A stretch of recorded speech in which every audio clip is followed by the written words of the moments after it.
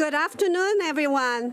Welcome to the January 9th, 2025 Board Business Meeting. It's our first meeting of the calendar year and after a 3-day snowstorm break.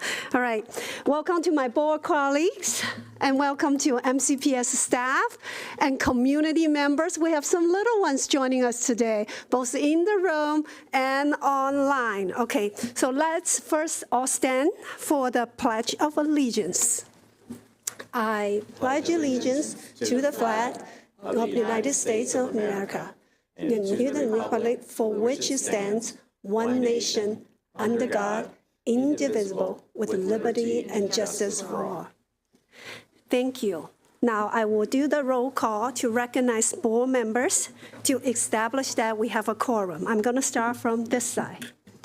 Pernille Suvarna, student member of the board, hoping all the students enjoyed their 3.5-day extra long weekend. Happy New Year. Natalie Zimmerman, District 2. Good afternoon, everyone. Buenas tardes. I'm Carlos Silvestre, school board member at large. Good afternoon. Buenas tardes. Grace Rivera Oven, representing District 1. Good afternoon. Happy New Year. Brenda Wolf, District 5. Good afternoon. Rita Montoya. Good afternoon, Laura Stewart, and I'm representing District 4. Welcome back. Thank you, everyone. Now, before we go to the agenda, I want to give a shout out to all our staff who have been working in the past few days at the food distribution sites. We have 18 and then more the Wednesday. And also to all our emergency staff who actually worked through the night, last night, in this cold weather so that we can open school today. So can you join me in giving all of them a round of applause?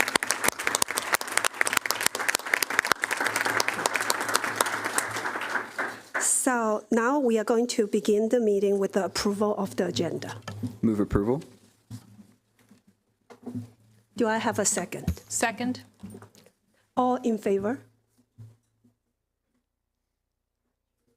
That's unanimous. All right. So as we meet today, services are being held for Jimmy Carter, the 39th President of the United States, following his passing last month. Now, you might not know, but President Carter began his political career as a member of the Board of Education of Sumter County, Georgia, and devoted significant time to education issues. And he once said, "I remain convinced that education is one of the noblest enterprises a person or a society can undertake." So please join me in honoring President Carter with a moment of silence.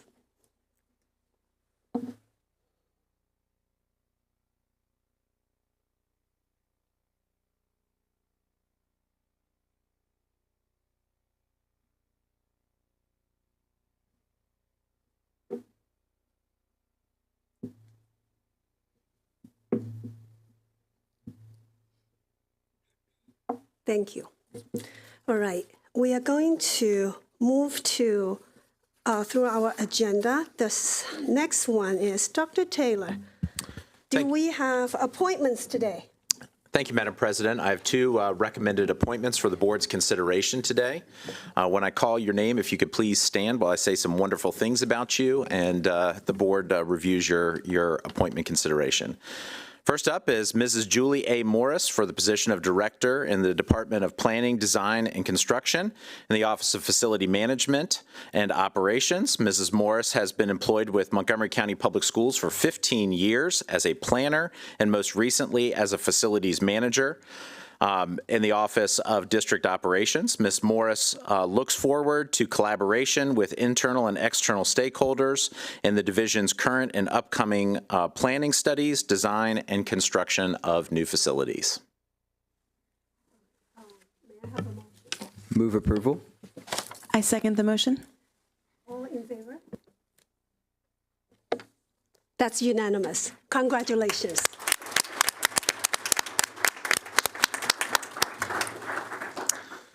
Thank you, Madam President. Our next and final person being recommended for appointment this evening is Mrs. Brooks P. Kemp for the position of principal of Bradley Hills Elementary School.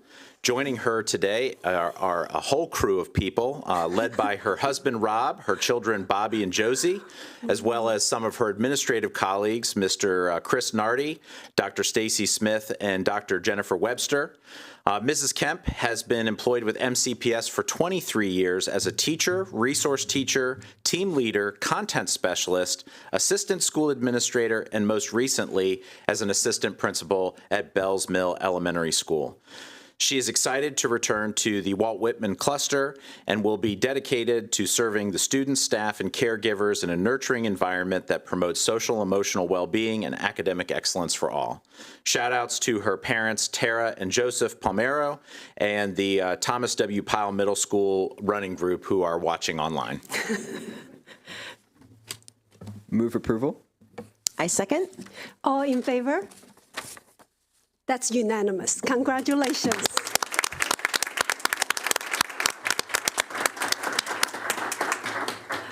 We also have some special recognitions today. Yes, thank you, Madam President. I have two resolutions that I'd like for the board's consideration, and I'm going to be reading a truncated version of both resolutions for the board's consideration. The first one is a resolution recognizing Teen Dating Violence Awareness and Prevention Month. And it goes to this measure. Whereas the National Resource Center on Domestic Violence has designated the month of February 2025 as Teen Dating Violence Awareness and Prevention Month to raise community awareness about teen dating violence.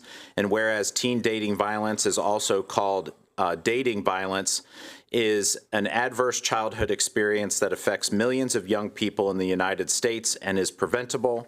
Resources are available for teens, families, schools, and communities.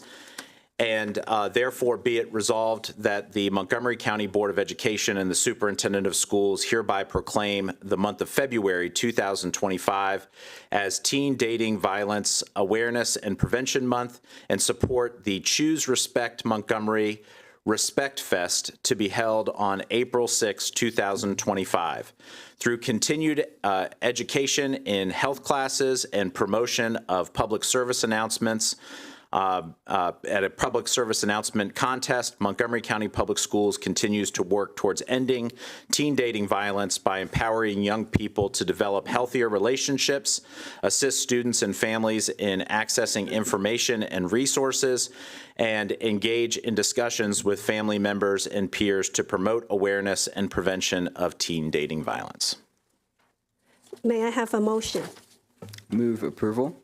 I second the motion. All in favor? Unanimous. Thank you. Thank you, Madam President. My second and last recommended resolution recognizes National School Counseling Week. And I'll read a truncated version of this resolution as well.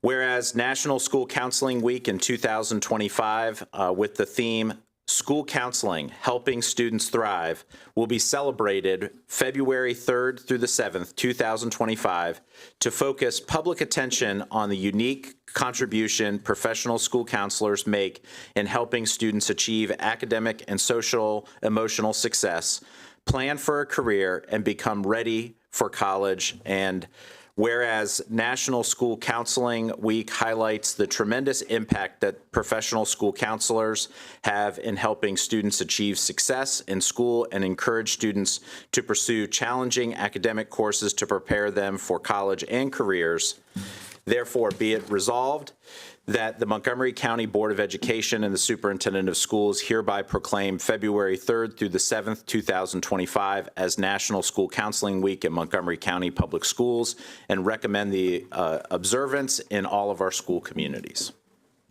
Move approval. I second. All in favor? That's unanimous. Thank you. Our next item is public comments. I think that's why we see so many little ones in our ballroom today. And before we start that, I have a standard, pretty long passage to read, so please bear with me. Public comments is one of our opportunities to hear the views and receive the advice of community members. Board members will take your comments into consideration, but it is not our practice to take action at this time on issues that are raised. We encourage public input on policy, program, and practices. This is not the proper avenue to address specific student or employee matters, so we encourage everyone to utilize existing avenues of redress for complaints. This is a public meeting, and we expect the conduct of all speakers and members of the audience to be within the bounds of proper etiquette. Inappropriate personal remarks, rude retorts, or other such behavior is out of order and will not be tolerated. Those who demonstrate disruptive or disrespectful behavior during public comments may be asked to leave the room. Please check our website for information about upcoming board meetings, hearings, and work sessions, including any changes to our meeting start time. So today, we have 14 people sign up to provide in-person testimony. Each speaker will receive 2 minutes for comments. When your name is called, please approach the table, speak clearly and directly into the microphone. 30 seconds prior to the expiration of a speaker's time, a yellow light will go on accompanied by a beep. A red light and a buzzer signals that your time has expired. Please push the flat button below the microphone to turn it on and begin speaking. Push the same button once more at the sound of buzzer to turn it off. We also have 3 people sign up to provide audio and video testimony. We will play these submissions once the in-person testimonies have concluded. Copies of the testimonies can be found on board docs where they are posted with the other materials for this meeting. So I'm going to invite the first 6 speakers to come to the front, and they are Anuva Mulu, Amando Grandi Gomes, Lauren Kildia, Jennifer Brackbill, Victoria Hill, and Aaron Berger. Please proceed to the table.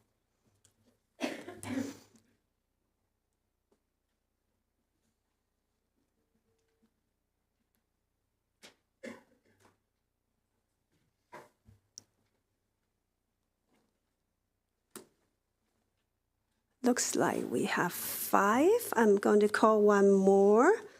Philip Hill. Is Philip Hill in the house?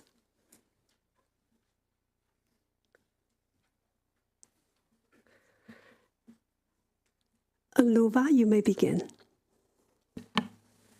Good afternoon, Dr. Taylor, members of the board, and my fellow students. My name is Anuva Malu, and I am a junior at Montgomery Blair High School.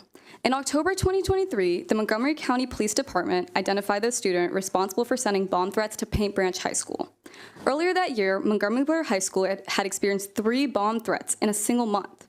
In September 2024, MCPS police were dispatched at Walt Whitman High School due to a bomb threat. In the spring of 2024, Wooten High School was put into shelter-in-place mode, and Einstein High School's administration evacuated students while police searched the area.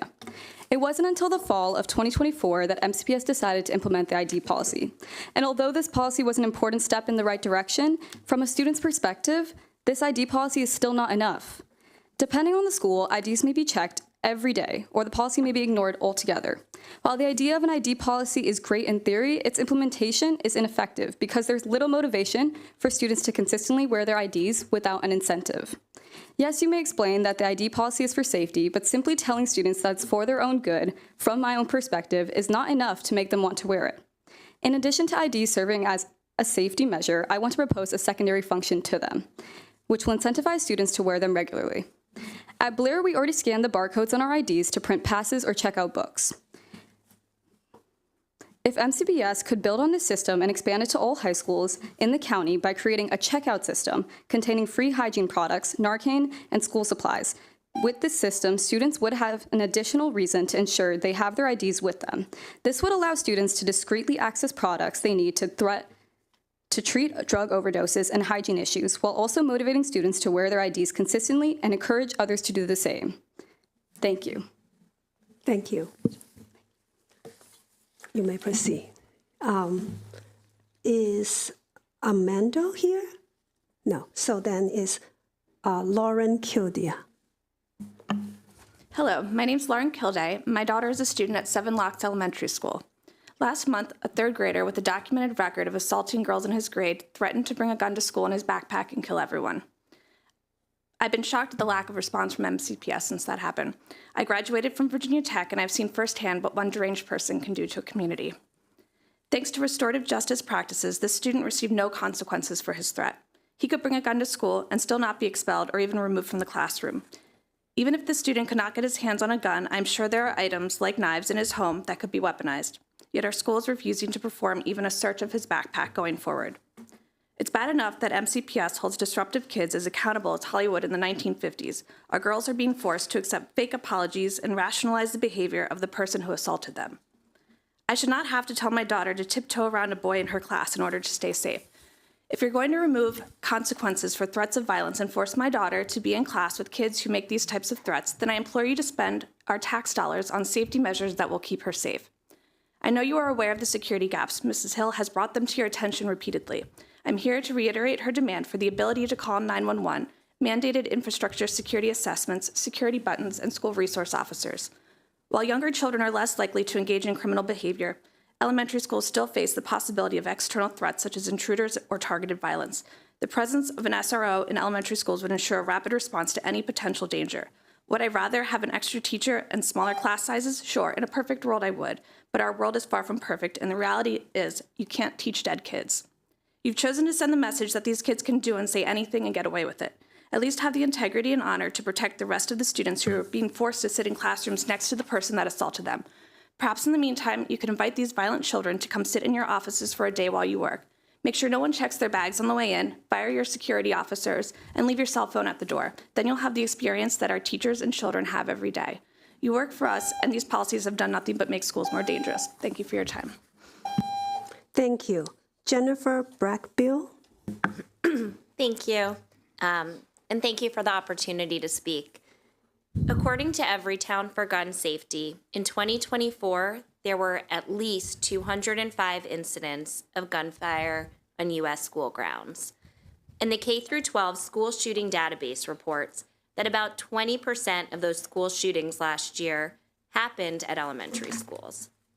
Given these statistics, it's irrational to think that a school shooting couldn't happen here in Montgomery County, or that it won't happen. And I know you can't change the culture of guns in this country, but you do have the power to make a difference. And you can allocate resources for some very simple safety measures. In particular, we need an appropriate crisis communication system with emergency alert buttons available to elementary school teachers and administrators. Currently, there are many elementary schools in our district that have no cell service in large sections of their buildings. And this leaves teachers without the ability to call 911 from their cell phones in the event that there is an emergency, when they often have less access to landlines, if they're lucky enough to even have landlines in their classroom. But Montgomery County is lucky to have experts on hand, such as the District Chief of Security and Compliance and the Director of the Office of System-Wide Safety and Emergency Management. They can provide guidance on which crisis communications tools would be the most cost-effective and beneficial given the limited cellular capabilities. On behalf of so many concerned parents, I ask that you allocate the necessary resources to be able to have these crisis communication systems in place, which would include emergency alert buttons. And this might be just an initial step to solving a larger problem about security in our schools, but it really could mean everything. Thank you. Next, Victoria Hill. I'd like to welcome new board members Stewart, Montoya, and Zimmerman. I have testified multiple times on the lack of essential security measures in our elementary schools, including the ability to call for help during an emergency.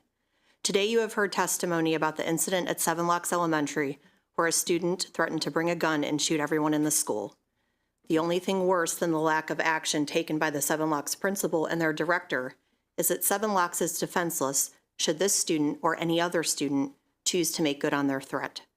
There are board members who do not believe what I say about elementary school security. When they inquire about the veracity of my testimony, they are told half-truths or outright lies. I'm here today to beg you not to take my word or anyone else's on anything security related, and please go see for yourself. You can begin at Seven Locks Elementary. There you will find there is no cell phone reception throughout the school, and there are no emergency call buttons. Cameras are unmonitored and are not connected to the police. There are no alarms on the doors. Sure, the classroom doors lock, but there is a large section of particle board right next to them that a person can kick in and crawl right through. And no one knows these vulnerabilities better than current and former students. Then talk to Montgomery County Police. They'll tell you that their radios don't work in elementary schools either, and they are begging to work with MCPS to make our schools safer. After you discover the truth for yourself, please direct your Office of System-Wide Safety and Emergency Management to conduct standardized school security assessments, beginning at Seven Locks and covering all 136 elementary schools, including schools like Brook Grove that has no cell reception and only one landline for 12 classrooms at the end of a hallway. Everything I've brought to light over the last year has been ignored. I am looking to you new members, some who have children in MCPS, with hope that you'll work with me and other concerned parents to save our most vulnerable students' lives. Thank you. Thank you. Next, Erin Berger. Good afternoon. As an MCPS parent, I'm here today to ask that more funding and resources be allocated towards safety and security improvements within MCPS. I implore you to listen to the experts within your leadership community, such as Chief Jones and Director Michelle Ezofor, as well as the parents in the community who are bringing such much needed attention to the topic of school safety. Safety shouldn't be a topic that members like myself in the community should have to raise with you. Safety and well-being of all students and staff members within MCPS should be, without a doubt, your number one and absolute highest priority each and every day. When life-threatening risks present itself, you must take action. For example, and not to be dramatic, the tragic events of 9/11 changed our country forever. In the aftermath of the destruction and mourning, there was an intense period of reflection, assessment, and evaluation of our safety and security measures nationwide. In the months that followed, air travel, concert going, professional sporting events, and more changed dramatically. Security has increased almost everywhere, even at meetings just like this one. And elaborate screening processes have been implemented in many areas to prevent more attacks and any further loss of life. I'm going to repeat myself. A risk was identified, so safety measures changed. When the threat of COVID-19 emerged and case numbers began to rise, everything shut down. Our schools were closed. But when you eventually allowed them to reopen, you did so with requiring masking, distancing, and testing protocols. Again, a risk was identified, and you made the appropriate changes to safety measures. When the weather drops but a few inches of snow, salt is sprayed, parking lots are plowed, and school is closed or delayed, a risk identified, safety measures implemented. Then why, as an epidemic of school shootings that's running rampant across our country, are our safety measures within MCPS not changing dramatically? That's about it. Thank you. You can send us your testimony. Thank you. Philip Hill. On December 18 at Seven Locks Elementary, my daughter, a third grader, was sat beside a student when he threatened to bring a gun in his bag and shoot everyone in the school. This student has a documented history of violence towards his peers, yet it took until the following evening for a message to be sent by a principal that only went to parents in the class. That message downplayed the threat, calling it an inappropriate comment. My daughter said, "That's not an inappropriate comment. An inappropriate comment is saying someone looks odd." How is it that an 8-year-old can have a clearer sense of what constitutes a danger than an elementary school principal? The following day, the same student was allowed to go on a field trip. No consequences, no safety checks. Despite parents' concerns requesting simple actions like checking the student's bag for weapons, nothing has been done. How would any of us feel if someone came into this room today and made the same threat? Would we just let them back in tomorrow without taking any precautions? The same student last year physically assaulted my daughter twice. When he made his declaration for violence, my daughter displayed more bravery than her principal has shown, stating, "What you said is not okay. It's against the whole world's rules." My daughter was instructed to go into the hallway with her bully, unsupervised, where he then threatened her. Police officers have warned me that she will now be targeted by him for further violence. Yet when I asked the principal to move this student out of my daughter's class, or at least conduct a bag search, I was told the safety plan would not involve any class changes or searches. How much more danger does my daughter have to face before MCPS acts? How far does a student need to go before something is done? My daughter loved going to school. Now she's afraid. She feels abandoned by the very people entrusted to protect her. Classrooms are not safe. The lack of action and consequences has created an environment where bullies are emboldened and victims are left to fend for themselves. Children are taught there are no consequences for violent behavior. If this culture continues, I fear it will lead to a breakdown in trust and safety and encourage vigilante justice. I'm asking you to take real, immediate action to keep my daughter and all students safe. Thank you. Thank you. I'm going to call the next 6 speakers to come to the front. Patricia Serin, Melinda Chesed-Frewer, Esther Wells, Allison Williams, Adavid Layer, and Jax Colby.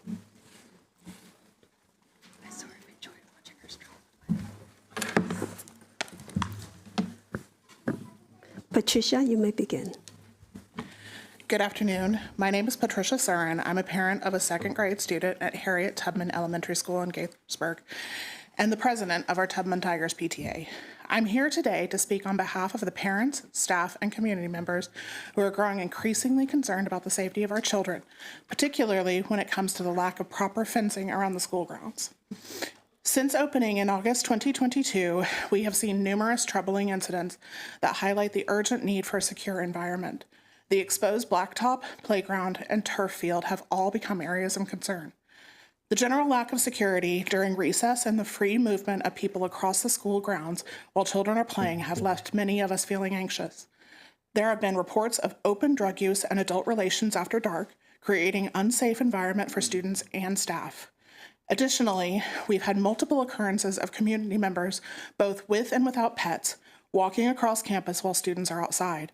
On more than one occasion, these individuals have refused to leave school by the staff.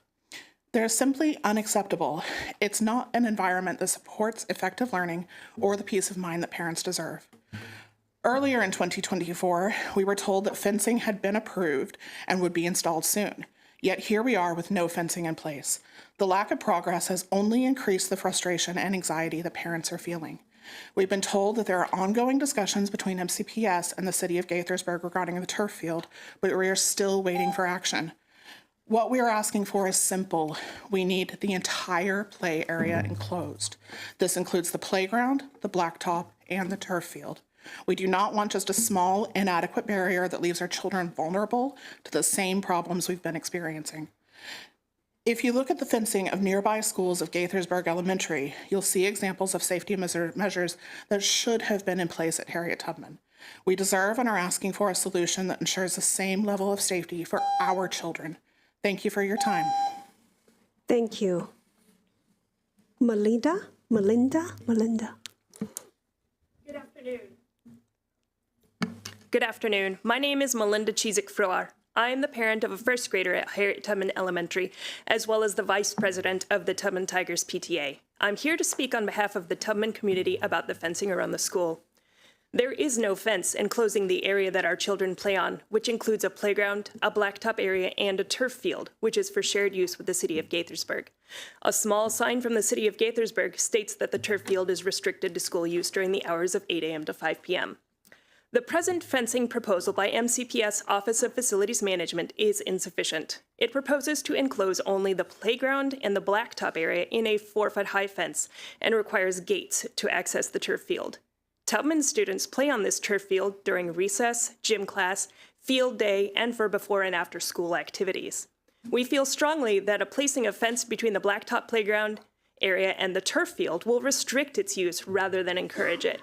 Also, if the students do continue to have access to the turf field during school hours, the lack of a fence around the turf field leaves us in almost the same situation, with community members accessing the field when use should be restricted to the school. Not only do students use the turf field for recreation, building code requires access to the turf field in the event of an emergency situation. While gates can certainly be opened, will all staff who need to open these gates have the key or the code available in the event of an emergency? We in the Tubman community feel that strongly that a better choice would be to put a higher fence enclosing the playground, blacktop, and turf field to continue to allow students open access to this great recreational facility. We understand there are discussions that need to take place with the City of Gaithersburg because of the shared use agreement of the turf field. As this is now the middle of the third year of instruction at Harriet Tubman Elementary, we recommend these discussions need to take place immediately so that a sensible and safe fencing solution can be put in place at our school as soon as possible. Thank you for your consideration. Thank you. Esther? Good afternoon, Board President Yang, board members, Superintendent Taylor, staff, and community members. My name is Esther Wells, and I'm the proud mom of 2 MCPS students. I've reviewed the superintendent's proposed FY 2026 operating budget and need to share the following. Transparency. Please provide the community with how much the maintenance of effort, or MOE, for FY 2026 and trend analysis of MOE over the last 3 years. This will help community members digest the big ask of $3.61 billion. Any incremental state revenue funding should be offset to local revenue funding, as the proposed budget is requesting $285 million, or 13.4% increase year over year. That is a big ask. Can MCPS share its plan to recruit and hire 688 FTEs at $46.7 million? In recent years, there has been a consistent theme of requesting an operational workforce of FTEs that did not materialize. Please revise the budget before board tentative approval to only ask taxpayers to fund MCPS operations at levels that are achievable, and please reduce the level of transfers out of instructional salaries categories. Accountability. While we are always working to improve budget formulation, we remain laser-focused on what the taxpayer is getting for their money. According to Bethesda Today, literacy shows that the number of kindergartners that reached the benchmark decreased overall from almost 50% in fall 2023 to 47% in fall 2024. The presentation will also show that for math proficiency, kindergartners showed a significant drop in the number meeting the benchmarks for math. What is MCPS planning to do to address some of the declines in kindergarten scores? Summer enrichment programs. Will summer enrichment programs be by invitation only or made available to all of elementary school and middle school general education students? What is the plan for incoming kindergarten students to have access to summer school, even if it's at a fee? Accessibility. Delayed release of special education staffing plan. Please ensure it's released at the same time as the budget. Thank you. Thank you. Next is Allison. Hi, thank you for hearing us today. I represent kindergarten teachers who are strongly suggesting that self-selected center social emotional learning time be reinstated to the schedule and made a requirement for kindergarten classes. Honestly, play should be a part of grades K to 12 to enhance learning. Once children stop liking school, it is hard to get them to like it again. And once they do not like school, their learning rate is adversely affected. How do we teach children to love learning in school? Well, number one is relationships, connections between teachers and students to students.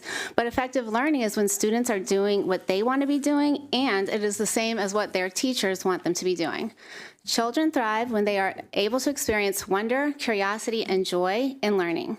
Hands-on learning, discovery-based learning, and play-based learning provide venues for children to be immersed in wonder, curiosity, and joy. The new CK-LA curriculum is a 2-hour whole group reading lesson with 2 table work breaks and maybe 15 minutes of hands-on learning with letter tiles. It's not developmentally appropriate to expect any child to sit in one place and sustain attention for such a long period of time. Needless to say, this curriculum does little to promote wonder, curiosity, and joy. But play is the common language of children. Children master relationships, creative thinking, critical thinking, conflict resolution, sharing, taking turns, how to work together as a team. But play also has deep connections to academics.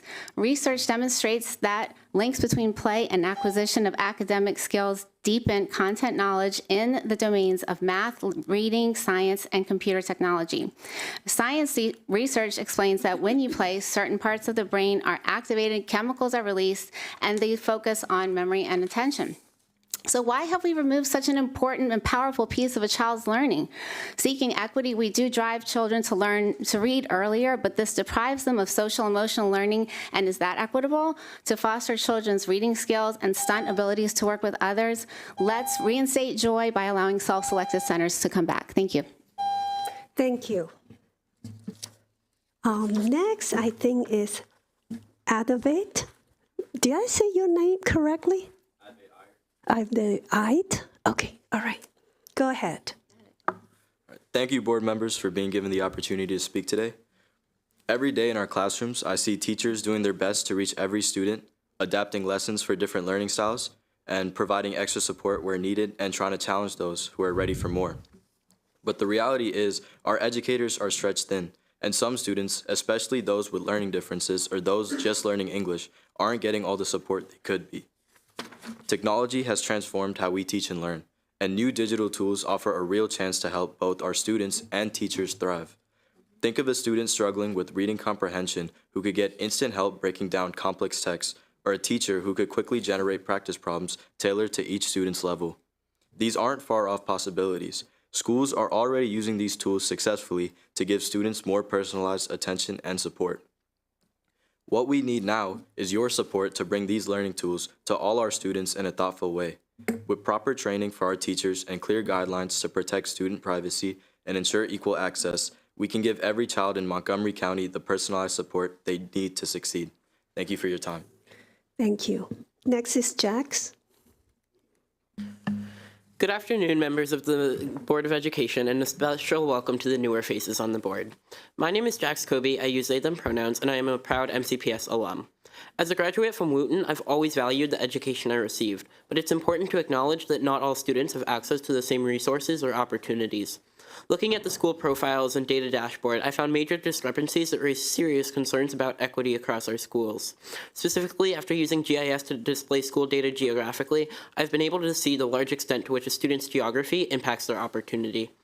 I've compiled all of the information into a document which I encourage you to take a look at with the link or QR code. I'd love to explain it in more detail, but I only have 2 minutes.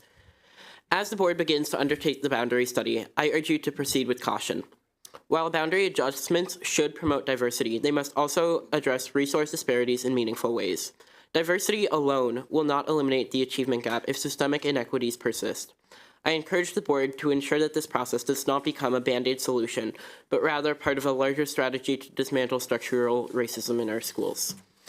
Ultimately, if MCPS is serious about addressing racism in schools, it must collaborate with the County Council to tackle housing segregation. The connection between housing and education is undeniable. Where students live largely determines the resources they can access, but breaking this cycle requires bold action, policies that promote affordable housing, equitable school funding, and inclusive zoning policies. The legacy of segregation is not just history, it's a living reality that affects students today. By addressing these issues head-on, MCPS has the opportunity to lead the way in creating a truly equitable education system, one that gives every student, regardless of their race or zip code, an equal chance to succeed. Thank you. Thank you. We are going to play some virtual testimony. So can we roll Mr. Sterling High's testimony? Oh, are you here in person? Wonderful. Mrs. Sterling High, come on.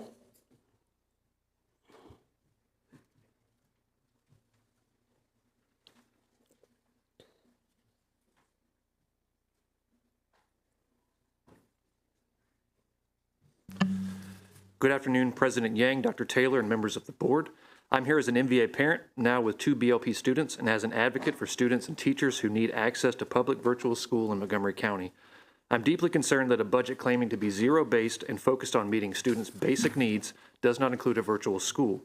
With more than $300 million in additional funding requested, including $2 million for a program with the same flaws as HHT, how is there no room to ensure every child has access to a school, not just coursework, but a school that benefits the entire system and will not be dismissed on a whim? You already have the per pupil allocation to make this happen. Leveraging them will satisfy the need and attract more students and more funding in future years. One of your legislative priorities is advocating for a statewide virtual school, but we know from our own advocacy that is not realistic. The state lacks the authority, funding, and the appetite to create one. However, Maryland law already allows local districts to establish virtual schools, alone or in consortium, funded by the same per pupil allocations as any other school. The power to act is in your hands, not Annapolis. And in this budget proposal, MCPS is leaving kids behind. MCPS is already using virtual learning for enrichment, for advancement, but not for baseline access. To reference Dr. Taylor's popcorn analogy, there are students who can't even get into the popcorn bag without a virtual school. Don't they matter too? Kids who can't attend brick and mortar schools because of medical, learning, or circumstantial barriers are left behind, isolated, and underserved. They jump through hoops to get scraps. Let me be clear. Kids, especially young ones, need more than piecemeal schedules. They need full-time teachers who know them, administrators who support them, and a community where they can collaborate and grow. Segregating kids into fragmented programs is not equity, it's neglect. We've seen virtual schools work, we've done it, and we've done it well. If this budget is truly about filling gaps and meeting needs, the absence of a virtual school is a fatal oversight. Let's not miss the chance to do what's right. By establishing a synchronous virtual school, we can once again ensure that every child has access to the education that they need to thrive. Thank you. Thank you. We have one last in-person testimony from Mr. Armando Grandi Gomes. Come to the front.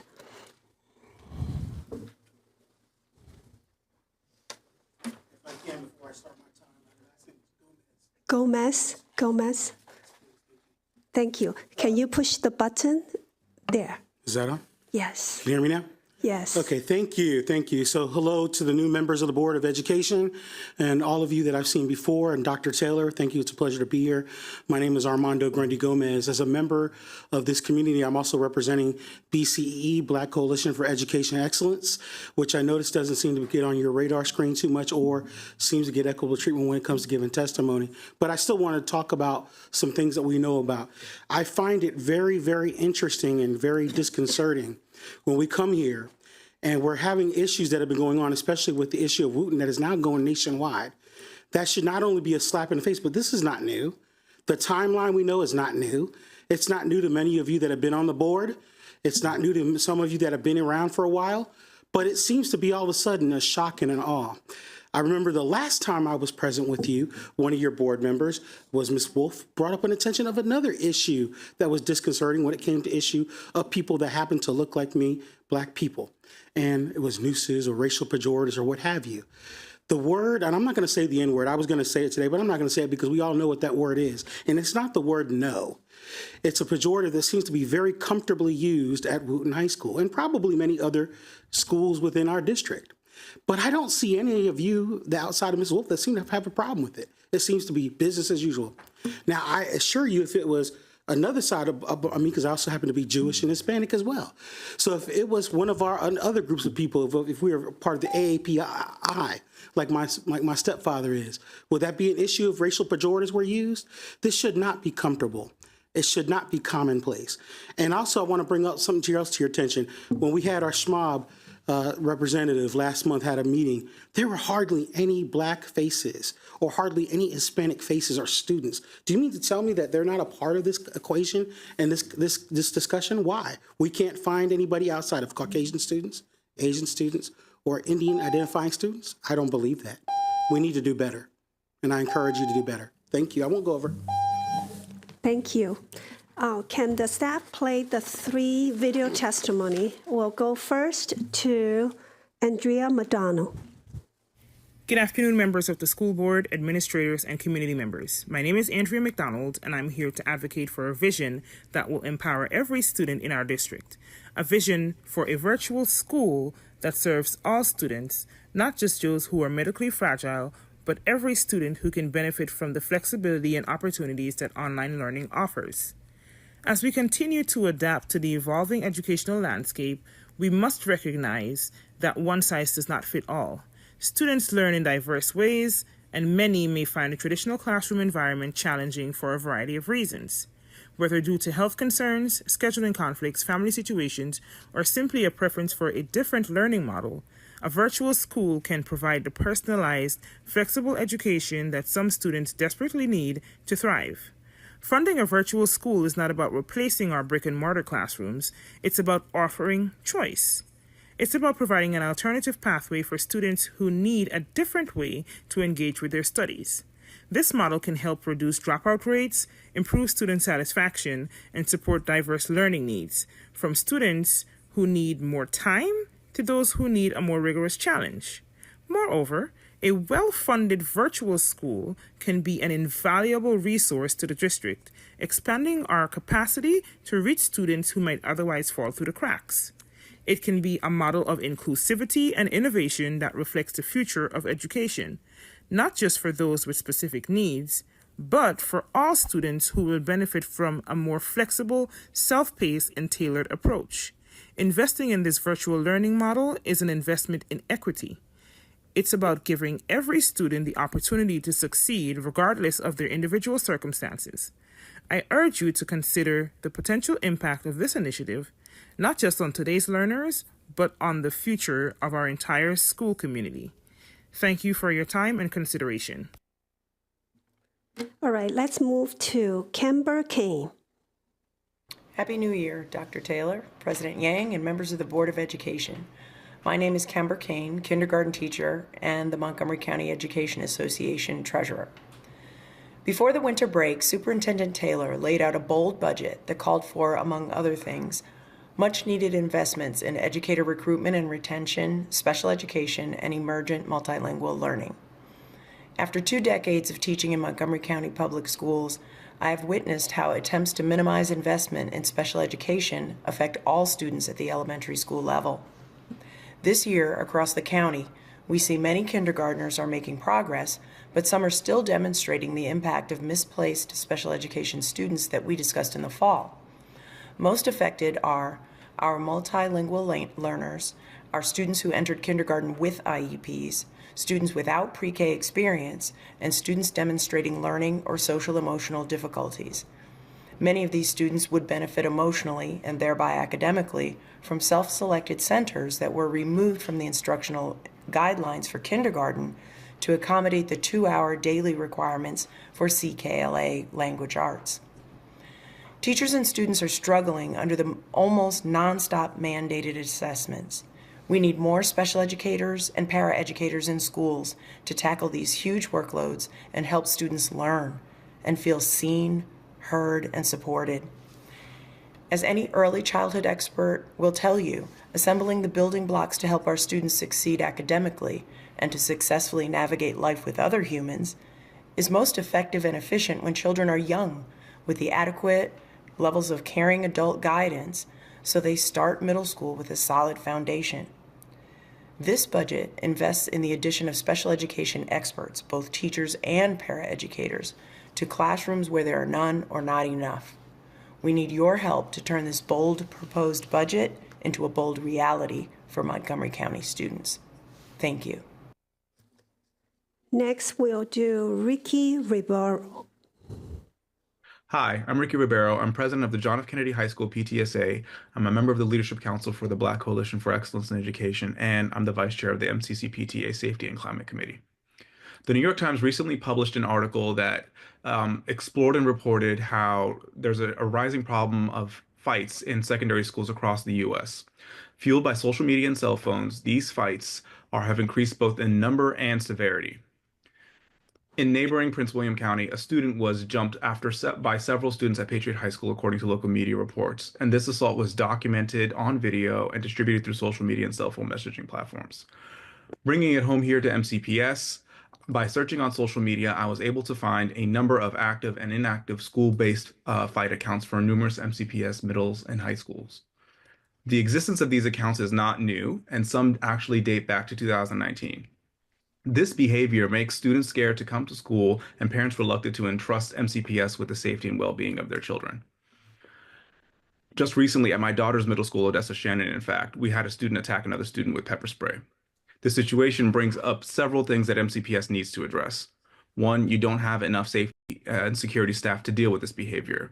While I'm grateful that Dr. Taylor is recommending an increase in security assistance for next year's budget, those positions aren't guaranteed to survive the approval process. And we can't stop there. Two, we need a team in the Department of System-Wide Safety and Emergency Management to monitor digital threats. These individuals should also be in a position to liaise with technology platforms such as Meta and Snapchat to quickly flag and take down concerning posts that can inflame or spread conflict in our schools. Three, your digital citizenship curriculum needs an overhaul. We need something that's effective and relevant to students. Making them click through canned modules on Canvas won't cut it. As MCPS goes through its safety and security update at the board today, I hope that plans and interventions to disrupt this concerning trend are at the forefront for the school system. We need to prioritize the safety and well-being of our students and staff with actions and not just words. Thank you. Right. That concludes today's public comments. The next board business meeting will be on Tuesday, February 4th. Sign-ups for public comment will open on Tuesday, January 28th at 6 p.m.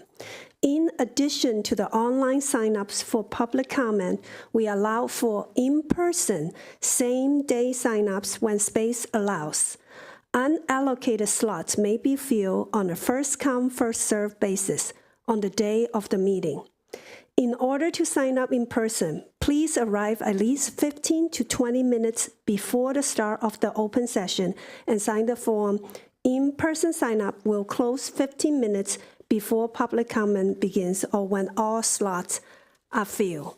I'm now going to turn to my colleagues to see if there are any comments and questions. I'm going to start from my right-hand side. Ms. Montoya? Thank you. We heard several things today that raise a concern, and I'd like somebody to talk about the fencing around Harriet Tubman, because I thought that issue had been taken care of. I don't know if anyone can speak to that right now, but that's important. And wait, I've got one other thing. Oh, they can come on, if you could tell us. The staff. Only the staff, thank you.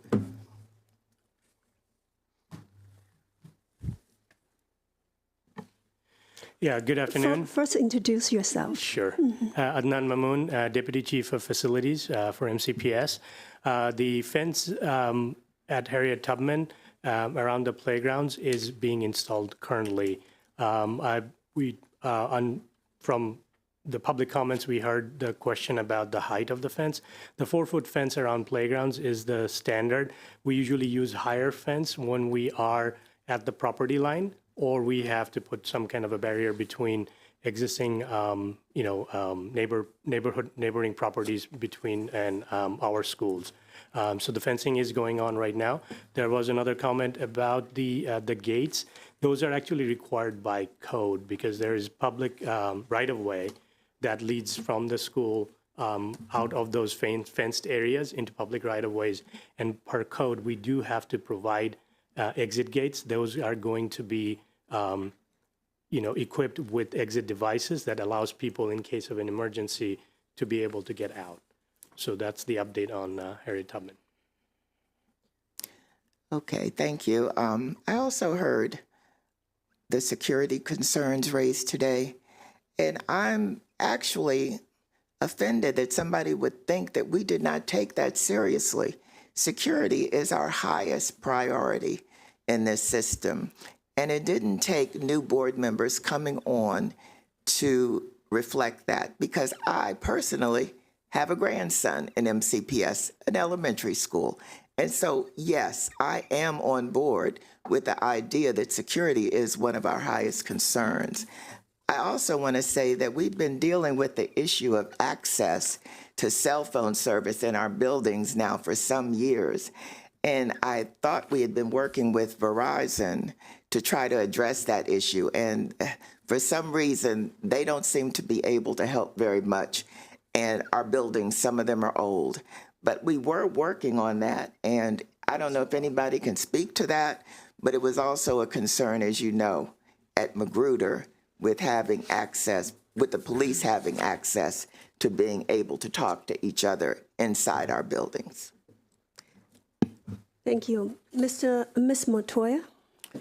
Thank you. I just want to thank everyone for coming today, especially our students, our parents and caregivers. Many of you took off work or time when we've already had such a challenging week, so I want to say thank you, and to all of our staff that are here as well. I also want to address the safety and security, just in the sense that I do hear you. I am a parent. My kids go to schools. These are things I worry about as well. I don't in any way think that any of my colleagues sitting at this table don't care about that. It is something that I know everyone has at the forefront of their mind, including racist incidents. I don't have to be a new board member to know that these things are happening or to care about them. I absolutely care that there's racism in our schools, and I know, without speaking for them, that all of my colleagues do as well. So I just want to be very clear that these are things that we're thinking about. These are things that are important to us, irrespective of how it may seem or how anyone actually may feel, which I do understand. But these issues are at the forefront of our mind. Thank you. Ms. Stewart? Sure. I want to thank the parents from Seven Locks to come out to talk about some of their issues.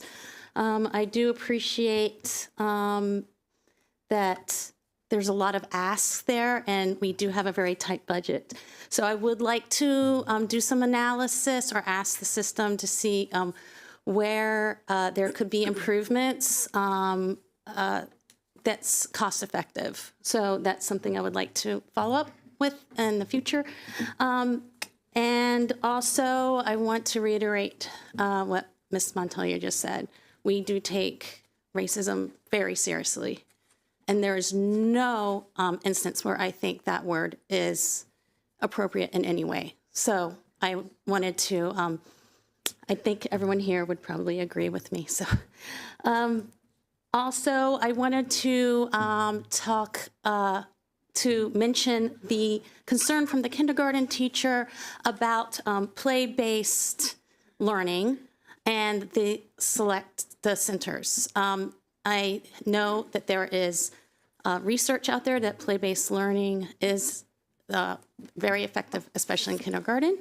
So let's look into that. I don't know, maybe there's other ways it's being implemented instead of the centers, but that's something I'd like to follow up with in the future, because we need to follow the research.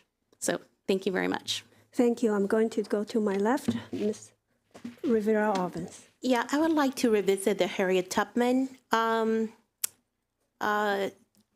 concerns. As the person who did the walkthrough at Harriet Tubman, when I did the walkthrough quite a while ago, it was one of the first things that I did as a board member. The concerns were for there to be a gate put up, but can you just explain a little bit more about the other concerns about access during the school time and the fencing? How tall is it? Because there were two suggestions back in the day when I did the walkthrough, and one of them was to have much higher fence. So I don't know which one is being currently put in.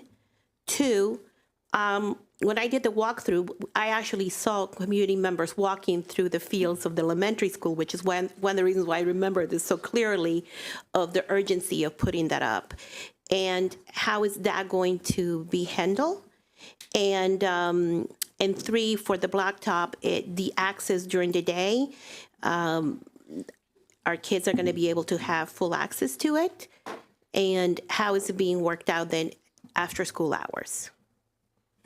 Yeah, so I can provide the details to you after I get the more further details from the building operations, because as far as the gates are concerned, again, those need to be put in place because of the code requirement. We have checked with our architect of record, and that's what their recommendation was as far. And as far as the fence around the playgrounds, those are being installed at 4 feet. We are also talking to the city of Gaithersburg regarding the fence that was being requested around the field. Correct. Now, the field is not our property, so it has to be something that we coordinate with the city of Gaithersburg, and we have started that communication. Okay. And the access then during the day to that is not going to be an issue? Correct. Okay. Thank you. All right. Mr. Silvana? Yes, thank you. I just wanted to thank all the students for coming out and sharing their concerns. We always appreciate hearing from the students. In regards to the Board of Ed meeting with student leaders, we encourage all students from all backgrounds to reach out. These opportunities are open to everyone. We were lucky enough to have an incredibly diverse set of students at that board meeting. The meeting is live on the YouTube right now, so if you want to go check, it's 12/12/24 Board of Education meeting with student leaders. But again, there's a lot more opportunities for students to be able to engage with MCPS staff, to have their voice heard. This is not the only one by and large. So I really do encourage any students who are interested from any backgrounds, again, to reach out, because my email is live on the website. And again, these opportunities are open to everyone. Mrs. Zimmerman? Thank you. I also want to thank everyone from the community for coming out and speaking before us today. It's a really important part of the work that we do is to hear from everyone. I also want to thank the colleagues before me because they asked and shared a lot of sentiments that I was hoping to echo. So in the interest of time, I am going to say that thank you for sharing. I share a lot of the concerns with the community, and I look forward to hearing more from everyone else. Ms. Sylvester? Yes, likewise, thank you for everyone that came to provide your testimony today. I will be following up on your concerns during our safety and security presentation later in the agenda. Thank you, everyone. With that, we are going to move into our next agenda item, which is the tentative action on policy GAA. Right, so, oh, did I skip the whole section? Okay, let's go back to consent items. These are 612. 612. Any other items, Ms. Stewart? 6.5, 6.6, and 6.7. 6.5, 6.6, 6.2. I would. 7. 6.7.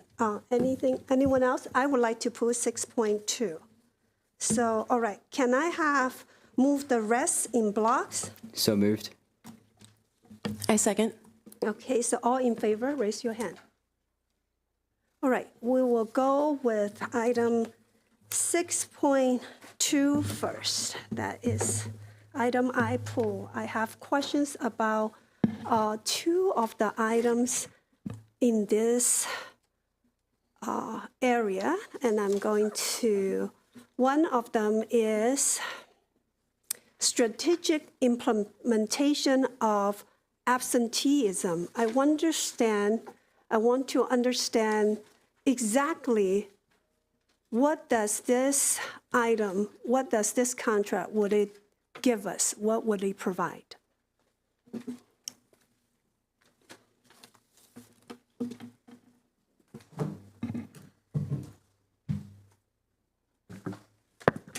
Greetings, Dr. Taylor, President Yang, Vice President Rivera-Oven, and members of the board. I'm Damon Monteleone, Associate Superintendent in the Office of Wellbeing and Student Services. And within our office, we have the Office of International Admissions and Enrollment. Oh, excuse me, in attendance, this is the other one, attendance services. So this is actually works with our community schools as well as our Office of Pupil Personnel and Attendance Services. So just, this is for Attendance Works. This is something that is coming from the community schools budget, which is not part of our base budget, but from the state. And Attendance Works is a national leader in addressing chronic absenteeism and promoting equal opportunities to learn and advance really parent and student-centered practices. They're known nationally as a leader in research-based activities. And so what we were able to do is work with them and pilot schools within the community schools program, right? So we started with a number of schools last year. We expanded that this year.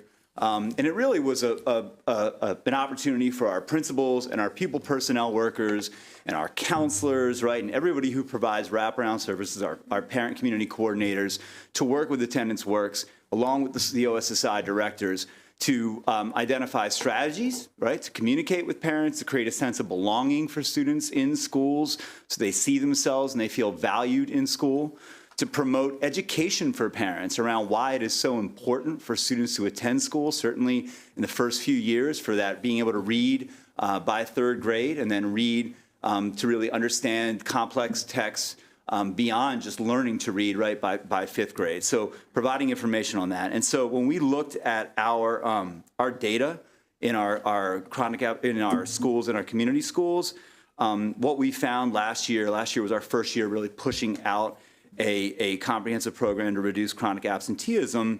And while we did see some gains district-wide, just about 3% district-wide, and a decrease in chronic absenteeism, we saw within our community schools that participated in this program 6.2% reduction in chronic absenteeism in those schools. So beyond that, we've taken some of their best practices, we've expanded them across the district. They're not something that can only be used, right, just for the schools that they're serving. And so we started as a district with, in 22-23 school year, like many schools around the nation and the state, at a 26% chronic absenteeism rate. We ended last school year at 23.1, and currently we just pulled the data. We're just a hair over 20%. So we are seeing gains, right, in reducing chronic absenteeism district-wide in addition to those community schools that participated. So this is a grant, basically, yes, to work with community schools, which are elementary schools, to reduce chronic absenteeism. Dr. Taylor? Yeah, thanks, Doc. I would appreciate it, and I think the board is looking for a little bit more information, and you can just use an example of like one strategy that they use in exchange for the money. So it's kind of like, what are they getting for this expenditure, and a couple of the strategies that you're using with this program? Sure. So I think first and foremost, through Attendance Works, it's about bringing in parents and understanding from their perspective some of the challenges they may face. And as you said, at the elementary level, we do have a couple middle schools, right, that were involved as well. But we know that at the elementary level, it's not quite like high school where students are making decisions at the high school level, right, to come or not come.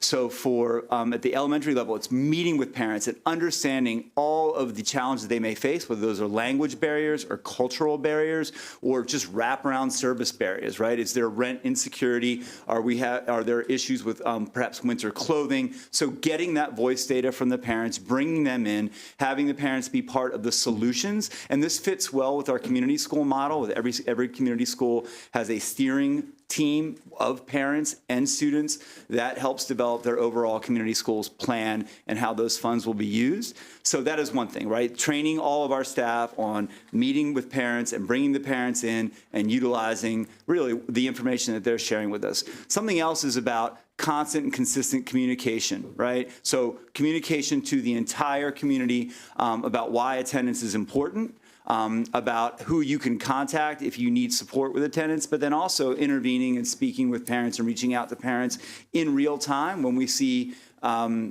students who are hitting certain thresholds, right, on their way to being chronically absent. So these are a couple of the strategies that they've shared and that have proven very beneficial. Thank you. I also would like to have a question about 5005.1 Judy Center. This is a long list of awardees for the Judy Center, and some of them are out of state. How do they provide services to promote children's readiness for school?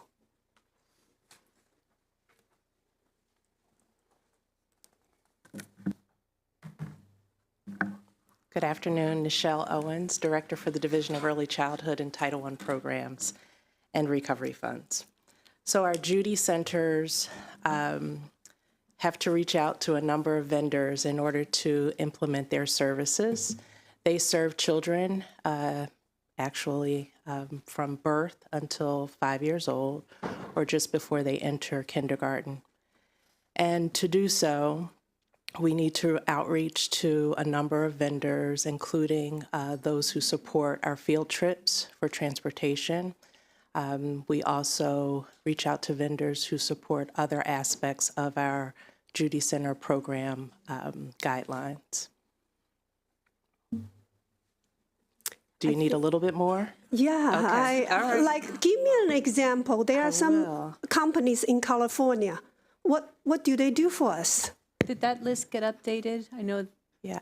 Is Miss? Yeah, it did get asked for a updated. It correction. did. Yeah, It did. okay. It did. All right. So I'm not aware of the company in California. Am I missing something? You have some in Colorado. Colorado. Yeah, Okay, thank you. perfect. Yeah. Okay. So this one is a very unique one. It's actually with, I believe, the. And while you're looking at that, I'll give you a good example of one.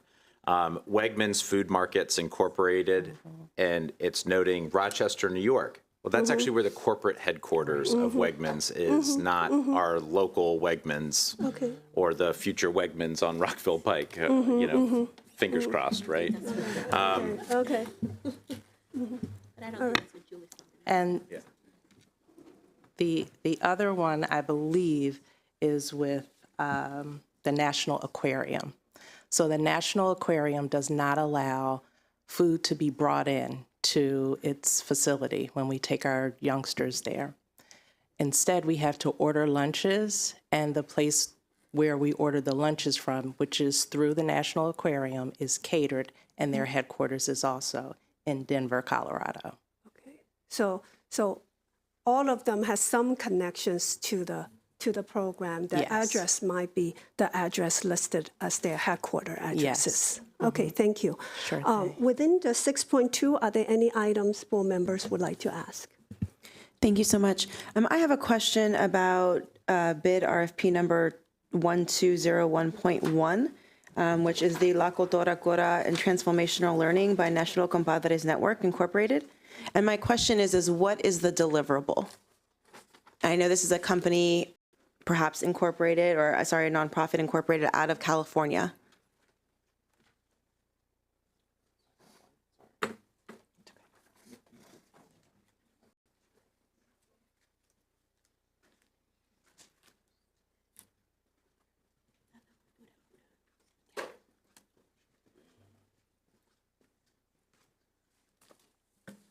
Good afternoon, Nikki Hazel, Associate Superintendent in Curriculum. So they do provide professional learning for our teachers, our ELD teacher, English language development teachers. Okay, and can you just give me a little bit more? What does that look like? Are these online modules? Are they coming out for trainings? Are we doing workshops, or how does that? I will get you more information. In the past, we have done in-person training for our ELD teachers to provide instruction on how to meet the needs of our English learners and just to make sure that the learning is more accessible to them. But I will get you more information on specifically what the training is about for our teachers. Okay, because I did take an opportunity to review the vendor and some of their offerings, and I just need to understand better how this fits in with the needs of our students and families, because that's not very clear to me at this time. Will do. Thank you so much. Thank you. I'm going to go to item 6.5. So these will be pretty quick. First of all, I just want to point out that 6.5 replaces the HVAC at Monocacy. And this is actually really good news because it was first in an FY 2019 appropriation. And so we are now in FY 25. And it is, I believe, a $6 million project. And we have, I believe, others. We also have backlog on. And so these are the kind of things I know that we want to work on in our CIP coming up. And I didn't know if you have anything, since you're at the table, if you want to talk about any other HVAC projects that are large like this that we can expect. Yeah, there were additional HVAC project requested in our CIP request that was just approved by the board back in November.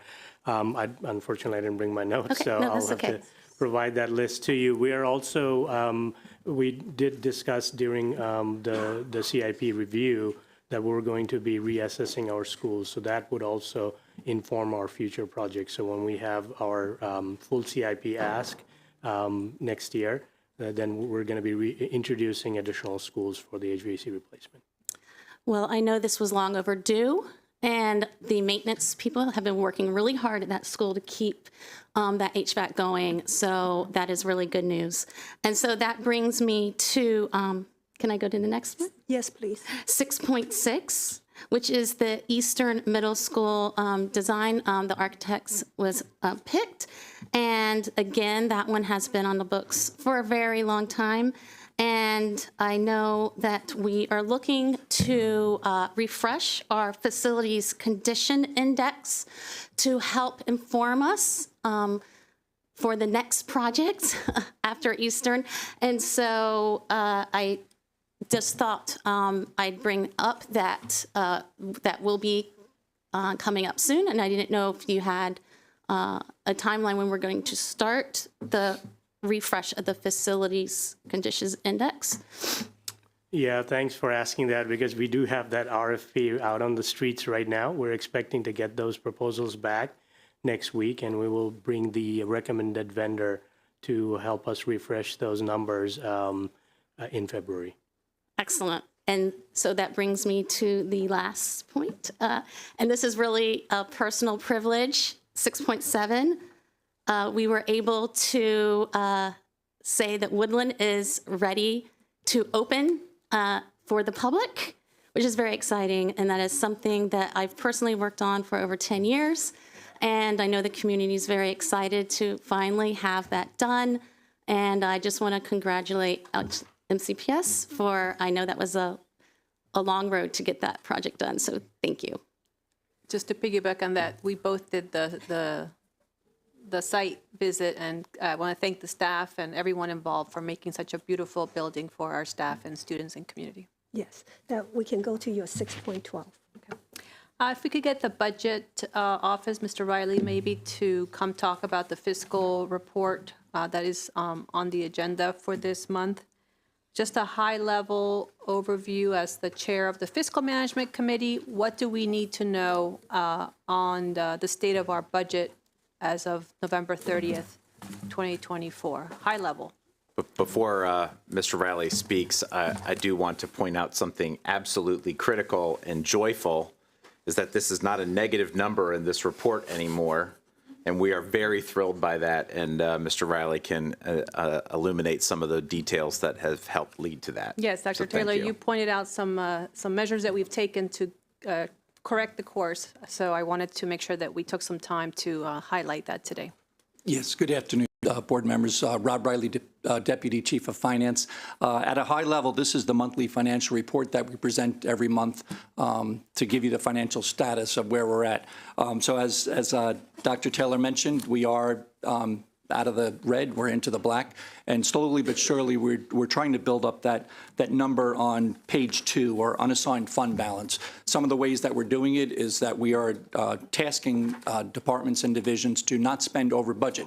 You would think that would be an easy accomplishment, but it's not, because in some cases for years we have been spending over budget because we had the luxury of having a fund balance. Mm-hmm. So at the end of the year, some of that overage covered those negatives. But now we are tasking everybody with looking at your budget line by line.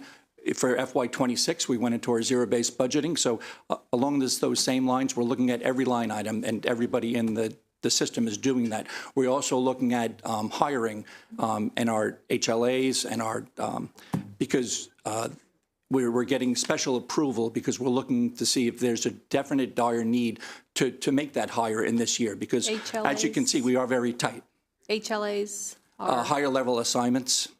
So when somebody retires or leaves the system, oftentimes we'll have a higher level assignment to, and I think you guys have seen these as well too, because it's if it's a long-term HLA, we're looking for approval from the board.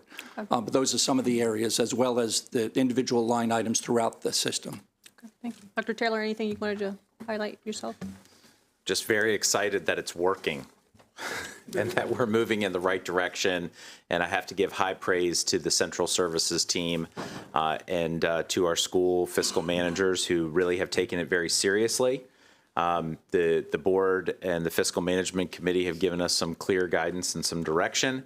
And I'm just glad that we're following through with some internal controls that have taken root and have found some meaning, and it sets a clear path for the course that we need to stay ahead.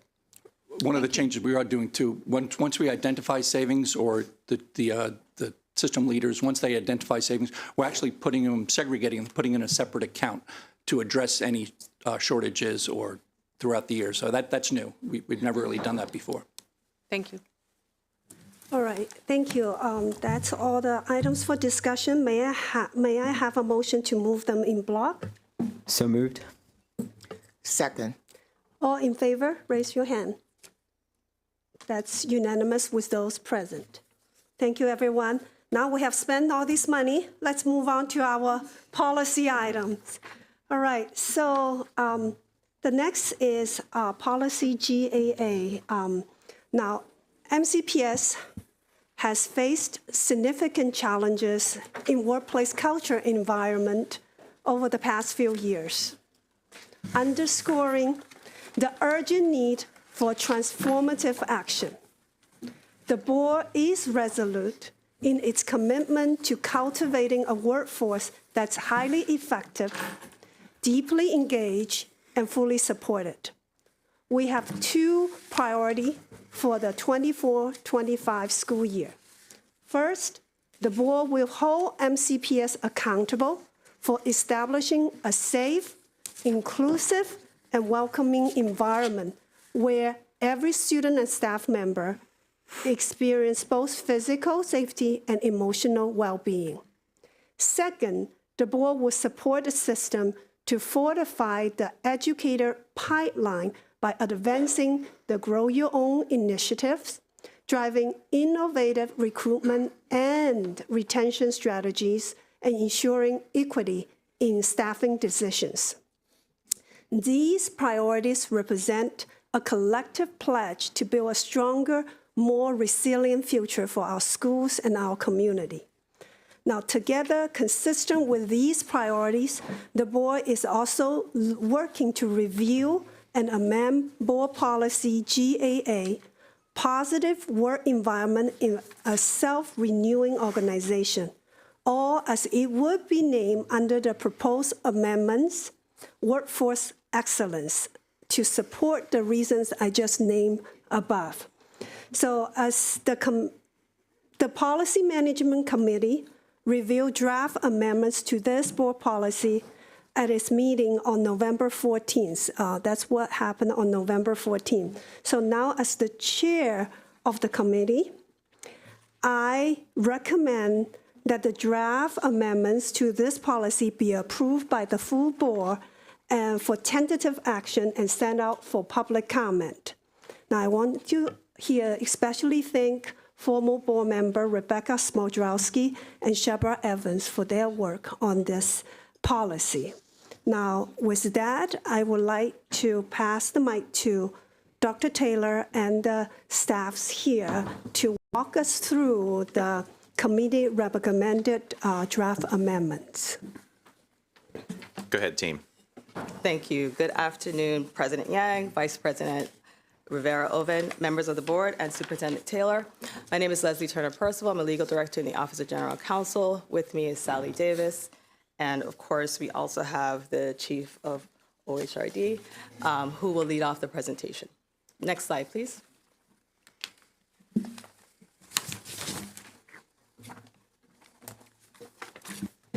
All right, I'll pick up here. So our assignment from the Board Policy Management Committee was to re-envision GAA.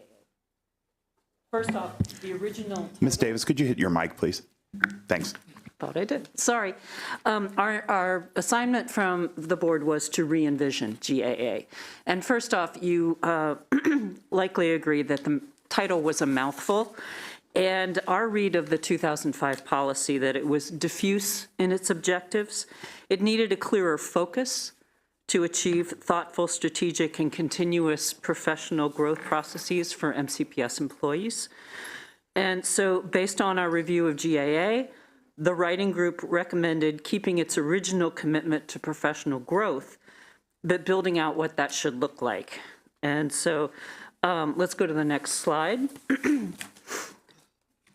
The board's stated purpose is to prepare all students to thrive. And we think GAA should recognize that all MCPS employees are essential for making this happen, whether they are directly engaged with students in the classroom and other school places, or among the many employees whose contributions are more indirect, who keep the schools running and running well. We're all mindful today about getting our schools open when there were miles of sidewalks to be plowed. So who support our families, who keep us in compliance with various requirements, and who keep the resources flowing to support the work. So our first objective for policy GAA was to emphasize workforce excellence as a requisite for student success, and simultaneously to recognize all employees play some important role in student successes. Secondly, we wanted GAA to see the life cycle of an employee as continuous, from recruiting and onboarding to keeping employees' skills sharp, and to looking ahead to the many ways employees move into greater areas of responsibility and leadership. And when needed, it also supports employees who are struggling to intervene effectively when performance improvement is needed. I'll turn to Ms. Key, and can we have the next slide, please? Good afternoon, President Yang, Vice President Rivera-Oven, Dr. Taylor, and members of the board. We know we are a student-centered organization, but something we struggle with is consistently recognizing and supporting how all employees contribute to the mission. Next slide. We also know that the professional growth system is experienced differently across all of our employees. Some employees only think of professional growth system as a sign that something has gone wrong, performance is not meeting expectations. While this is one function of professional growth, it is only one of several. And let's be clear, if the two other components of professional growth are working and an employee never ever needs to experience it as a sign that something has gone wrong. A truly systematic approach to professional growth is much more than that. It is as much about onboarding and skill development for an employee's current position as it is for encouraging employees to think ahead to where their careers in MCPS might take them. A truly resilient organization draws out and retains talent, nurtures employees to respond imaginatively to unfamiliar or challenging situations, to persevere and to collaborate. When we grow our own, we return the investment we make in our employees many times over. Next slide, please. Our writing group put these issues before focus groups, and here's what kept coming up. Our professional growth system should live out our values of being anti-racist, supportive, responsive, collaborative. But what does that mean? And so we pushed the discussion to ask, what makes a professional system anti-racist, responsive, and collaborative? And this is where we think we've improved this draft over the previous version. If we want to see the values lived out in our workplaces, we need to articulate guiding principles and strategies for a professional growth system that gets us to the values that we hold. We know that the immediate supervisor has a bigger day-to-day role in getting the best from every employee actions, for cultivating environments that inspire us all towards excellence. And so the implementation strategy of this policy on our routine support learning-focused vision and comprehensive learning to raise awareness of identifiable patterns of implicit bias in evaluation process conduct MCPS. We also know that professional learning plans are more routine for licensed employees than learning plans are for other employees. For licensed employees, even required in state. But employees also of MCPS be encouraged to develop professional interests, develop new competencies, leadership opportunities. And this isn't just our commitment, it's how we build an organization. I'll go back to Ms. Davis. Slide, please. So in short, here's what we see in the revised draft. A new title, here's what we want for MCPS, a clear emphasis on students as work, a calculation of our values with the system, and a structure with 3 connections: onboarding, training, and employee skill jobs they have now, career advancement to draw interests and leadership potential to retain talent, and yes, should we need it, a structure that fairly responds when employee performance falls short. The new draft has a clear statement that supervisors are forefront in employees' daily lives, where employees alike share responsibility for workforce excellence. Recommendations. Okay, can we move forward, please? Okay, and then one more, please. We advise GAA to emphasize academic workforce excellence, and we would like to take action to send it out for public comment. I'm happy to take your draft and highlight. Otherwise, we're ready for your discussion. Does any board member need us to go through the highlights, or we can get to your questions and comments? I'm going to start from the side. Okay, Ms. Silvestri. Yeah, remembering climate survey, the last climate survey, and in it, it showed that staff want to get more feedback on their performance, more. So I just want to make sure that this policy captures the spirit, that feedback that we've gotten from our staff directly in the climate survey. Just wanted you to speak to that. Point out. One more time. Microphone. I don't know what it is. I'm so sorry. Okay, take it to page 3. So this is where we want to focus on this number 1 point follow, that it is a shared responsibility among leaders, and providing the down 1991, providing learning supervision that includes return support, ongoing feedback, and then 99 and evaluate employees and provide actionable feedback in a timely manner, consistent with the lines and required competence, elaborate timelines as employees are new and move through those various levels. I wouldn't begin to push it further than what I know there, but just to point out that that's what one is highlighting. There's a process. We just need to raise, and this process is extremely important, that employees do want that actionable feedback, regular learning supported feedback. We move forward. Thank you. Ms. Rivera.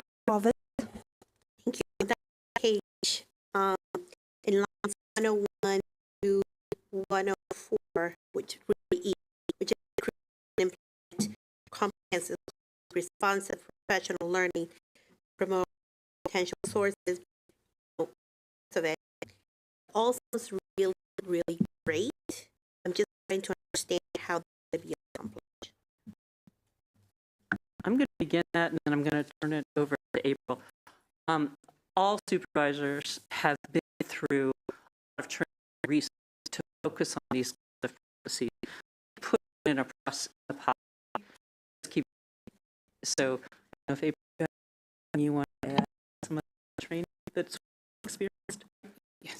I think it is important that it is in there, and we value being culturally responsive. And I think that is important in every aspect of our job. I think it's great. I'm just wondering if we're going to evaluate actual employees. Like, is there, because, you know, when you go to wondering if that needs to. The exciting part about this is the new HCM system will have evaluations as part of the system. And so we'll be able to pull reports and look at data points that will either verify that we are doing the work or confirm that we aren't and we need to be elevating the work. Thank you. To speak directly to your question, and using cultural competency as a good example, and being something that we should evaluate, there are actually states that require cultural competency in an employee appraisal system.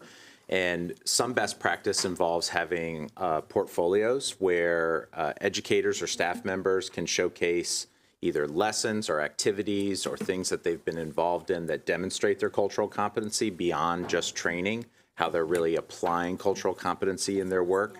And this really provides an opportunity to showcase that as a point of pride, as well as a point for something to be in our appraisal system. Ms. Wolf?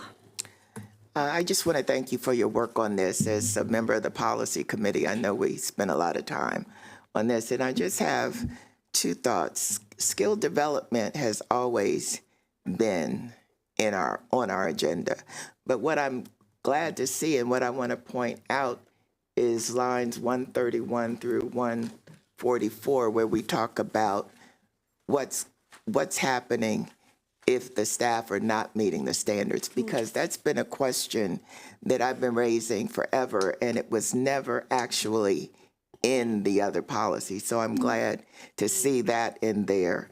I'm also glad to see that you mentioned the employees who indirectly impact students, because that's one of the things that I've always known that they did in Boston. It didn't matter who you were. You had the exact same training on the mission and the goals, so that everyone was going on the same train to New York. That's all I wanted to say. Thank you for your work on this. Ms. Matoya?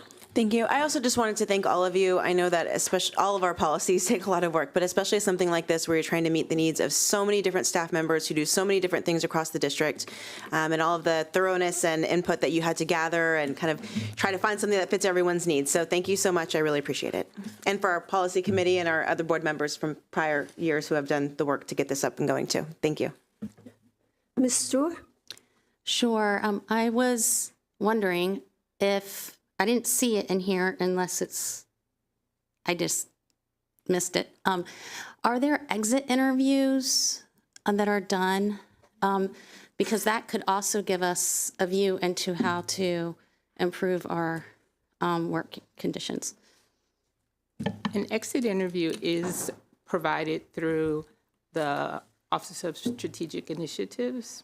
They collect that data, but then whenever we have executive staff, I do personal exit interviews so I understand better the reason for choosing to go somewhere else or what obstacles they may have faced doing their job. Is there a reason why it's not in this policy? Is it just in another policy? I don't know that this policy really speaks to exit interviews. Okay. Thank you. All right, seeing no other lights, can the staff member read the resolve for board actions?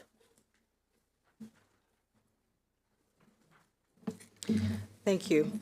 Resolved that the Board of Education take tentative action on committee recommended draft board policy GAA, positive work environment in a self-renewing organization, and be it further resolved that committee recommended draft board policy GAA, positive work environment in a self-renewing organization, be sent out for public comment. Okay. I don't think this takes a vote. It will just go up for the public comment. Thank you so much for your work. Move approval. We do have to take a vote. Oh, okay, okay. All right, all in favor, please raise your hand. Right. Thank you so much, everyone. Thank you to staff. And just as a reminder to the public, usually the open comment period is 45 days, so that you will be on our website, so we love to hear from everyone. The comment period is 21 days. 21 days? Yes. I need to get that straight. Thank you so much. 21 gives me a start. Yeah. Another. All right, so we are going to move into our data talks. And first, we'll be having our fall 2024 literacy data and progress update. I will invite the staff to come to the front, and I'm going to pass the mic to Dr. Taylor. Thank you, Madam President. Today, we will focus and continue our discussion on literacy with our fall 2024 early literacy data, highlighting notable progress in grade 2 and providing a strategic update on the return on investment for targeted interventions and data-informed strategies. This update highlights how the district is working to improve our literacy outcomes for students by ensuring alignment with the science of reading, research, implementation of high-quality instructional materials, professional learning, and accountability models. You'll see some really exciting and positive changes for our early grades in elementary school, and you'll also see some persistent achievement gaps that we are working to reduce. We are really excited about bringing this update, as this is really encouraging news about our future moving forward. And at this time, I'll turn it over to our Chief Academic Officer, Dr. Peggy Pugh, and team to lead us through this conversation. Thank you, and good afternoon. Next slide, please. We are excited to share with you in response to your request about, is it working? You know, we invested a lot of funding in early literacy, and we want to know, is that investment paying off? And so we're happy to bring to you some results in our K1 and 2 today. As you know, literacy is the foundation of all future learning, and it's critical that we get it right early.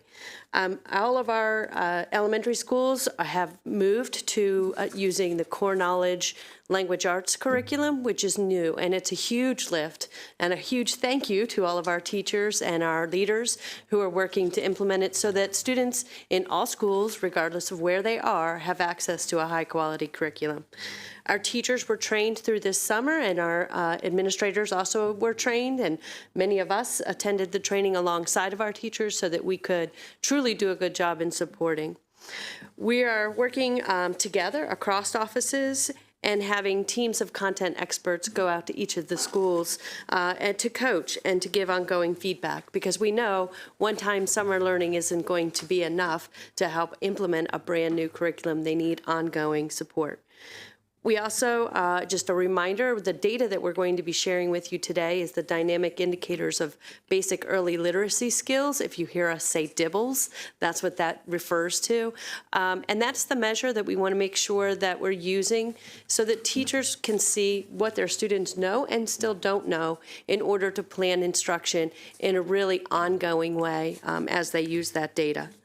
What our goal is to show steady improvement, both through the early investments that the board has made over the past few years, and then we're hoping by the end of this year to begin to demonstrate improvement in our literacy scores in all of the elementary schools based on the implementation of our new curriculum. Next slide, please. And now I'll turn it over to Malika Brown, who is our supervisor of elementary literacy.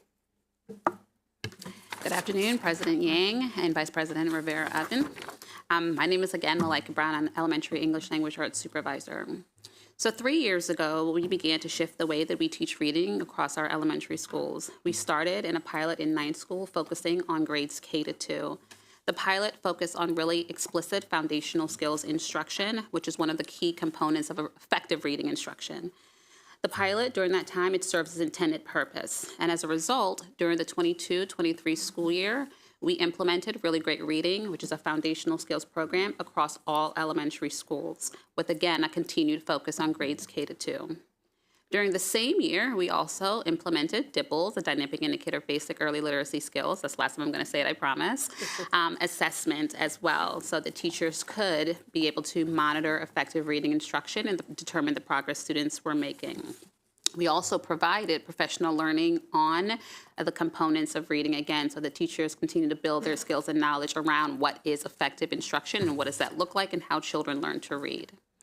The following year, during our 23-24 school year, we continued with really great reading, again, across all of the elementary schools, and continued to provide professional learning for our teachers, because we've heard earlier that one and done is not enough, and so we wanted to ensure that they had that ongoing professional learning to support their knowledge and capacity in being able to deliver effective literacy instruction.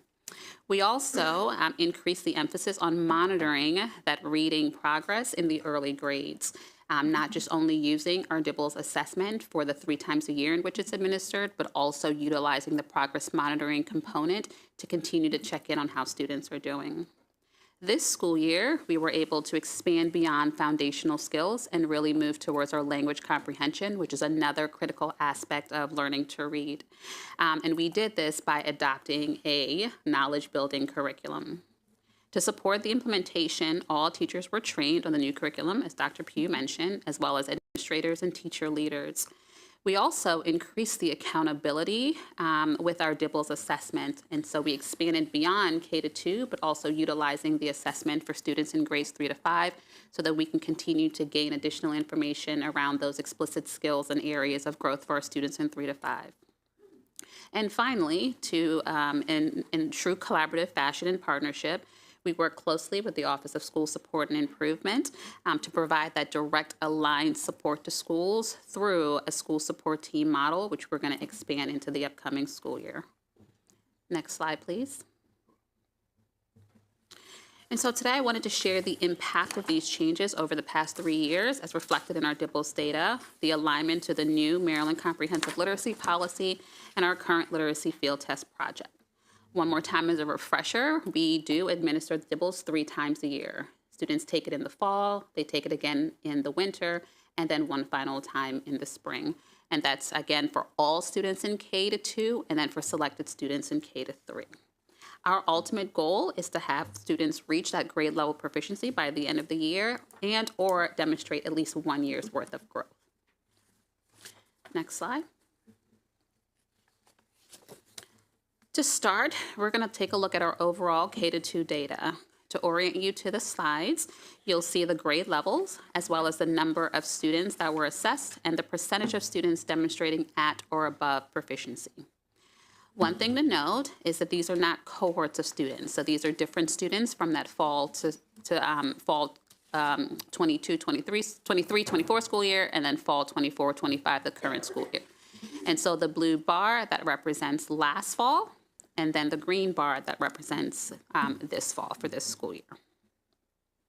We can go to the next slide.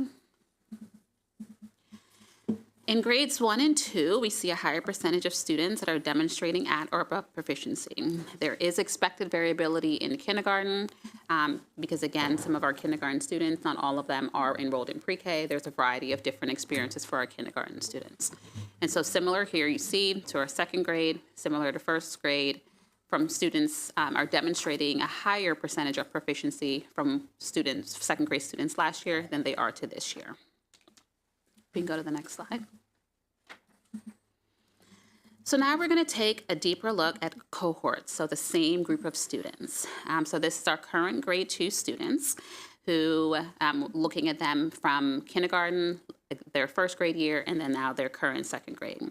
So this group of almost 9,000 students experienced 2 full years of the shifts that we made in reading instruction, focusing on foundational skills through the use of really great reading as well as the DIBELS assessment. From the fall of their kindergarten year to the fall of their grade 2 year, the percentage of students at or above the benchmark increased from year to year. So how did we get there? Over the past 2 years, we invested approximately $1.84 million in literacy programs that impacted this cohort of grade 2 students, based on the changes to the assessment as well as the foundational skills program. As a result, you can see here the percentage of second grade students meeting the reading benchmark increased by 18 percentage points, which is considered significant improvement. This 18 percentage point gains means that nearly 1,600 additional second graders are reading at grade level compared to 2 years ago. These gains represent real progress in helping students develop the foundational skills. When we look at the cost to achieve each percentage point in proficiency, it's about $102,000 across the entire group of students. Because we know that helping students meet those grade level benchmarks in second grade is critical because it sets them up for reading proficiently in third grade and beyond. We are proud of this improvement, but recognize that there's still more work that needs to be done. And we will continue to monitor these investments to ensure they provide the best value for our students. Next slide. We also see the gains across our racial and service groups, including our Black and African American students, and with the highest gains for Hispanic Latino students. Take a moment to pause here. Next slide. And we also see a high percentage increase for our emergent multilingual learners as well. Again, the same group of students, their kindergarten year, their first grade year, and their second grade year. Not yet. For every dollar spent, we've achieved measurable improvements in reading proficiency, positively impacting thousands of students. This represents a meaningful return on our investment. Next slide. Looking ahead, we know that, again, that there's still a lot of work for us, and we continue with our foundational skills and begin to enhance our reading instruction by building knowledge in support of language comprehension, which is essential for developing skilled readers. This is also supported, again, what we've heard earlier, around the implementation of our new elementary ELA curriculum. In October, the state of Maryland adopted a new comprehensive pre-K to 3 policy. The policy focuses on 4 critical standards. Support for our teachers, which includes that ongoing professional learning in literacy and effective literacy instruction. Reading instruction, assessment, and intervention through a multi-tier system of supports, the framework, and also utilizing, implementing high-quality instructional materials. Parent and guardian notification, creating a meaningful partnership with our families and our communities. A process for demonstrating readiness for promotion, including adequate reading proficiency and providing that intensive reading intervention as needed. I will now turn it over to Dr. Moran to share an update on the K-3 policy. It says pre-K, it should be K-3 policy, and the connections to the steps that we've taken and that we will continue to take to improve our literacy outcomes for our students. Thank you, Ms. Brown. I guess we're still in afternoon. Good afternoon, President Yang, Vice President Rivera-Oven, and a warm welcome to our new board members. My name is Peter Moran. I'm the Chief of Schools. I'm very happy to be here with you this afternoon. So as mentioned, monitoring and accountability will be key. And I do want to, as we talked about cross-office collaboration, I also wanted just to recognize the collaboration that we've also had with the Black and Brown Coalition throughout this process with the field test. It has been extremely beneficial in enhancing this work. The field test supported the full system alignment to the MSD literacy policy that Ms. Brown just talked about. Part of that policy per COMAR is that each pre-K through grade 3 student who exhibits difficulties in reading shall receive supplemental instruction aligned to their identified needs through the MTSS, or the multi-tiered system of support. Historically, MCPS educators are very used to using this system to document and plan for behavior interventions, and we are now requiring all academic interventions to be documented and monitored. Through this field test, the 5 schools helped us to identify barriers to successful implementation, identify opportunities for enhanced parent engagement and partnership using this system, and leveraging the Synergy MTSS platform for streamlined tracking and support. Through this implementation, we are collaborating with the team in the Office of Strategic Initiatives on a few deliverables that will include monthly data chats and progress reports sent to families, Synergy-generated parent reports showing student progress. Each school in the field test, and this goes back to a conversation that we had with Ms. Wolf at a previous meeting, each school in the field test was found to have solid processes in place for the following.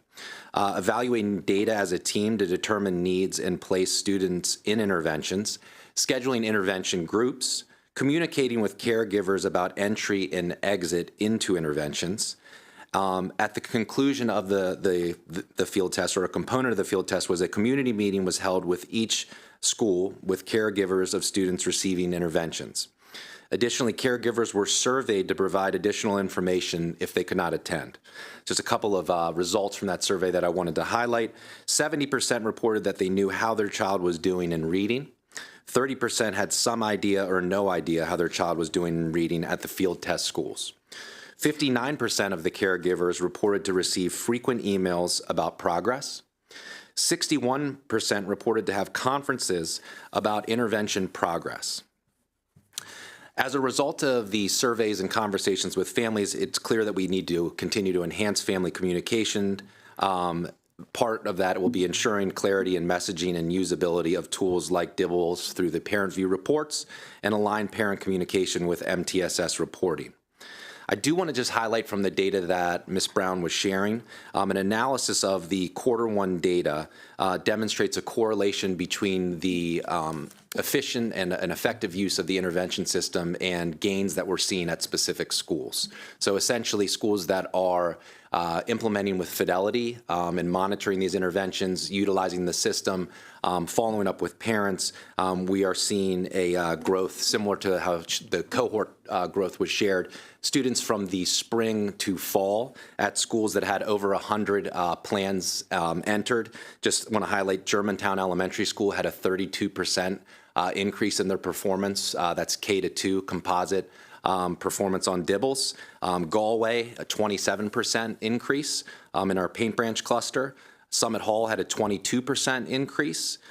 Strawberry Knolls had a 21% increase. And Broad Acres, who is a field test school, had an 18% increase.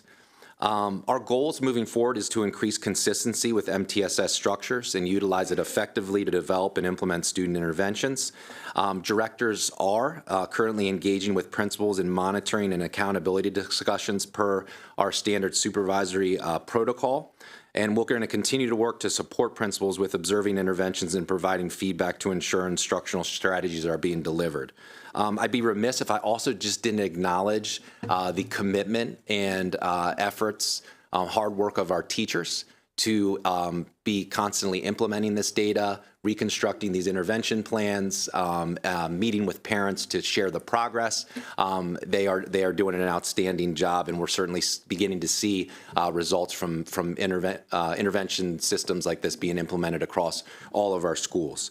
One other just key piece that I wanted to share in terms of a piece of data is at a previous meeting we talked about the % of students that were implementing intervention data. We are now at 100% of our elementary schools that are putting intervention data into the system. There is certainly more work to do, but we are now at a place where all schools are utilizing MTSS for academic interventions, not just behavior interventions. So I'll turn it back to Dr. Pugh. Next slide, please. I think Montgomery County Public Schools has made literacy a primary focus for a very long time. We're pleased to be able to say that your investments are paying off for our students and our families. We're also happy that we have parts of the Maryland state literacy policy really already in place. And for us, it'll be some work to put it together with our associations and partners to be able to really refine how we do the implementation here. But we're excited to bring this data to you, and we open it up for your discussion. Thank you so much. I'm going to open it up for board members. I'm going to start from this side of the table. Ms. Montoya. Well, first, thank you guys for being here today and for all your hard work. I know these kinds of things are not easy to get off the ground. I happen to have 2 elementary school students, one who's a 3rd grader who was in the pilot program at their school.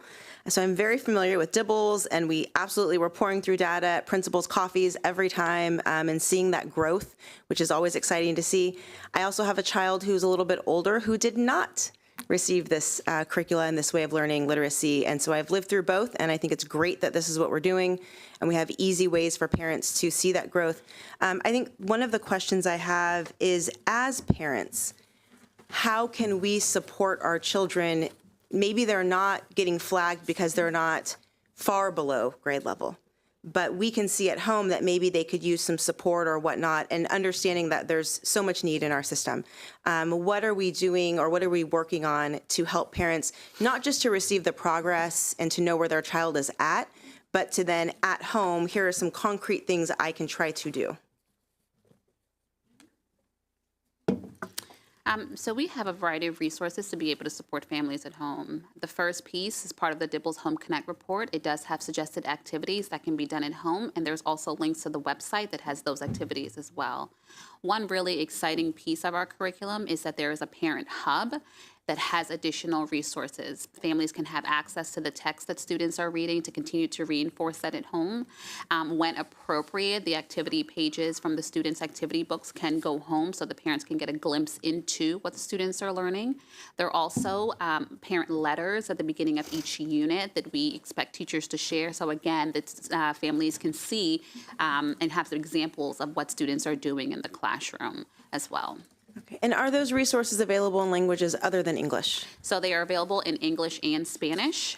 We are continuing to get the letters translated across all languages. We have them already translated in pre-K, and we're working to build up. There are a lot of letters because of the number of units and the number of grade levels, but it's something that we're putting in place to ensure.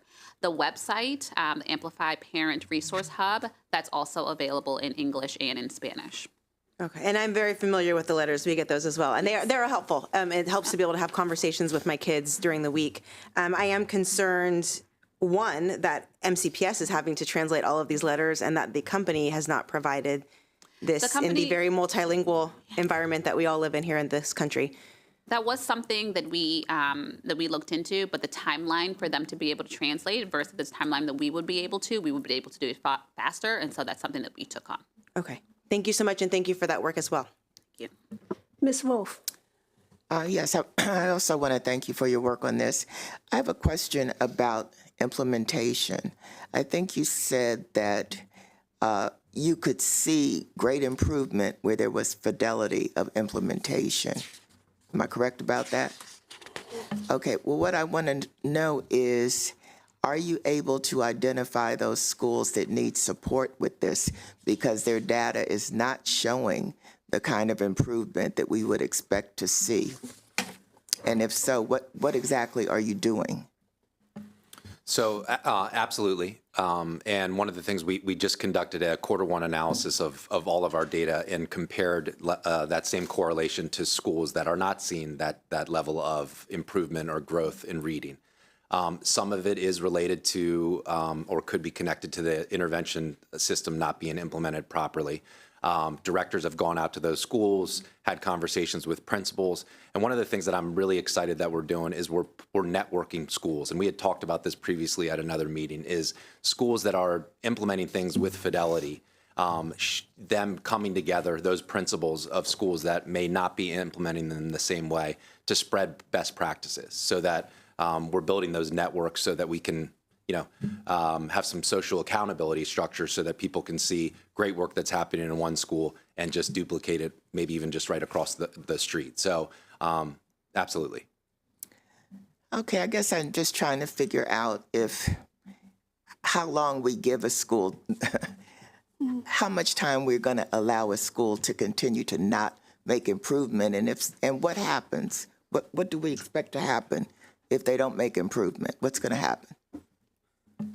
Well, I mean, for starters, I didn't know if you were going to chime in, but because we have a lot of money going into this, so I'm trying to figure. So absolutely. So I want to make sure that one thing that I'm clear on is, so we're not. This is not a choice. First of all, in terms of if we're doing this or we're not doing this, which is why we've gotten to 100% of our schools in the implementation phase. As we've gone into the implementation phase, we're learning, a lot, and that was the purpose of the field test, was to learn a lot of the strategies that work best. But what we're doing is, and I think it's also an indication of the future work that is to come, is already starting to build the building blocks of cross-functional teams to go into schools and begin to work with schools that are not demonstrating that progress, so that you'd have a literacy person, a coach, working side by side with someone in curriculum, someone in special education, to go out and begin to do that work. And we have seen returns on that preliminary work that, we're hopeful, pending the budget, will be more structured as we move forward in the future. So that is something that we're doing and have been doing actually since the beginning of the school year.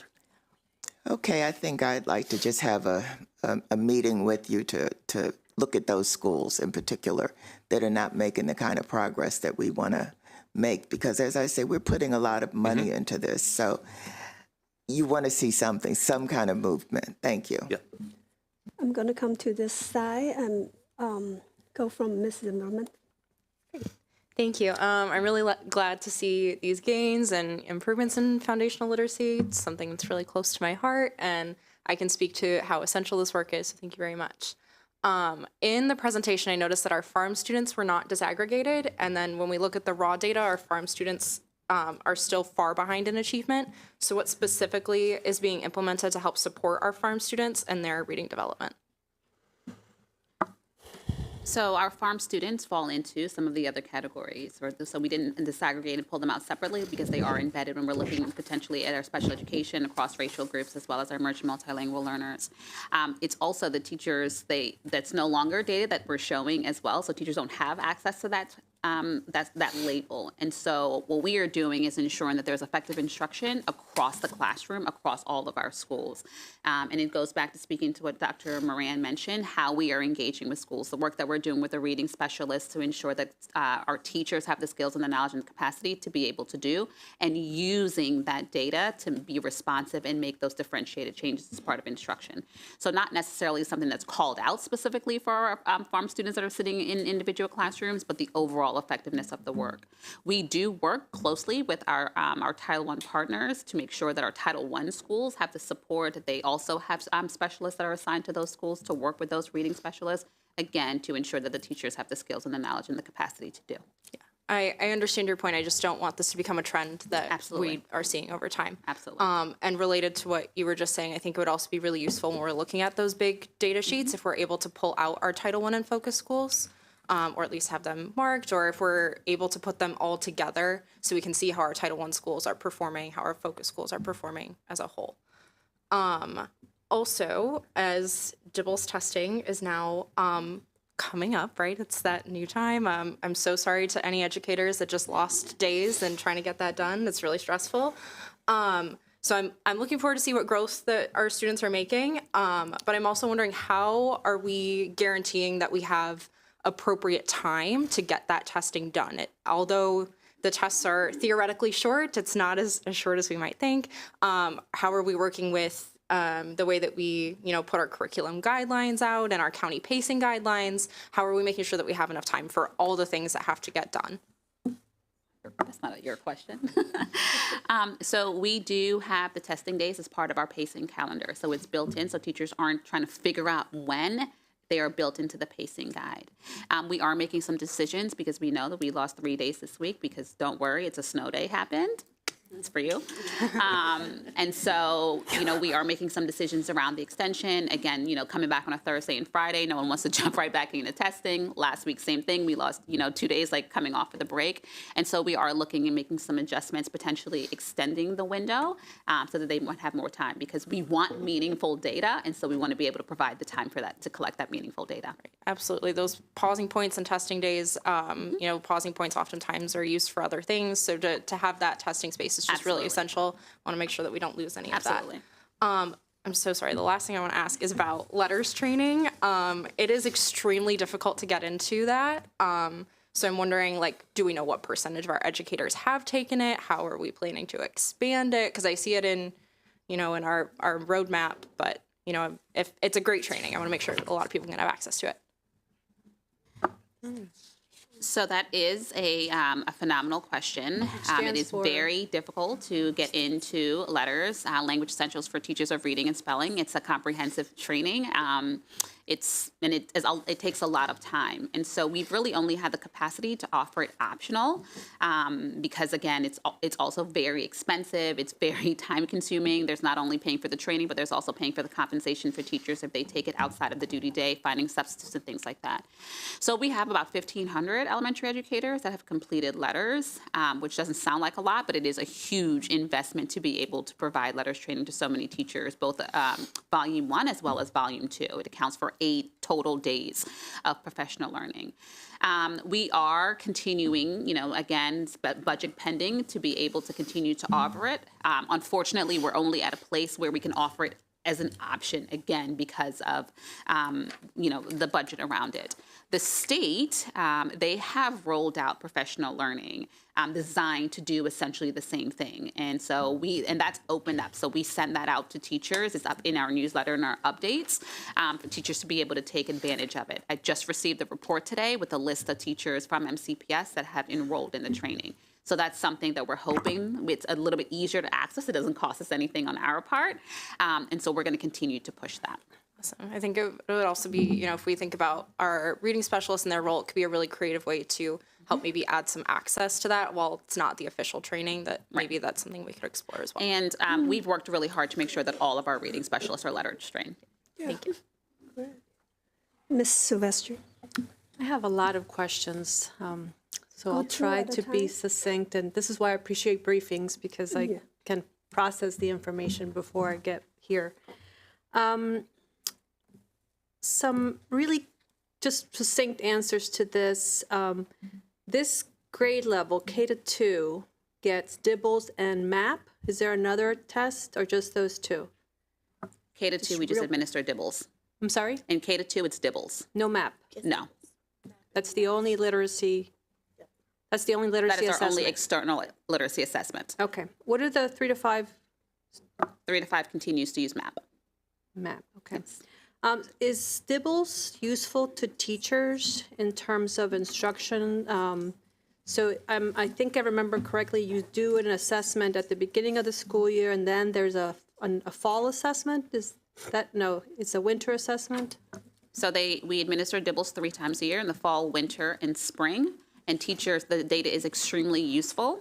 Between each administration, so between the fall and the winter, there's progress monitoring to determine, looking at specific skills to see how students are responding to the instruction. So it is extremely useful data. The one that you were presenting today was administered when? It was administered this fall. September, October? The window, it's a few days into the school year, and it closes around the end of September, early October. So if I'm a teacher, what do I do with this data that I just received on my classroom and their DIBELS? So they analyze the data, and it can tell the specific skills and areas in which students need additional support. And so, if I'm a second grade student, and it's primarily around the word recognition, the foundational skills piece, so I can look at the data and see, down to like letter sounds that students know. If they're able to read fluently, it tells them that. And then I take that and I put, if students are demonstrating significant needs, that's how they work to identify an intervention that the student may need. And then the intervention would target the specific skills that are showing are in need on the assessment. And then there's a progress monitoring component. So as students are engaging in instruction, teachers can continue, there's pieces of the DIBELS assessment that they can continue to administer based on the guidance that we provide to see, are you learning what I'm teaching? Dr. Moran, when do teachers get to do this, and what support do they get, and accountability? How do we know that they are utilizing this data to modify interventions or instruction? So that would take place during what some schools call collaborative planning, other schools call curriculum study, where they engage and look at data to plan for specific individual students. It also would be a component of the intervention piece of planning for interventions. So that would take place during monthly or even sometimes weekly data chats, depending upon the school and the level of needs. So K through 5, really pre-K through 5, each has that structure built into their master schedule, where all those teachers come together with the support of a reading specialist, sometimes a staff development teacher, to support with the facilitation of that, provide them with the data on the front end, so they're not trying to organize all of that data to have those meaningful conversations. Thank you. I have more questions, but I'll wait. We'll come back. Okay, Ms. Rivera-Ovens. Thank you, Ashley. Thank you for asking those questions. So now I have less questions, but I do have, I want to follow up on my colleague's comment from Mrs. Wolf about how we monitor progress. So from looking at the data, it looks great. even with the farm students, because I'm looking from 2023, it was in the, I think it was 38%. I'm looking at 2024, I'm just looking at second graders, just an example, and it went up to 49%. So that is great progress, right? But I want us to, going back to Ms. Zimmerman, this disaggregated data. Like I just want to have a true picture of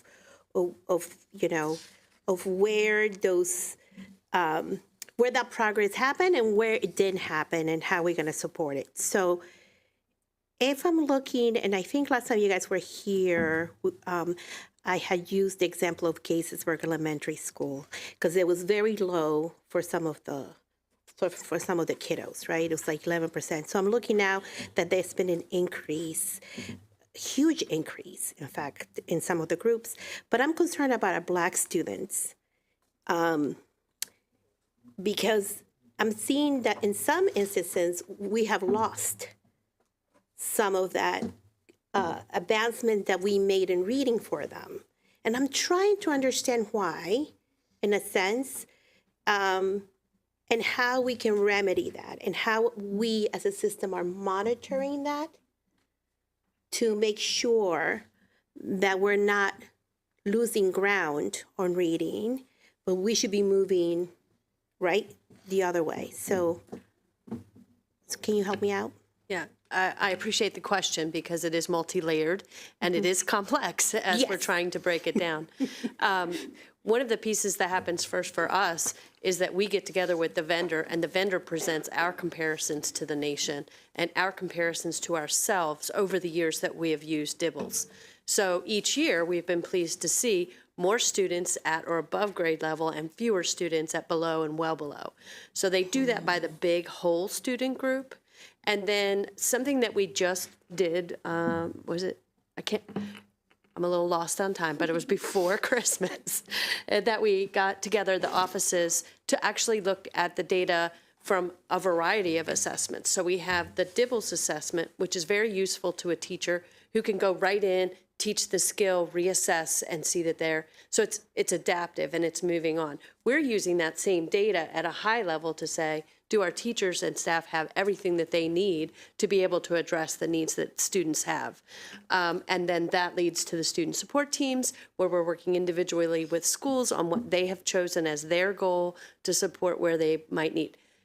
Your point in the monitoring is that the reasons why students or schools are not performing in the way that we think they might are vast. There's a variety of reasons, everywhere from brand new, and not always new, but brand new teachers. Sometimes, it is an issue where they're learning a new curriculum and learning a new school and learning classroom management. So they need a little bit more support and support from their peers.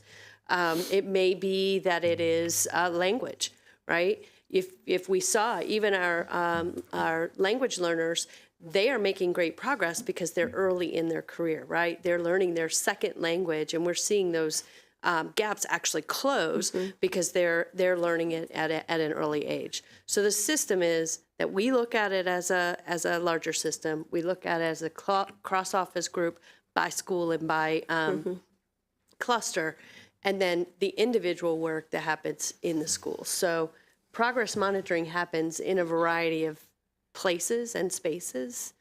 I hope that gives you a little bit of context to see the pattern of how. No, it does. But I still kind of need a little clarity then. The fact that we're moving in the right direction, but then we're in some instances we're not. We're kind of moving a little bit backwards.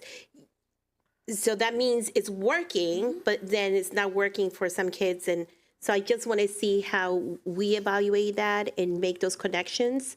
And we give the support to these individual schools, because I'm sure you're monitoring, right? If you had a school that the kids were performing at a 60% and now they're only performing at a 45%, then, right, and everybody else is getting better, then what is it, the disconnect that we need to work on? So I'd love to just give a specific example, because this is one we actually just had a conversation about, and it is about Little Bennett Elementary School. So Little Bennett Elementary School has the most significant growth for Black and African American students in the entire system for elementary school students K through 12. I mean, K through 12, K through 2. And so I'm a big believer that if you can do it at one school, you can do it at all schools. So finding out specifically, working with that principal, that team around what it is that they did to get that level of growth from spring to fall. One of the things that we're finding out is putting race and having conversations about what we're talking about right now, about how we're teaching Black students, what interventions are working across a grade level, and putting race on the table within the curriculum study, the collaborative planning process, to really have those conversations in terms of the planning for how we're teaching students, based off of race and what it is that they need culturally, but also just based off of the individual needs of a child. And I think that's the power of curriculum study, is you can get to the place where you're talking about individual students, not necessarily the packaged curriculum so much, but teachers sharing what they're doing and what has worked with individual students and then applying that across a grade level. So again, I think it's about finding where we're seeing significant progress and then just duplicating those things that have been proven to work. And just a quick add, it speaks to the work that, that was elevated in the equity audit, right? As a system, we need to ensure that we have culturally responsive practices and they're utilizing it in the classroom. And so there are places where, teachers need support with that, leaders need support with that, and that's something that's ongoing. We're also, that's the other piece of our curriculum, right? Our curriculum is culturally responsive. It does promote engagement. And so the goal, ideally, is to be able to see the gains just coming out of the curriculum, but then also continuing to be responsive to what was elevated in the audit. Okay. Thank you. I have some questions. First of all, I want to say thank you. These graphs are really easy to read. The N number is on it. Wow, it's really wonderful. Now, as we are looking at the grade gains that second graders made, and also look at the graph for kindergarten, which one of our public comments referred to a slight dip. So my questions are, one, what are the exact thing you contribute to the second graders' gain that you can pinpoint? And what do you contribute to the slight dip of our kindergarteners' performance? So I think what we could contribute to our second grade is explicit foundational skills instruction. That cohort of students that you're seeing, they received it for 2 years in kindergarten and first grade, and now getting some more of it is in their second grade year. So I think that's a huge factor in the increase. Kindergarten's a little tricky, right? Because that's kindergarten's fall data. So those students were in school, some of them maybe a couple of weeks before they were assessed. And, there's, again, a variety of experiences for our pre-K students. And so we have students that are in MCPS pre-K. We're also rolling out new curriculum with pre-K, but then we have students that are in private care. So the kindergarten, it's a little bit different because their experiences in pre-K, it varies. And so we can't really look at the kindergarten in that way because they don't have a history of receiving explicit instruction in MCPS as a whole. Okay, so it is our change of our practice and investment in the instruction. Okay, then I want to ask, this data is for DIBELS, right? But we have invested in the core knowledge language art, which is assessment-rich curriculum. It comes with a lot of assessment. Are teachers and school district looking at those data, and how does that inform your practice? So that's another great question. We actually, with a reading specialist, went through the curriculum assessments today and how to look at that data to be able to inform instruction. And so looking at how students are doing from unit to unit or domain to domain, considering content that was to them. So when we're looking at students, for example, who are demonstrating that they're doing very well on those knowledge assessments, teachers could sort of make some shifts. Instead of when they're engaging in those whole group lessons, they can have the students read and respond to things individually and be able to utilize smaller groups to be able to provide targeted instruction. And so we went through a process with our reading specialist this afternoon on a protocol that they can use to analyze the data, and then different steps that they could take to be able to support their teachers directly with their practice. So DIPPLES happens how many times a year? 3 times a year, 3 the fall, years. winter, and spring. Right. But the ongoing curriculum assessment happens every day, right? So not every day, like ongoing Yes, all the time that's when correct. they teach in the classroom. Our theory of action, I think sometimes say we invest greatly in a curriculum and we provide teacher support, and then we should see improvement. But I think in the middle there is a big area of implementation. Absolutely. And then the ongoing realignments of our practices addressing the needs in the students. So I'm glad to hear that we are looking at our curriculum built-in assessments. Okay, then one last question about this, then I'll go for my colleagues' questions is, DIPPLES or even the built-in curriculum assessments are assessments for progress monitoring. What are we doing for accountability monitoring? What assessment do we use for accountability purposes? So we use the same assessments for accountability. We can utilize our DIBBLES assessment, and we look at it system-wide for accountability, both in the utilization, not just in the benchmarking, beginning, middle, and end of the year, but also the progress monitoring. We can see which schools are progress monitoring students, how often they're being progress monitored, and which students are being progress monitored to be able to, again, partner with our Office of School Support and Improvement to increase the accountability in the places where it needs to be. We also have access to the CKLA assessments as well, and so we can see how students by school, by class, by grade level across the district are performing on those assessments as well. So we can use the same assessments to serve both purposes. So here is a little bit puzzling to me, and I am glad to hear this accountability. So if we look at Maryland State, when they rate our schools, they rate it based on MCAP, which our grade 3 students take. Grade 5 students take MCAP too for reading, right?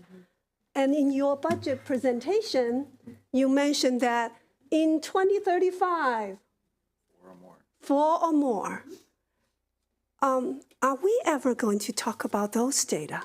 Because that's what we're holding ourselves accountable for. And that's how the whole world look at our schools. I'm wondering.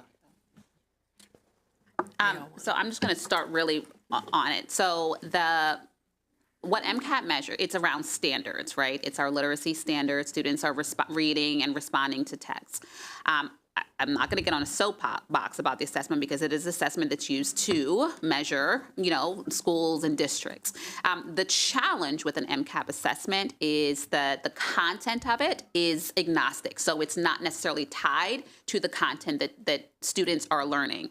And that's the way that students demonstrate comprehension, right? They utilize their background knowledge, their vocabulary, they're immersed and engaged in the content. They read a passage and they're much more able to demonstrate their comprehension and understanding.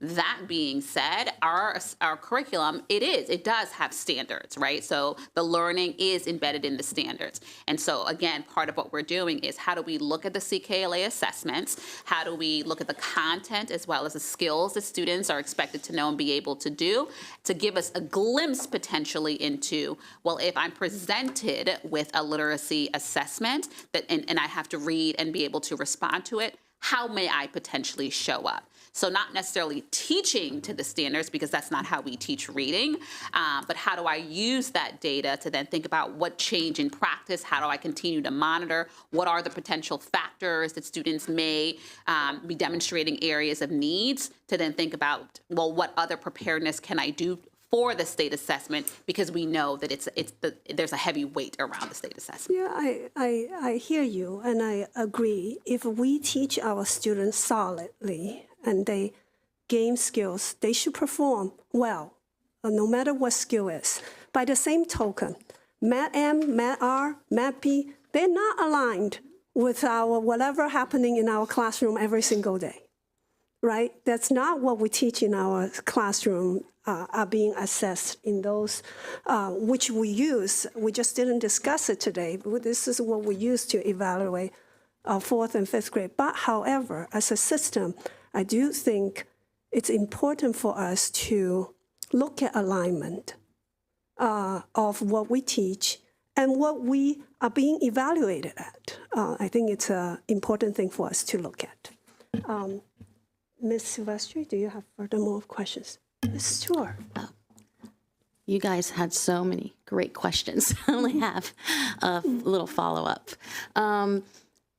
So you mentioned Little Bennett, and I would love to see, have that as a case study and have you come back and review what you found worked well there. And also, I would love for the families to be engaged as well, because they might have other insights from the home perspective and not just in the classroom.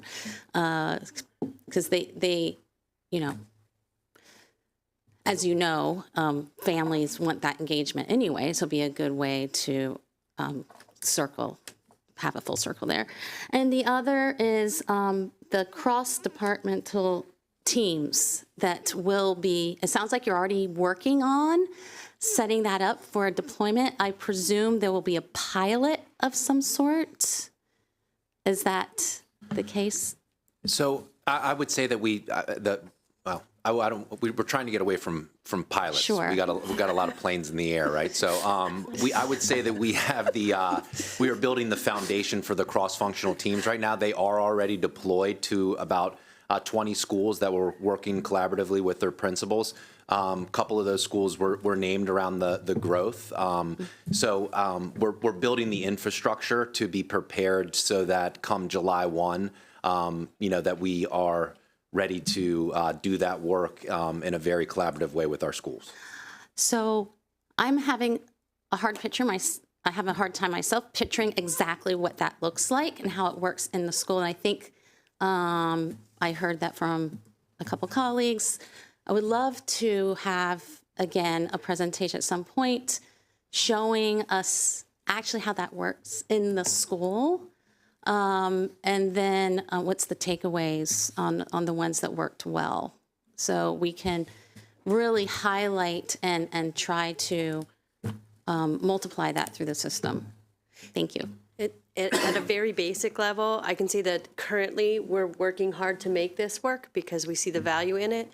The numbers are not the same. So like I have one Malaika. I don't have 15 Malaikas. So it's a matter of making sure that we have people that can really fully dedicate themselves to a cluster model to provide that ongoing, consistent support and not a numbers game. So in the very rudimentary, it's about getting enough people who have expertise in both special education, English language development, content, and then that they can work together as a team very, very consistently. They're trying very hard to work together as a team, but we have the same team member in many of those areas. So that would be the alignment, but of course, more to come on how that's to work. Thank you. Great. I look forward to learning more. Thank you. Yeah, Ms. Matoya. Yeah, and just very briefly, I just wanted to emphasize the point that Ms. Yang made about the various assessments. It's also just really confusing for families. I don't know what I'm supposed to look at. Am I supposed to care? Am I not supposed to care? My hope would be that for all of our kids, that when they're going to school at whatever grade level they're in, that they're gaining the skill sets they need so that it shouldn't matter if the content of the assessment is in alignment with whatever curricula we've chosen for that particular grade and content. That would be my hope. I understand that's very oversimplified, but I do appreciate all the work that you're doing. Thank you. I do try to simplify it in my head this way because we do have multiple data points and they all have different metrics and values. If our goal is that we have outcomes on our state assessments, each of the other things are just indicators along the way of our progress towards that. So we can take MAP and get some information from that because it is correlated to the MCAP, the state assessment. we can take these small pieces of information that we're getting in the curriculum where the students are taking quick formative assessments to say how we're doing along the way. So those are, in my head, in order to simplify it, state assessment's a priority. All of these other pieces are additional pieces of information, some in the DIBELS, which the teacher can use immediately to adjust instruction, some which give us an indicator as a district of areas that all schools may need support, if that helps. But are we seeing that progress, I guess, is what, because again, as a parent, I get all these home, and I'm just wondering on the whole, or even school to school or demographic by demographic, are we seeing what you're hoping is happening, that these these other assessments are translating into progress on the statewide assessment? And I'm not sure if I feel that we are seeing that. I would say at this point, two things. One, K-2, when you're teaching foundational literacy skills, there is not a state assessment on foundational literacy skills. As soon as you switch into grade 3, those are reading standards that the child's able to read and respond. So there isn't a way to see a match between the K-2 and the state. In the other areas, I would say we absolutely have work to do because some of these are new in terms of the CKLA assessments to determine whether or not we see progress along the way. The thing to think of is the state assessment is a one point in time assessment. Each of these assessments over time collectively should give us a sense of how a student is doing, but each one individually probably won't correlate to a state assessment. Okay. Yeah, no, and I agree. I like that we're looking at the progress and the growth, and I agree that the MCAP is one point in time, but unfortunately that one point in time is what everyone focuses on. So thank you. And I think I can answer your question a little bit more directly. If you could go back a few slides to the year-by-year comparison. See if we can go back a couple slides. Whoever's the magical person controlling the slides. One more would be, there you go. And you take a look at, actually, let's go one more back before that. There you go. And if you look at the current second grade students, they were the previous year's first grade students, and the year before that, their kindergarten. So next year, we'll take a look at this group's second grade MCAT performance, and that would be a wonderful measure of how they're growing. And we would expect there to be a certain level of proficiency, but their trajectory is going in the right direction. Just year over year, that change is what we would hope to see. We would be very, very concerned if the trajectory was going in a different direction, or if there was an irregular year or something along those lines. Those things would be concerning.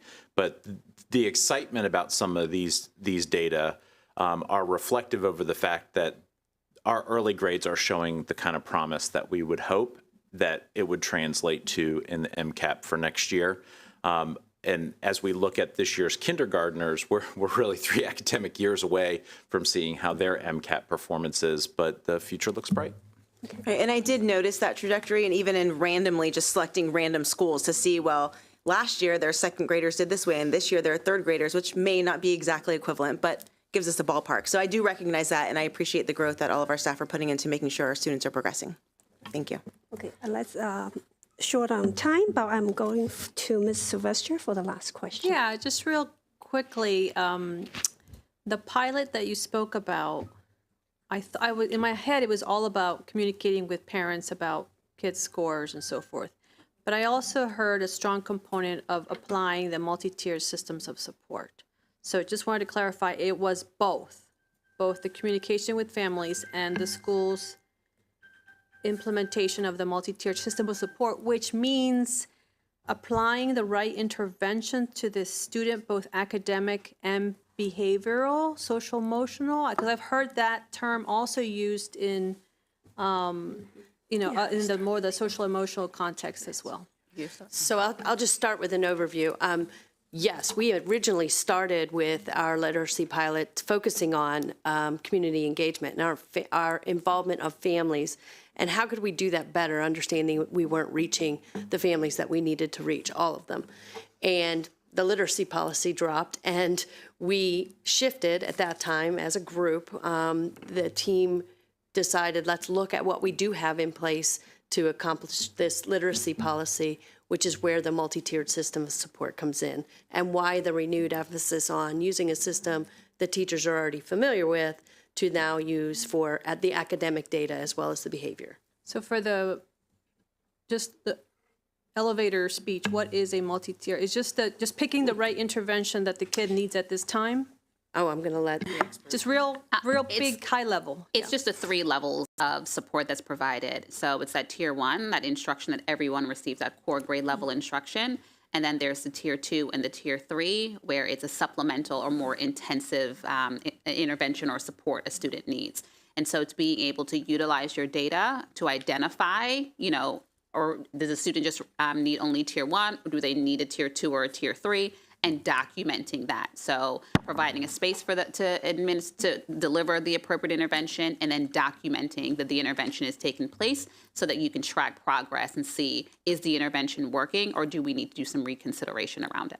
But there's also some behavioral interventions that are part that is of a component. My focus is just on the academic, the literacy piece, but there is a component where they're documenting behavioral interventions that's being put in place to support students. And there's a new dashboard that allows you to see all the big picture of everything that's happening to a child.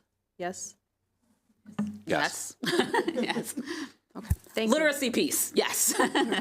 Thank you. And just to close out, I just want to thank you for this. This is great news, and this is the direction that we want to be going in. Of course, we want to see it faster and throughout the whole system, but thank you. Great news. Thank you for your hard work. Yeah. And I would also like to say thank you for the slide 7 that tied our academic return on the investment, the dollar amount to the increase in our student achievement. So thank you so much. Okay. We have been at this for almost 3 hours. I believe I would like to call for a short recess of 5 minutes before we dive into the math data. Okay.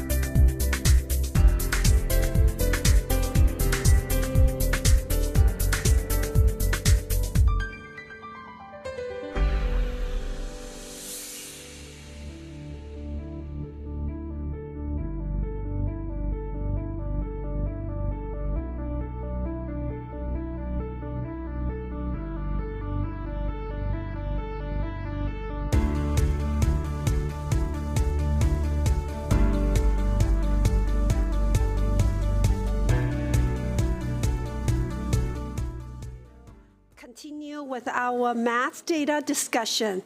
Let me take a scan of the room to make sure we have the people we need here. All right, Dr. Taylor. Part 2 of marching through the board's academic goals. We covered literacy. Now we get to talk about mathematics performance, and we're going to do that through the lens of our fall 2024 Measures of Academic Progress, or MAP, data. And at this time, I'm going to pass things over to our Chief Academic Officer, Peggy Pugh, and team to walk us through and introduce today's presentation. Very exciting. Good afternoon again. And so to start off with, the difference between what you just heard in literacy and what you'll hear coming up is that this is K to 12. So we're going to give you all of the information that you need, and it's focused around the measures of academic progress assessment in mathematics that's given in all grades from kindergarten through grade 8, and it also includes algebra. And unfortunately, next slide, please, what you'll see is that the overall data remain flat year to year compared to last year. We're not seeing the progress we'd hoped for across the board, and what stands out most this year is this year's kindergartners starting even further behind, with fewer students coming in, entering kindergarten at the proficient level compared to previous years. It is something that we'll need to pay close attention to, because those early skills are so important for long-term success in the sequential nature of mathematics. There are some bright spots that we will highlight today. Across our district, we're seeing promising growth in specific grade levels in schools that have instructional math coaches. This shows us that when we provide targeted support, it can make a real difference for our students and for our teachers. As we move forward, we need to dig deeper into why some areas are making progress and others aren't, and look at ways to expand what's working, like those instructional coaching programs. Supporting our youngest learners and ensuring every student has what they need to succeed will continue to be key priorities throughout this year. To get us started, I'll turn the presentation over to Carla Britt, who is not Sheila. Not today. Thank you. Good evening. Next slide, please. One tool MCPS uses to monitor mathematics academic progress is the MAP testing for all students in grades K through 8. These assessments, administered 2 to 3 times annually, measure growth in mathematics and are used alongside classroom and curriculum data to guide instructional adjustments. They are also correlated with the Maryland Comprehensive Assessment Program, MCAP scores. Next slide. This data shown delves into fall elementary math performance by race, providing a breakdown of math scores for kindergarten and grade 3 students. The data reveal persistent disparities across racial groups, underscoring the need for equity-focused interventions. I will now turn the presentation over to Jennifer Losnack, co-supervisor of secondary mathematics, to briefly highlight fall data for secondary mathematics. Next slide, please. The data here shows fall grade 6 math performance by race, highlighting both areas of progress and the ongoing challenge of achieving equity in student outcomes. Next slide, please. These data focus on fall Algebra 1 math performance by race and level. On the left, we see middle school, and on the right, high school. This presents trends showing improvement and disparities. This slide also emphasizes the need to increase support to high school Algebra 1. I'd like to introduce to you one of our amazing centrally assigned elementary instructional math coaches, Kylene Toomey. She will share about her multi-year partnership with one of her schools and their joint success. Next slide, please. I would like to begin by thanking the Board of Education for funding the instructional math coach position. I am one of 8 centrally assigned elementary math coaches who directly work with teachers in their grade level team structure in 35 elementary schools. Each year, instructional math coaches work directly with each school principal to identify the grade level team we will provide real-time job-embedded professional learning to. I'm excited to briefly highlight my work with both the first grade and second grade teams at Strawberry Knoll Elementary School. Last year, I coached the grade 1 team, and this year I was able to loop with the same student cohort and follow them to 2nd grade. We are finding the student cohort experience allows us to continue to raise the bar for planning and instruction, while also allowing us to track student progress over time with the same group of students. You will notice on the slide the percentage of Strawberry Knoll students meeting proficiency in MAP-P as 1st graders last fall in blue, and next to it in green, we see the percentage of these same students meeting proficiency this fall as 2nd graders. We celebrate this success with both the 1st and 2nd grade teams of teachers because we recognize that every student deserves high-quality instruction every year, and our teachers deserve high-quality, real-time professional support to accomplish this. And when both are in place consistently, planning and instruction improve, which in turn helps improve student achievement. While this is just one school example and one data point, we are seeing a clear return on this investment. We also have centrally assigned instructional math coaches supporting identified middle schools.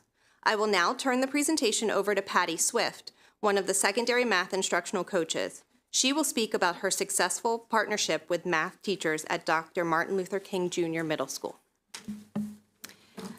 Good afternoon, Superintendent Taylor and members of the Board of Education. Next slide, please.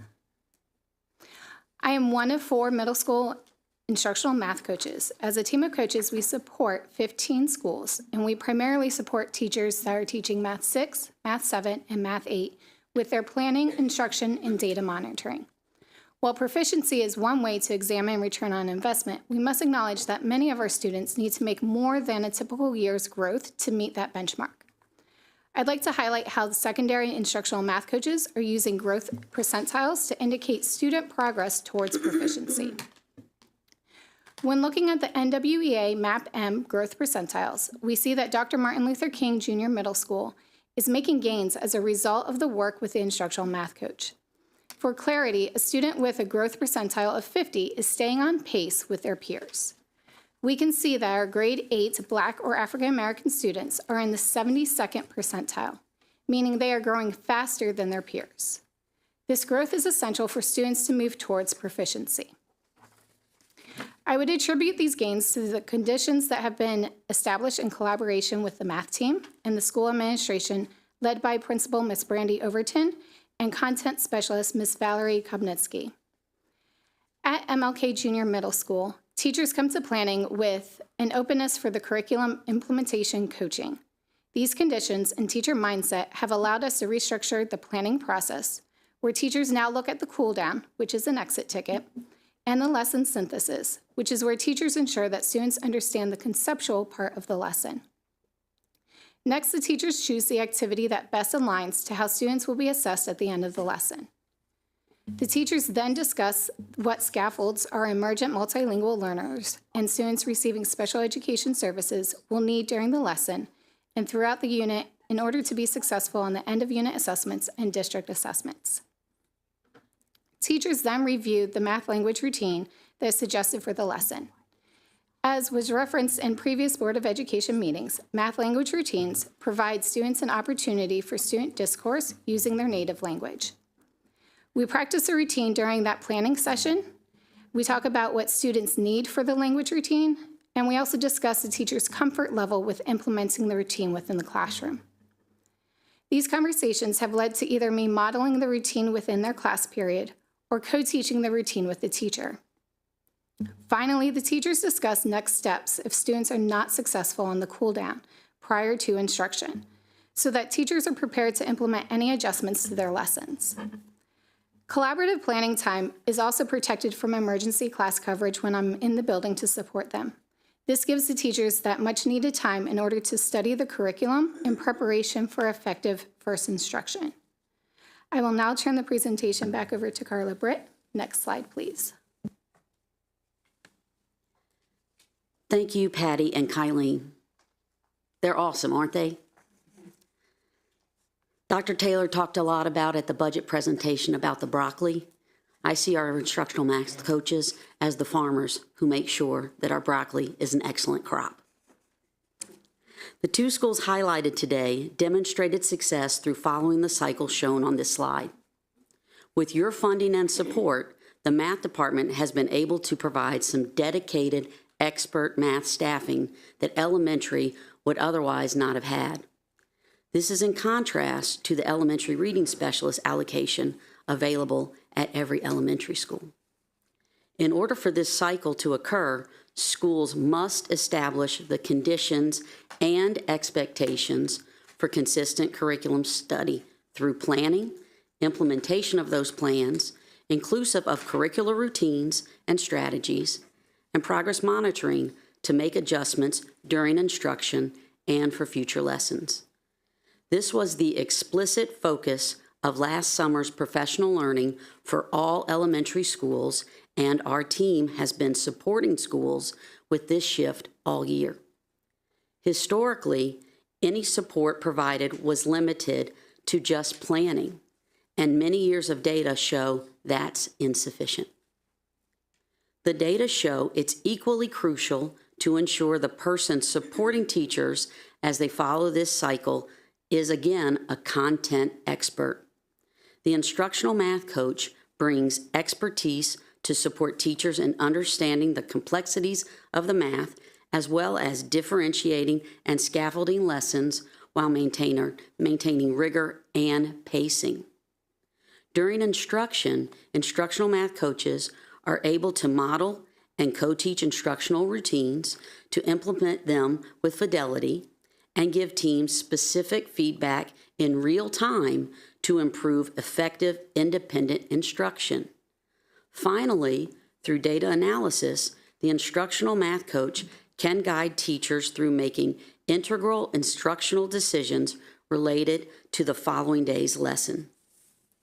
Ultimately, the goal of any job-embedded professional learning is to change practices, and in this instance, release the teachers to be able to plan collaboratively and teach effectively and independently. Making sure the planned content and strategies are carried out properly is just as important as the planning itself. When we establish and maintain effective central services and school-based partnerships, we create the conditions for our teachers and students to thrive. The central office guidance and oversight ensures that the integrity of the position and the support is maintained. Ensuring teachers are secure with the math content is essential.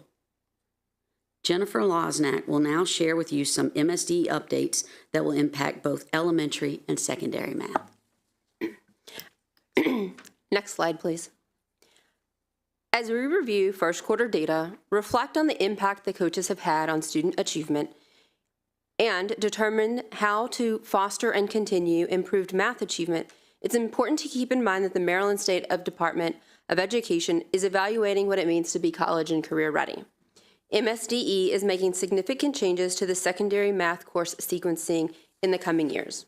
Rather than offering 3 distinct courses, Algebra 1, Geometry, and Algebra 2, Maryland Public Schools will transition to an integrated math course sequence, Integrated Math Algebra 1, and then Integrated Algebra 2. Through this shift, it will be imperative to continue direct support to teachers from coaches and specialists as they unpack the new standards from MSDE and study a new curriculum. Currently, MSDE is determining the major content for each grade level and course. Next year, the Maryland State Department of Education will communicate and begin professional learning on the revised pre-K through integrated algebra standards. In 2026-2027, implementation for pre-K through 8 standards will be rolled out. In the following year, integrated algebra 1 will begin and will be followed by the integrated algebra 2 for the school year 2028-2029. This process of providing schools with ongoing support and content expertise from centrally supervised math positions, such as the instructional math coaches and specialists, will be essential to ensuring a smooth transition to course sequencing changes and the continued success of our students here in MCPS. I'll now turn it over to Dr. Peggy Pugh. Next slide, please. I think in closing our portion of the presentation and getting ready to turn back to you in for discussion, it's important to know that there is a lot of work that needs to happen in mathematics. And I think that what we have seen is typically when you have a new standard or set of standards that schools and systems don't do great on it, but over time they learn the ins and outs of the content, learn the ins and outs of the assessment, and you see things start to improve. What we have not seen in Maryland is improvement year over year. And so it's important to know that the state is looking at those standards, and really instead of having multiple standards assessed in multiple years with lack of clarity about when students solidly have to know it, hopefully what it's developed is much more clean, much more clear, and we're able to help our teachers understand exactly how students will be measured for their understanding. And with that, we'll turn it back to you for discussion. Thank you, everyone. I'm going to turn to my colleague to see if everyone has questions or comments. Let's restrict to 2 questions per board member this round. I'm going to start from this side. Thank you. I just have one question to start. Can we go back to the MLK slide for a second?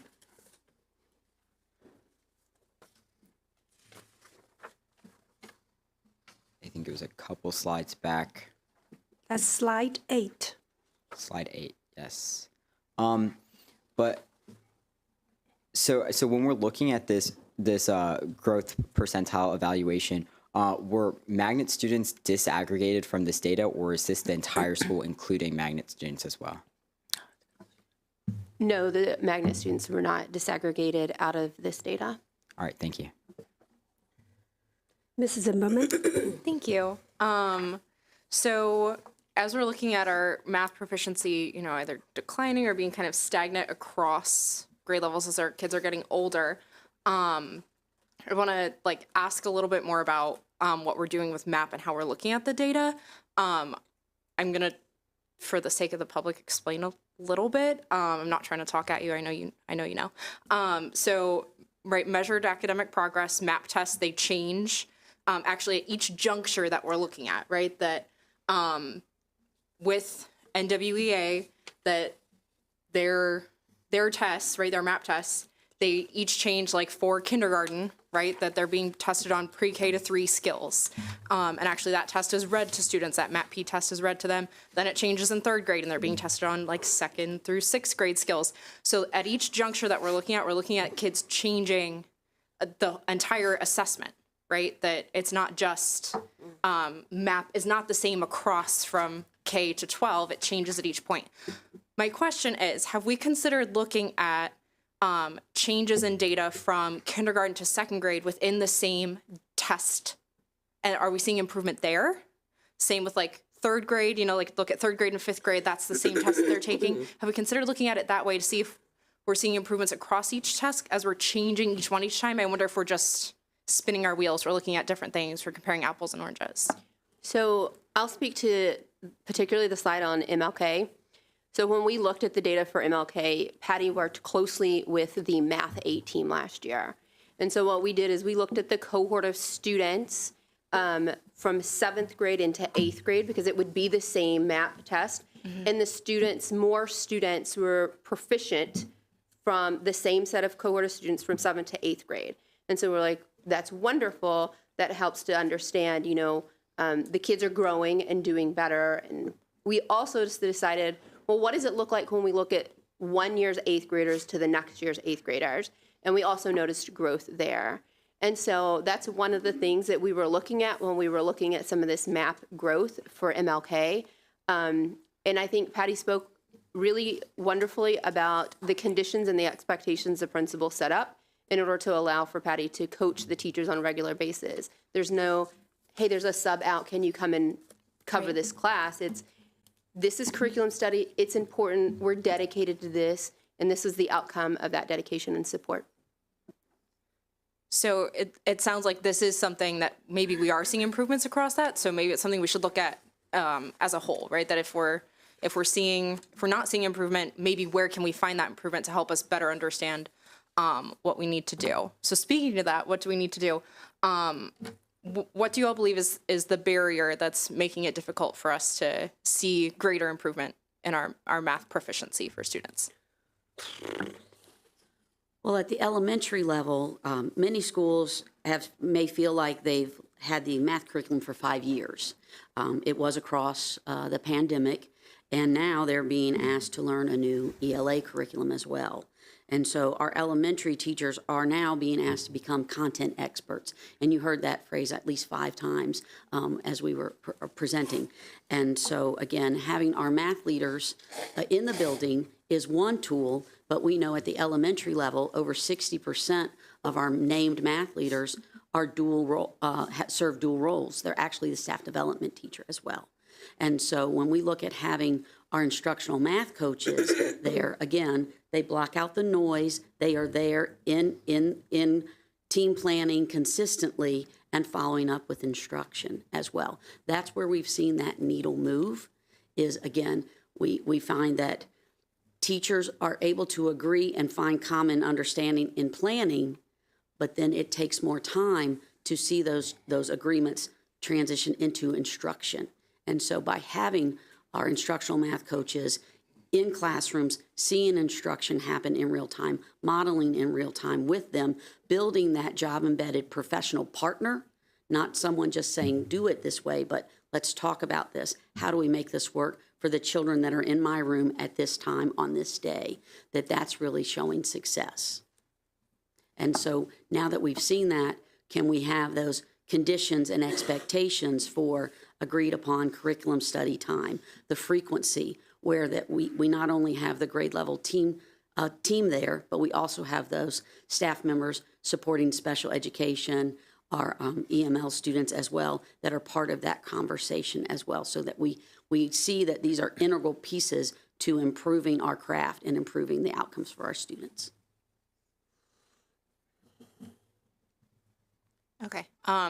So I feel like that spoke to where we're seeing success. I don't feel like I've heard like where do we think the barriers might be? Well, and because of this, because we are in our second year, after our first year with this implementation, we saw such good return on this investment that we actually planned our entire summer learning for schools around this model. And so again, shifting that, looking at curriculum study and instruction along with data monitoring, that it can't be that math leader is only at planning, that we have to see them focusing in on maybe the top 2 grade levels in that building that need that most support. And the principal is key in identifying those 2 or 3 grade levels so that that math leader or the coach, if they're assigned, can follow up with instruction as well. So again, we're seeing that this is a model that is showing improvement. And I'll just add to address the barriers, right? What the part of it about the work that they're doing, one of the biggest barriers is understanding and knowledge of the actual content. What does this standard mean? What does it assess? How is it being measured? Well, when doing this work, sometimes we find that we're not even giving students access to a full grade level content question. Or we're giving it to them, but giving so many scaffolds that we're not building them towards independence of being able to meet that math skill or standard. So at the elementary level, lots of times, because elementary teachers are generalists and we are asking them to know deep level of content, the math content is how the team is actually supporting them in looking at the data. So I would say content knowledge is sometimes a barrier. Understanding of the standards is sometimes a barrier at that level. I don't know if you want to talk a second. Yeah.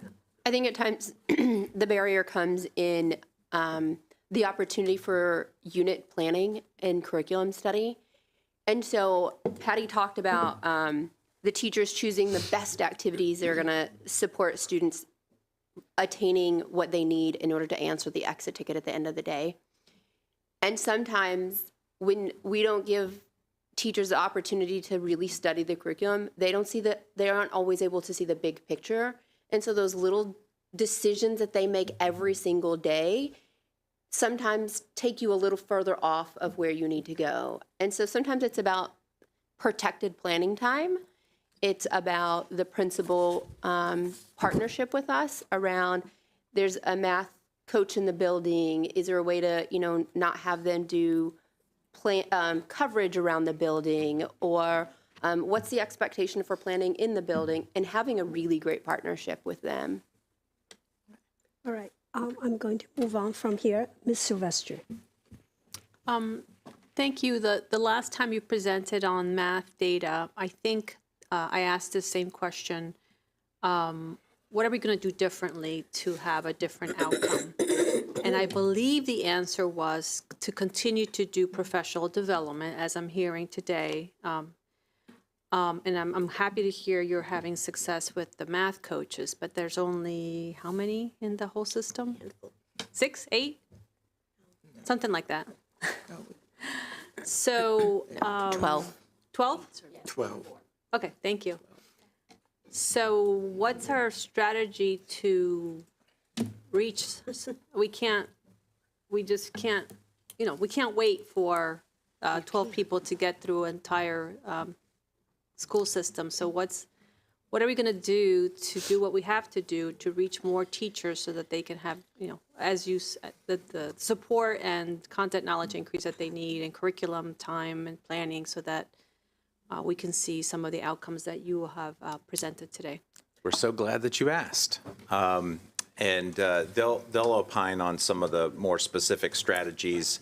And while they're kind of collecting their thoughts around that, I will say that we do have some expansion of math coaches in the budget proposal that's before the board for consideration into cross-functional teams where they'll work with literacy specialists, school leadership, as well as other domains to meet the needs of a specific cluster and to rearrange their work on a cluster basis and really hyper-focus so that they have a set of teachers that are known to them, that are their teachers, and every teacher across the district is accounted for in that model, and we'll expand to have enough to cover that. But to approach it from more of a cluster basis. But we see great efficacy in the work that the coaches are doing right now, and see an opportunity to expand that and to have a focus that is cluster-based and utilizing our cross-functional team approach in the future. But they also have other specific strategies, and they'll tell you all about it. And I'll just add another large district strategy is clear focus on what the outcome is that you're measuring and valuing, making sure we have assessment literacy, right? So that people understand the point of each of these assessments that we're giving and what they can get from them. The other piece is the alignment of professional learning. Professional learning should include content, and content needs to be a part of it. So there's an opportunity moving forward in looking at how we're delivering professional development by including content as part of that professional development at the appropriate grade levels. I'll expand on that a little more. In the month of December, we provided professional learning for all school-based leaders. So a school can invite 3 people with them to professional learning, and the professional learning was solely on secondary mathematics. Everyone engaged in an Algebra 1 lesson. They experienced a math language routine. They understood the components of a lesson and what you should be seeing when you go in there. And so what we did as a secondary math team is we were hoping to align our professional learning that was scheduled for yesterday with math leaders to say, you had professional learning with your principal. Now, here's how we're going to support you in coaching and seeing that this change happens. And so that we're not just accepting something stagnant, but from the secondary math team, we push in specialists where there aren't coaches to support the math leader in ensuring that change happens. What's your school improvement plan? What are the micro changes that you're making along the way throughout the school year to get to that end goal of your school improvement plan? And so I don't know that we've connected our work always the same way with the school improvement plan. And so that's been one of the major pushes for our team, is to say, when you go in there as a specialist or a coach, you should know their school improvement plan. What is the change that the content specialist is making? How can you support the content specialist to have coaching conversations with a teacher who maybe isn't making the change along the way through the professional learning that's being provided? Okay. Yeah, I'd love to learn more about this process. It just seems so hard, and it takes so much work across such a large system. And, putting more money into it doesn't sit well with me. it feels like I think you've said this before, right? We're still learning this curriculum because of the pandemic. Wasn't a fair shot to say that we've really had it for this long. So for a follow-up conversation, I just really want to understand why it's been so hard for the system to really benefit from this curriculum. Thank you. Yes. Ms. Rivera-Ovens. Thank you. So, going by the example, Dr. Martin, by the way, I love the math coaches. I see them in practice. I think they're great. But I do have a couple of questions on the Dr. Martin Luther King slide. So, that is from 2022 to 2023 to spring of 2023 to 2024, correct? And then the latest data that we have for the NWEA that I have here is 2024 to 2025. Mm-hmm. So if I look at Martin Luther King for the sixth graders for this year, am I wrong that there's been a significant decrease? So we looked at,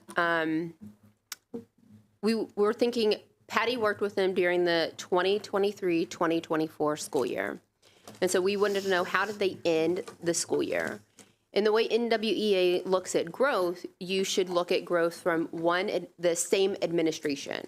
So we looked at them in the spring of one year and the spring after Patty had been working with the teachers at MLK. And what we see is that their growth percentile, not their achievement, but their growth percentile is 66%. And so I'll give you what that means is that if I scored 220, what they do is they take all the kids who scored in that same percentage or that same score and say, all right, if 100 kids took it and scored 220, let's look at 100 kids, those same 100 kids, and see how they did. And how much growth they made. And so on average, if we were to put those kids in that, line them up 1 through 100, they were at 66th percentile. And so they're growing faster than 65 other students in that same testing rank of whatever they started with. And so that's what we're looking at here, growth, because when we look at some of the achievement with the schools where there's a coach needed, there's a lot of need to get the students to proficiency. And so sometimes we look at growth to find celebrations and to see that the needle is moving for the students, even though we aren't yet seeing the needle move at proficiency. So you're saying that since they just took, the new sixth graders at MLK just took the test this fall, that the next time they take the test, we should see a significant increase compared to the numbers, or even more than what we're seeing as the final test takers with these sixth graders, just to make it clear. Okay, so then that goes to the point of the need of math coaches in elementary school. And this is maybe an if question. If these kids, we would have had that kind of support in elementary school, the kids who went into MLK, where their scores be better taking it than this fall, and we will see an increase. But then I look, these kids go into Seneca Valley, correct? Okay, so the kids in 8th grade, and one of the things that I had an issue with is, although these are the general numbers, I don't see the EML numbers and the FAR numbers, which are significant to me, because there is a significant number of kids who are EML, and there's different levels of EML. So I was mainly looking at the EML 4s, who are the kids who are about to finish EML and transition into regular classes, and the kids in farms. So if we look at 8th grade, those kids will go into Seneca Valley High School, right? So Seneca Valley, this fall, right, had 400 plus kids who took the test. And MLK had 230, so half of them came from MLK, but I'm looking at their scores for at least the Black kids and Latino kids, and only 54%, right, were able to score in the maps. And for Hispanics, it was only 48%, And then if we look at EML, it's 18%. And then IEP is even worse, it's like 13%. So I'm trying to see if the other kids who are not part of that group did not have that kind of support, which then goes into us looking into advocating for math coaches. Because if half those kids had that support, right, at MLK in 8th grade, and we saw that they were performing at a 72%, but then we look into the kids, who took the test. I'm trying to see why was such a big decrease of almost 20, in some cases 25%. So when we look at the 8th grade students at MLK who are in this 73rd percentile for growth, correct. This includes all 8th graders, whether they're in Math 8, whether they're in Algebra 1, or whether they're in Geometry. Okay. When we look at the Seneca Valley, what high schools were asked to do was only to assess this Algebra 1 students. Ah, got you. And so we're not really looking at the same group of students. And so I would say would be only looking at probably the kids who were in Math 8 in the previous year. And we know our data tends to not be the same for students in the different courses.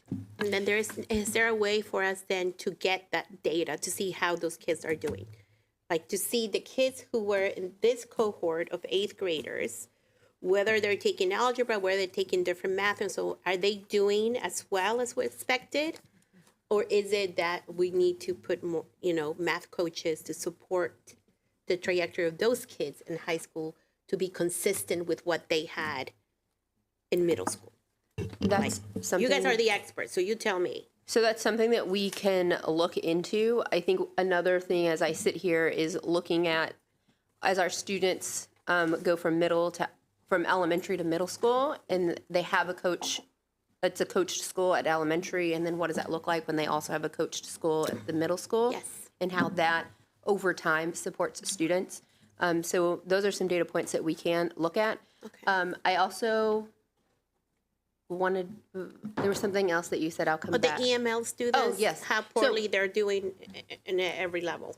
They would be included just into whatever demographic they are. We pulled this data through the NWEA website, and currently I don't know that we are sharing that level of data with NWEA, that I was able to pull other subgroups of students. It was just by race. To your point, though, you're looking at trying to follow the sequential story of our impact. And I think it's really right on point when you're looking at, we want to measure students against themselves, first of all, and then we want to know what they actually had access to, what supports they had access to. So these instructional coaches are working with the teachers so that the teachers no longer need an instructional coach, right? It doesn't need to be, their whole idea is to coach the process, to give the support, and depending on what level of support is needed, and then to move to another group. So I think we will have to track where they're assigned and how to get the information that you're asking for. But your point is interesting. We want to prove what is working for these students, and what will work for these students is our teachers all having solid understanding of the content, the time to plan together and collaborate, the time to react and respond to the data that they see in planning what's next. And I think that's really important, because how sad would it be that we're making such a great gains with having, these coaches, and then when they go to high school, we lose all that ground, right, that we're supposed to be building on. And I think I used this example very quickly when I was actually in one of the classrooms. I went to when they did the whole, they were like teaching the teachers pretty much, and there was all of these about fractions. And the way they did it made so much sense to me that I wish somebody had taught me that way when I was in 7th grade, because I would have gotten it. So it makes such a difference. But my concern is that by the time we spend all this funding and so on, right, we get it, and then when they transition into high school, and then there's nothing, right? Thank you, Ms. Rivera. Ms. Wolf. I think my question has already been answered, but I'm getting a little brain dead, so maybe not. I think it's the same as Ms. Silvestri's question. The math coaches are making progress, but we can't afford but so many math coaches. So what are we going to do? And I heard you say cross-functional teams, but I'm not even sure that I understand why that would work if there's no math coach. I can say how that would work. That would work because we're all giving the same information to the teachers and to the leaders of the building. We all understand the context under what, let's just say, sixth grade. They're studying sixth grade and working with sixth grade.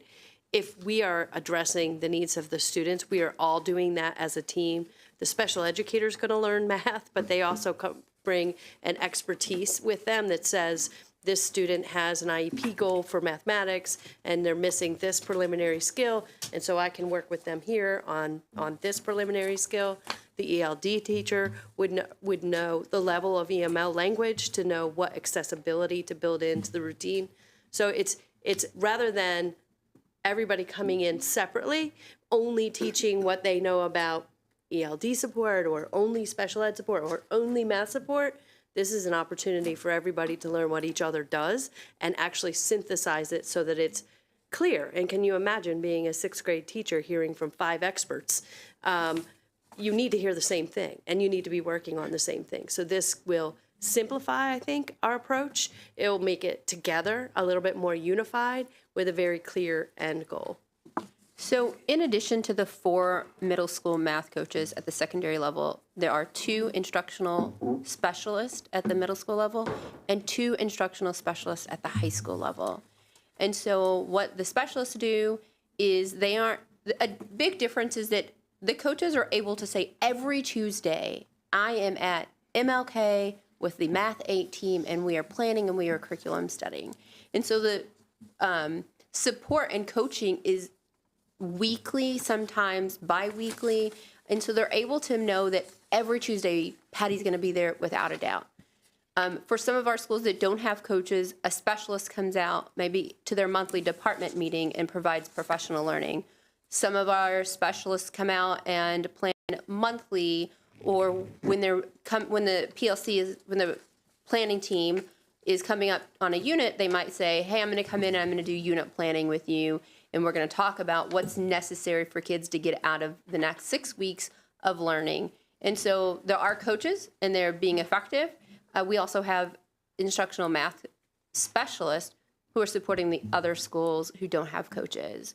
It's just that they're not able to consistently be there every Tuesday. And it's a difference in not every school needs the same level of support. And so we have to determine these are schools that need intense support. They have a coach.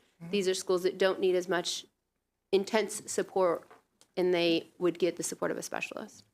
Thank you. And if I could add. I hear what you're saying. I'll have to wait for the result because I'm not exactly seeing that, because I thought the math coaches also have the ability to go into the classroom and observe and model. And I think that is a key element of it. So, but there is one request that I have. The charts by school that you gave out don't always have the N in it. I need the N. Yeah. Okay? If somebody could say, because it's missing a lot. It has the data, but it doesn't have the N. Okay. Ms. Matoya? Thank you. That was actually one of my requests as well. I think just this year's data doesn't have the N, but last year's did, so maybe it just got left off. I have 2 questions, and one is, first, thank you for all the work that you're doing, especially with such low levels of staffing. I know that this is challenging, especially with a new curricula, so I do appreciate it. While we don't see the gains that we want, I mean, at least looking at, grade 6, we do see some slight gains, so hopefully, we stay that path. My question is, given how little staff that you have, and there's only so many hours in the day, what's happening with schools where maybe on the whole, it looks like everything's okay-ish, or it's not bad, but then when you break down certain demographics, there are still demographics that, quite frankly, year after year, we see the same pattern of not quite reaching the levels of proficiency that we would like. How, if in any way, are we able to address that? And then the second question is similar to with literacy. What can we do at home? Because I can say as a parent, when I've asked, and I've heard from many, many parents, from parents who have ridiculous numbers of degrees in education to parents who don't speak English, the homework helper just isn't helpful. So what can we do at home?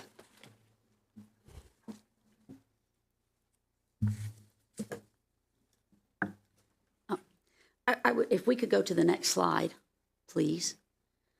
One thing I'd like to address is when we're talking about breaking down the subgroups, if we look, when we had our summer training with all elementary schools, we had our school teams that were represented choose one area that they were going to focus on. So again, that way they could see what is their need. And they also prioritize one, maybe two grade levels to focus in on. So again, to your point, thinking around where is that group of children that we need to follow? For example, we had Flower Hill was here, and they shared how they focused on their grade 4 class of students. And so looking at what are they doing in particular, if it's a curriculum study, are we having that time to make sure we have that minimum of 45 minutes to really dive into what is the know of the standard and how do our students need to show they understand that. And then having that time to look at by those different groups, how are we performing? What are the shifts we need to make in instruction so that we can be sure that our students are able to demonstrate their knowledge in multiple ways so that we are not over scaffolding as well. So we want to make sure that we're doing that.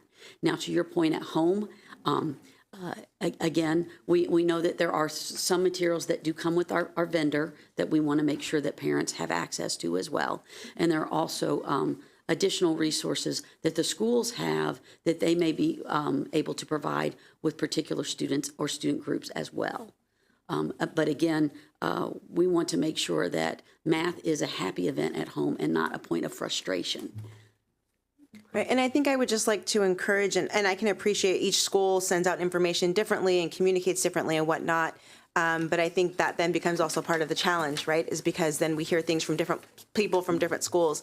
And so maybe similar to the way we have the resource hub that mentioned on literacy, is there something there where parents can know where it is independent of their school? I can just say, the curricula provided resources and helpful, they're just not that helpful, right? We didn't learn this math either, just like you guys didn't, so. Okay, thank you. At the secondary level, we also have IXL from Math 6 through Algebra 2. And so IXL probably at times maybe shows some supports that may be a little more traditional that a parent is accustomed to how they would have learned mathematics. And so I would always encourage, if there's a parent out there who is a middle school Math 6 through Algebra 2, to jump on IXL. And IXL gives videos, it gives supports to students to help them along the way. And so I'd really elevate the support that IXL can give. And around the schools, when you disaggregate their data and determine that there might be a subgroup of students that needs more support, if they don't have a coach, that's when we would send a specialist out there and think about what does the math leader in the building, what capacity building do they need? What supports do they need to have conversations with their teachers to say, we're looking at our data and here's where we notice things. And so that's part of the role of a specialist, is to help math leaders within the middle school and the high school have those conversations and elevate that data with their departments. All right, thank you. And for those that don't know, IXL is an online learning platform. It's actually outfitted for kindergarten through 12th. For core subjects, you can add on things like Spanish. I actually use it home for my kids, begrudgingly at times, but it can be helpful. Thank you. Ms. Stewart. Okay, so we really haven't talked about this kindergarten cohort too much. So what's your plan? I mean, this is a big change, and it's going to be a project, right? So anyway, I want to hear about your plans. Before the math team jumps in about their plans about what to do for this kindergarten cohort, one of the other strategies is to increase the access to high-quality pre-K programs that are in alignment to what we're doing in the kindergarten program. So it's often you don't know who's coming to you as a school system when they come to you, and It's a natural entry point for school at kindergarten. They're still very young, very adaptable, very eager to learn, many of them. And so I advocate for as much prior care as possible where there's activities that are involving numeracy, even life activities. And I think we used some examples last time, measuring, cooking, those types of things that can happen in a structured way. But for the students who have come to us in kindergarten, I'll let Carla respond. It's funny you should ask that. A gentleman who had shared out earlier in public comment was sharing how he was stressed out about trigonometry. And I said, well, if you think trigonometry is challenging, try teaching kindergarten math. And I say that in jest, but in all seriousness, as we look at when we implemented the new curriculum several years ago, kindergarten primary teachers would often say, oh, we can go faster. We can go through this much more quickly. And it was like, no, again, deeply understanding the standards. Do they understand what is the expectation when we're looking at those primary age students and the depth of understanding they need to understand? It's not simply being able to count 1 to 10. It's understanding, what does 1 mean? What does it represent? How can I look at this and understand these are 2 objects? And if I take away 1, there's 1 remaining. So there's all of these different components to this. And to go back to you, Ms. Montoya, we also have Zern, which is an online free tutorial. That I love to see that you're smiling, and that's genuine smiling, right? Well, a little bit. We can okay. chat about that later. We'll take that. But to your point, it's not enough just to provide the parents with resources. We also have our math leaders who are staffed in the schools. Again, often many of them are also staff development teachers. But as part of our math leader learning, which we have most every month throughout the year, we are providing training and professional learning to look at a standard or a group of standards as they progress, for example, from K to 2, so that they can understand this is how this learning progresses from kindergarten to grade 1 to grade 2, so that when they are supporting their teams of teachers at school, and a kindergarten team maybe says, oh, we can move through this, our kids can do this already, they have that background knowledge now to ask those questions of, well, can they show it in this way? Are they understanding this? Let's really dig into the standard. Have we gotten to that depth of the standard for the children to understand? Thank you. Now, I had one more, my second question. Okay. It's not too complicated, but from this data, like, we can't wait a whole nother year, right? So what's the priority today? I mean, we only have so many math coaches, we have these teams. Just if you could quickly let me know what's the bang for our buck right now to change some of these trends? Ensuring that every student is seeing high quality instructional materials every single day in class from pre-K through Algebra 2, and that the purchased, approved Board of Ed curriculum is what students are seeing, because there is alignment between the curriculum, our MCAP, and college and career readiness. Thank you. And supporting schools so that they can develop a master schedule that allows for teachers to have that time to go in and study this. Again, this is a science and an art. It's not simply, I love children, therefore, because I love children, I can teach this. We know that our teachers are very committed to this. For an example, we had a teacher who was at a coach-supported school that moved out of the state for other reasons, and emailed their coach this year to say, I so miss MCPS and the coach and the way we looked at curriculum study and unpack this, and I am teaching my team how to do it as well.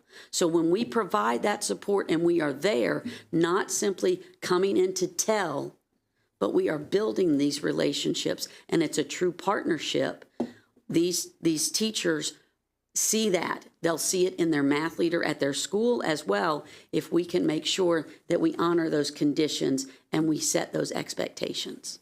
thank you. Mr. Silvana. All right, thank you. I just want to say I appreciate the work that you guys have been doing. Thank you so much. This has been a very well-informed presentation.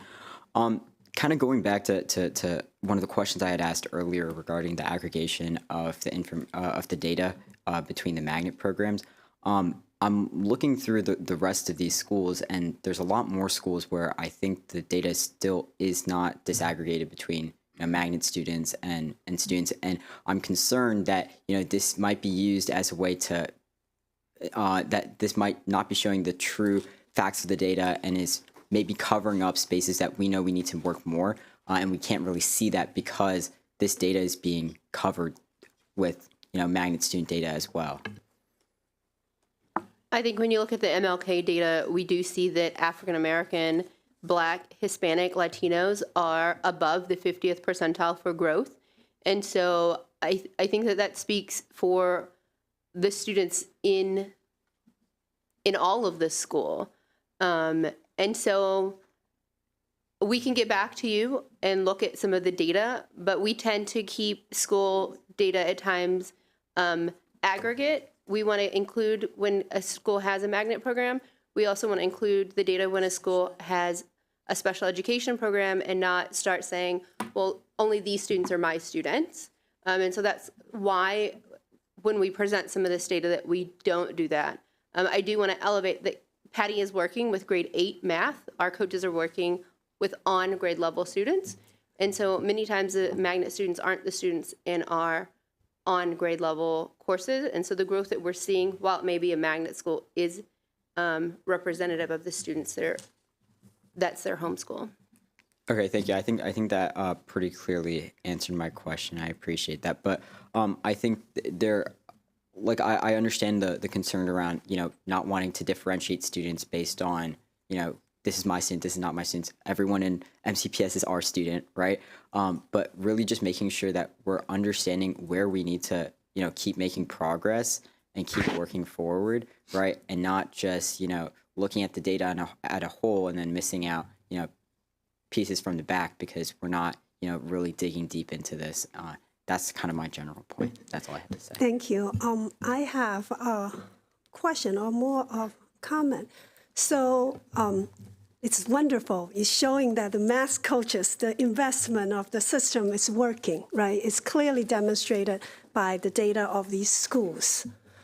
However, our system also have other investment we made. On secondary level, I believe every school have a content specialist that are released for 2 periods of the day or 1 period of the day. Okay. They get they're released 2 periods, this just the same as all teachers, and then an additional period out of the day. That is an investment too. Over this many schools. We also have investment in our staff development teachers. However, when we talk about the work, I hardly, whether in reading or in math, I hardly hear what efforts, what results from these investments we have made in the system. So sometimes I'm not convinced putting more people or giving people more free period because I haven't heard the evidence that actually work. So that's my comment. So maybe in the future, in our math or literacy conversations, I can understand a bit more of what they do. Now, a second thing is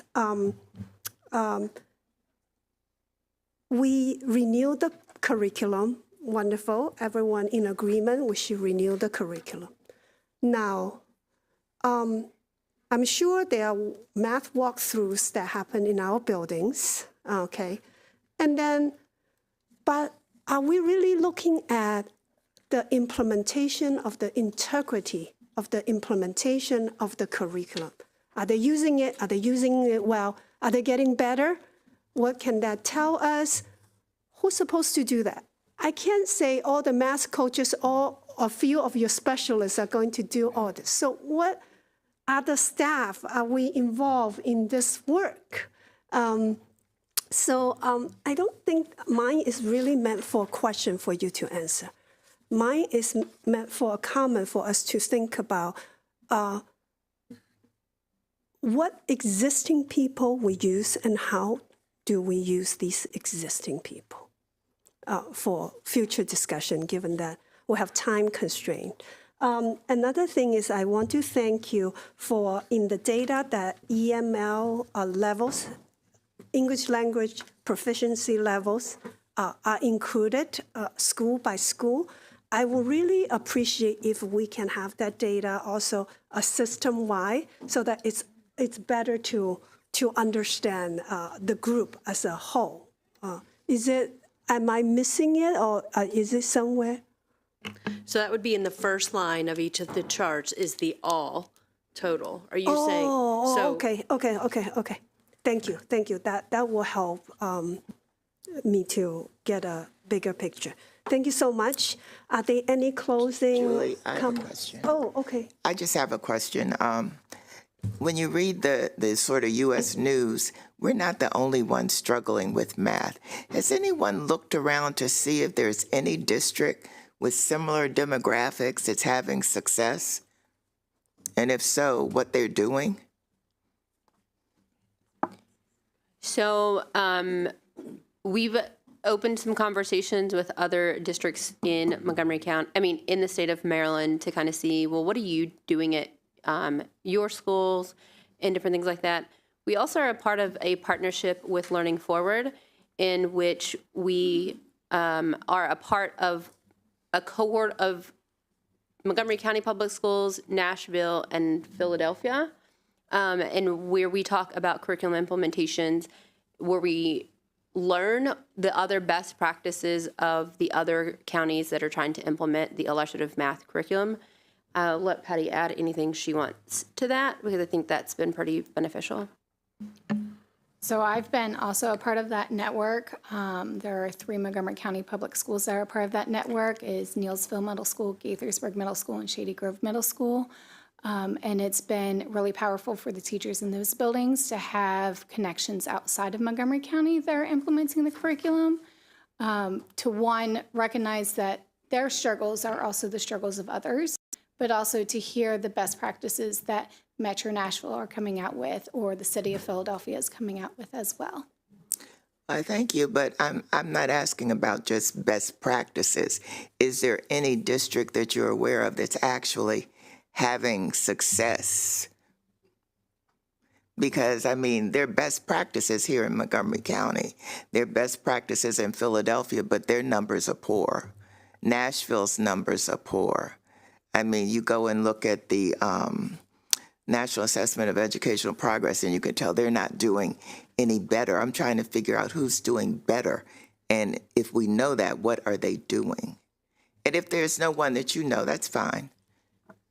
So I first started with, we have reached out to a couple of the other counties who have been successful on their MCAP data to hear a little bit more about what they're doing, about the curriculum, about how they deploy support to schools and different things like that. You're talking about the counties here in Maryland? Yeah, correct. And I would they say don't have similar demographics to us. do not. I'm looking for somebody that has the same I know that Fairfax demographics. that we do. has done quite an improvement on their math and reading, and I think Fairfax is pretty comparable. Fairfax. Yeah. Fairfax does somewhat, yes. Yeah, so we can look at their best practices. And I think we brought this issue up already like a year ago, but they definitely are.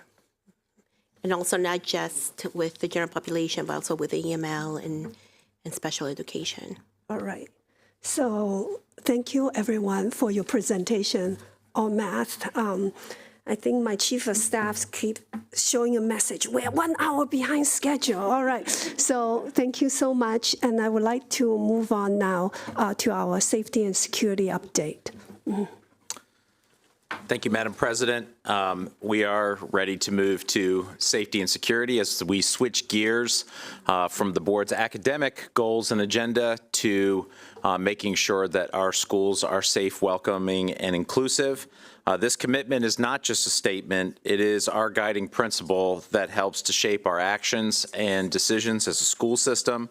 The collaborative efforts created by our team to coordinate safety plans and strategies that impact individual facilities within their communities are crucial to the success and positive outcomes of each of our schools. By dedicating our attention to such critical areas, we affirm our unwavering commitment to fostering a safe atmosphere where students can learn and thrive without compromise. I'm excited to welcome several folks to the table. I'm going to introduce not just Mr. Marcus Jones, but the Ms. Shauna K. Jornaby to lead today's presentation and tell you about details on how we are moving MCPS forward in safety. You'll also see today that this is a reflection of a couple of things. One, our multifaceted view of the safety needs in the district, and as we mentioned at the start of my time with you on as your superintendent, that we would be revisiting this topic multiple times a year, and this is the second time that we've had the chance to do that. So, Mr. Jones. Thank you, Dr. Taylor, and good evening to President Yang and members of the board. Thank you for the opportunity to engage in the dialogue today about the critical work of ensuring that our staff, students, and families are safe. Montgomery County Public Schools is committed to providing for the safety of all persons on Montgomery County Public Schools property and to creating and maintaining safe, peaceful schools and workplaces where students and staff can do their best work, achieve, and thrive. The next slide, please. It is essential to understand that safety and security is multidimensional and requires a layered approach. Effective results with less incidents showing with staff visibility across many of our schools have proven to be effective. Consistency, I would say, is a key word as we work towards decreasing variance across our schools to increase effectiveness. Administrations that are leading from the front with clear expectations and are making those a priority and producing positive outcomes. The next slide, please.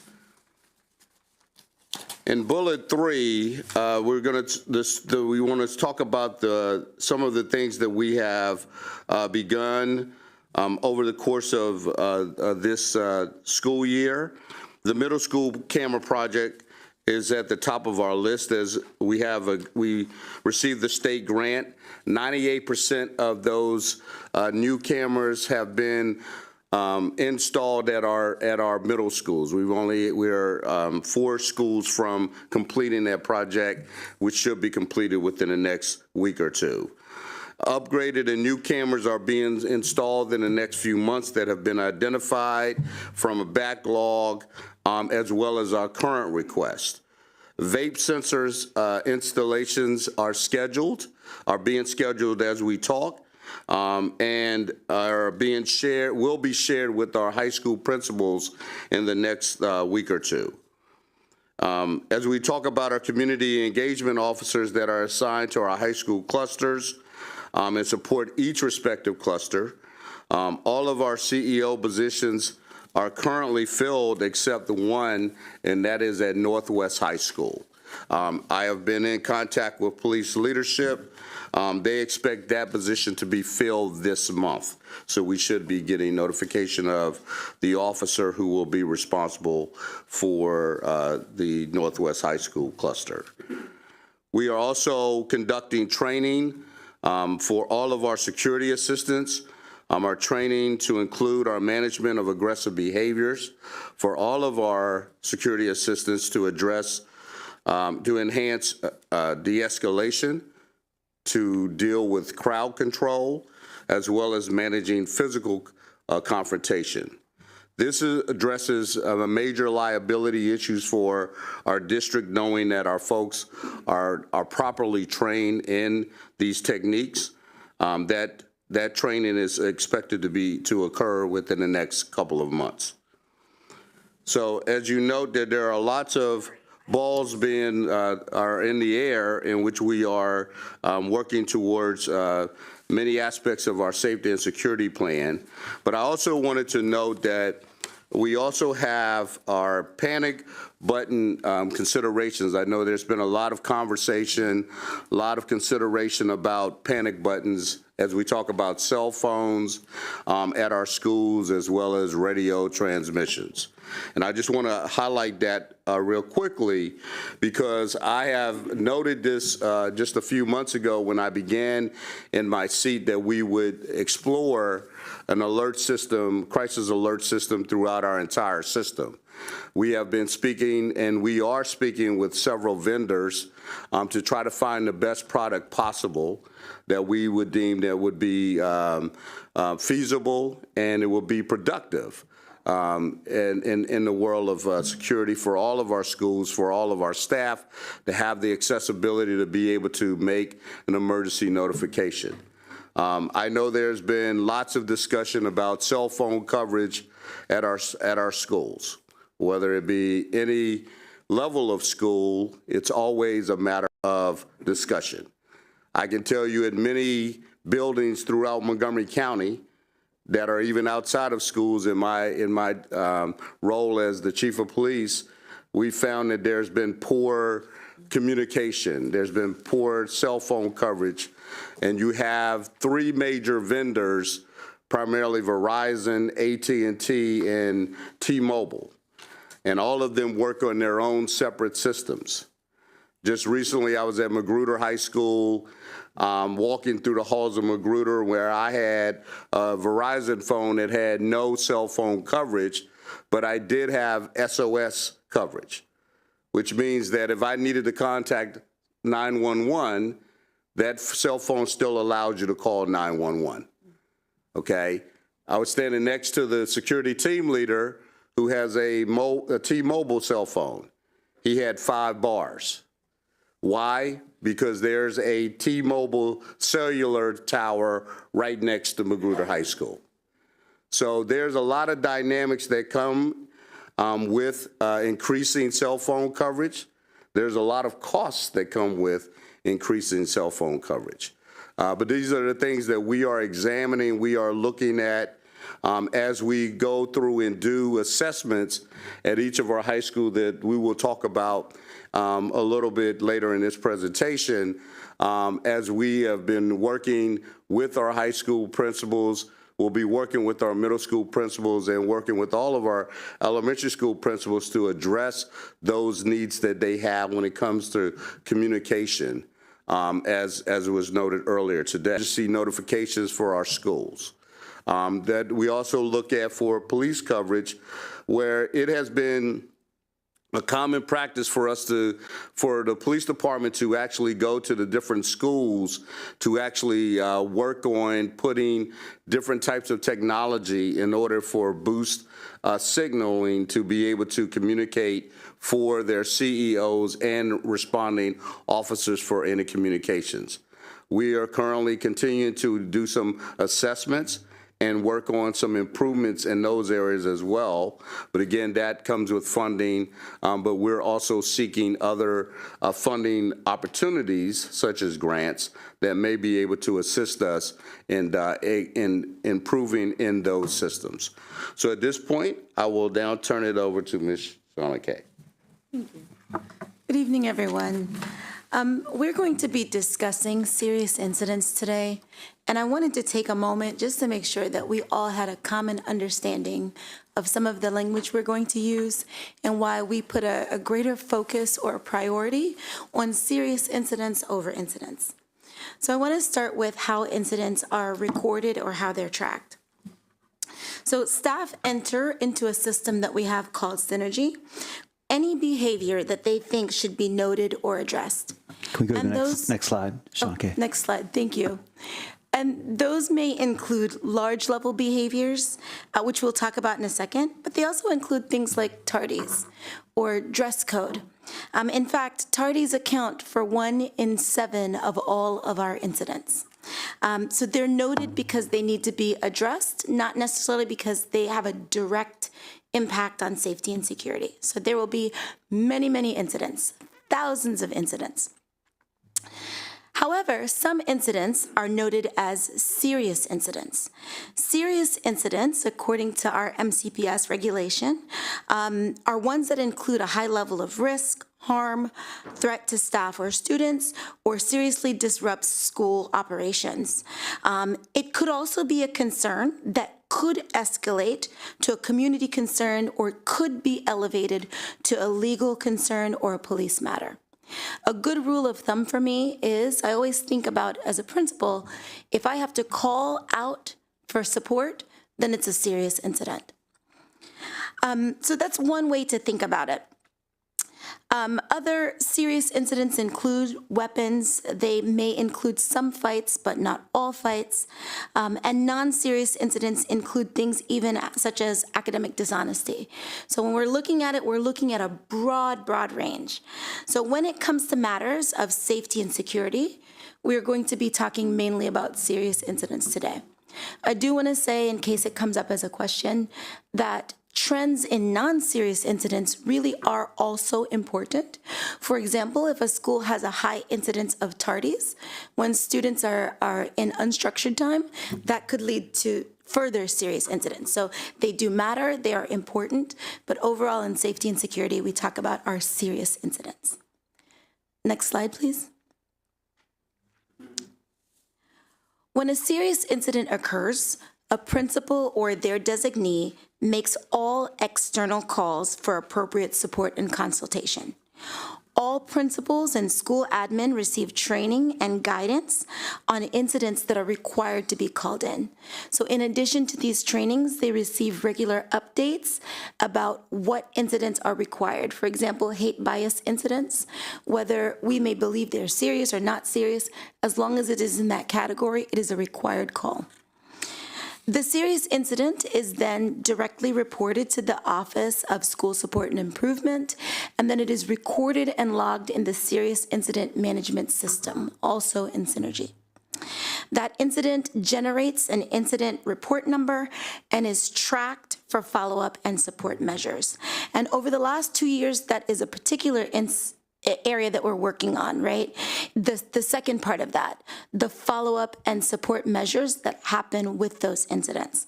As of today, I can share with you that of any open serious incidents, 78.6% of those incidents are closed out, which means that they've received the appropriate follow-up and the appropriate response. One area that we're working on is incidents that may not receive, are not done by students. So if an incident's not done by a student and doesn't require a discipline response or a parent or a follow-up response, for example, a medical emergency, sometimes those incidents are not closed back out because there's nothing attached to it. So we're working on how to go back at non-student incidents to make sure that they're closed back out. Next slide, please. So here you have a snapshot of our serious incidents for the current school year, year to date, as compared to last year's incidents year to date. And you can see they're fairly similar in terms of the amount. Where we have some of the difference is that there are less serious incidents this year. And it's not a big number, it's about 2.5%. But you can see last year we were running about 22% of our incidents as serious. And this year about 19.5% of our incidents are serious.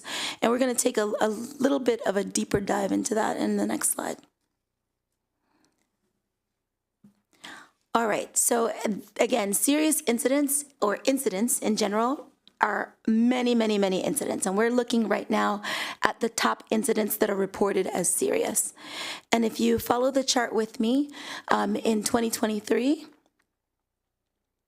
in terms of knives and other weapons, we had about 75 reports at this time this year. And this year, it's about similar, it's about 71. And you'll see that trend holds true in several of these categories. One that I'd like to note is in fighting an attack on others. So in terms of the number of serious fights, not in terms of the number of fights, but in terms of the number of serious fights, we're seeing a slight decrease in that category. And a little bit of an increase in our drugs and controlled substances.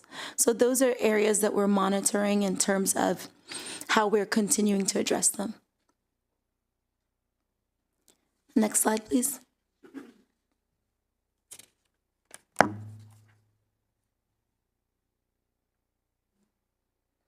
So in order to create the conditions for a safe environment, we have to consider not just what happens once an incident occurs, right? The point is we don't want incidents to occur. So the majority of what we focus on is how to create proactive measures to ensure that incidents do not occur. And one area that we really need to work on is our expectations for our students.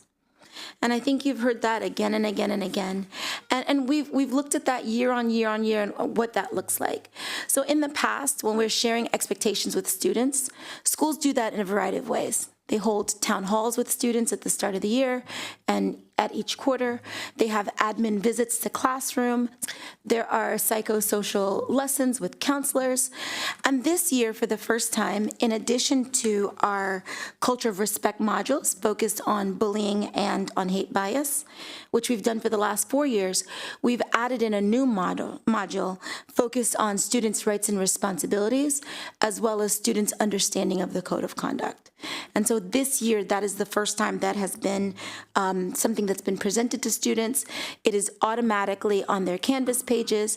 Every secondary students have access to it, and principals have received training about how to implement that module.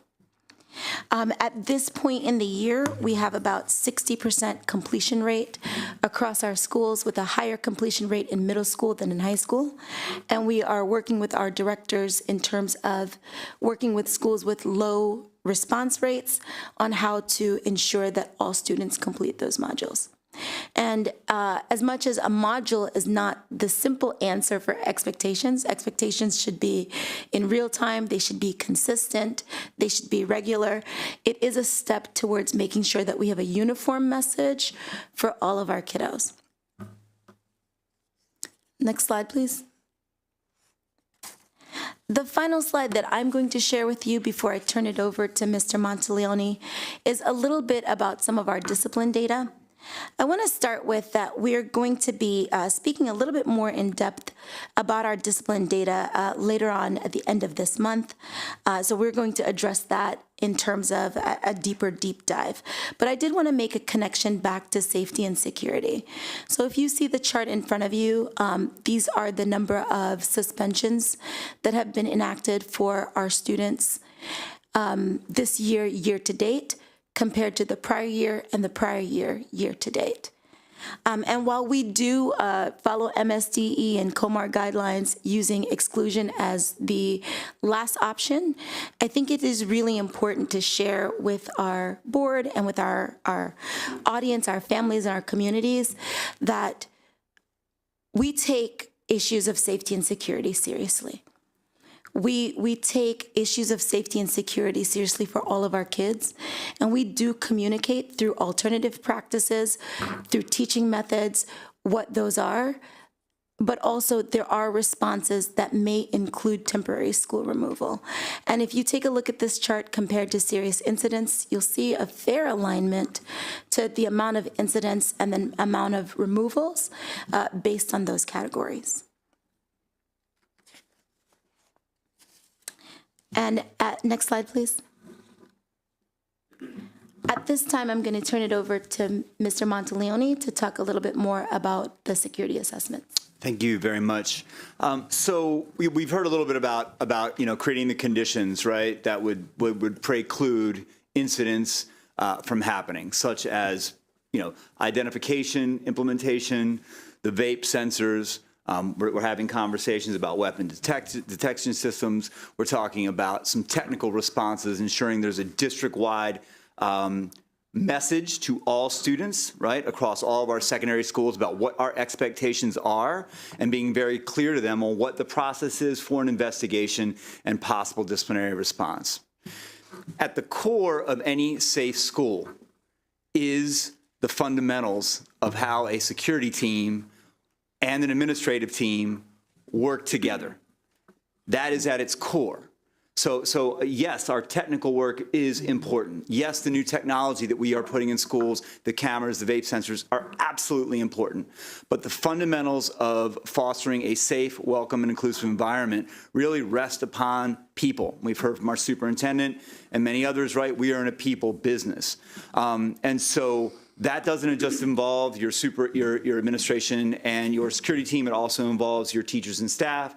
It involves your students, and it involves working and having strong relationships with your parents and your caregivers in the community, in addition to our partners in HHS and other partner organizations.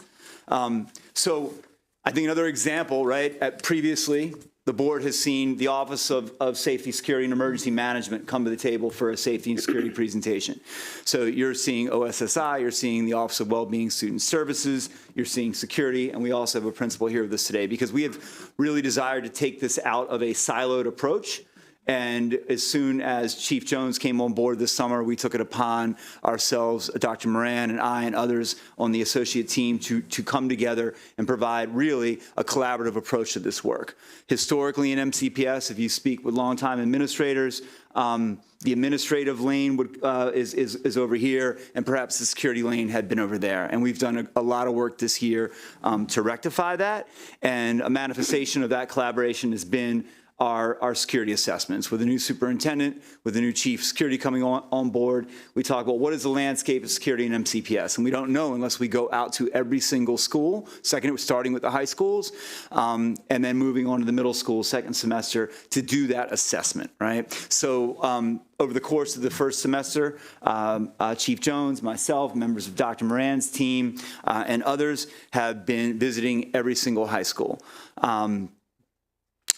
I think we have a few more to go, and I could get those numbers, maybe about 5 or 6 more to go.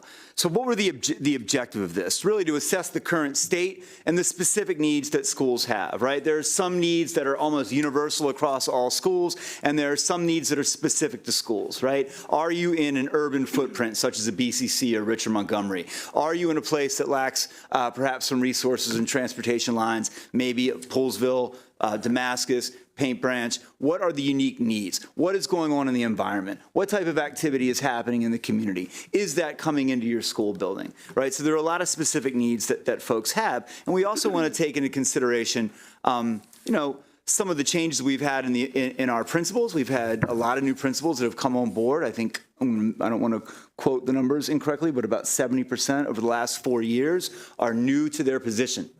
And many of them may have come into the position during the pandemic.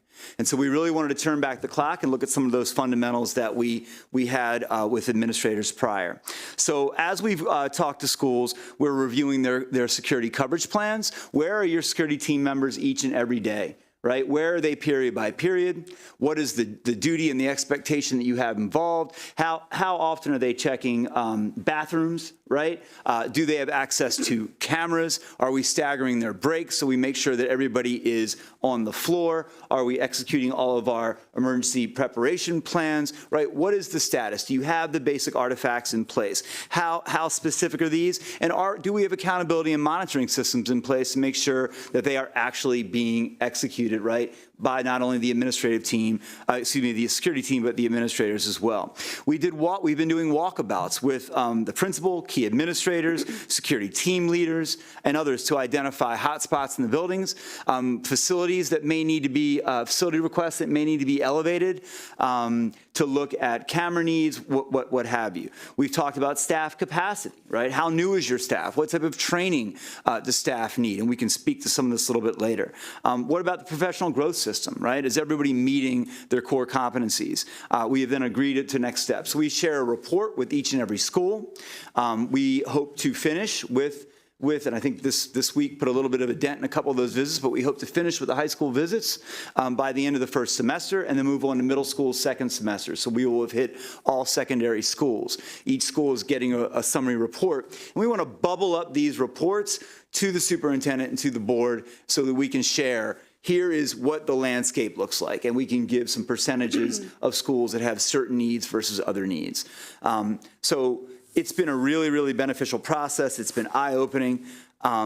We've had some trends and takeaways, right? So some of the big trends we've noticed so far is that there is some variability school to school.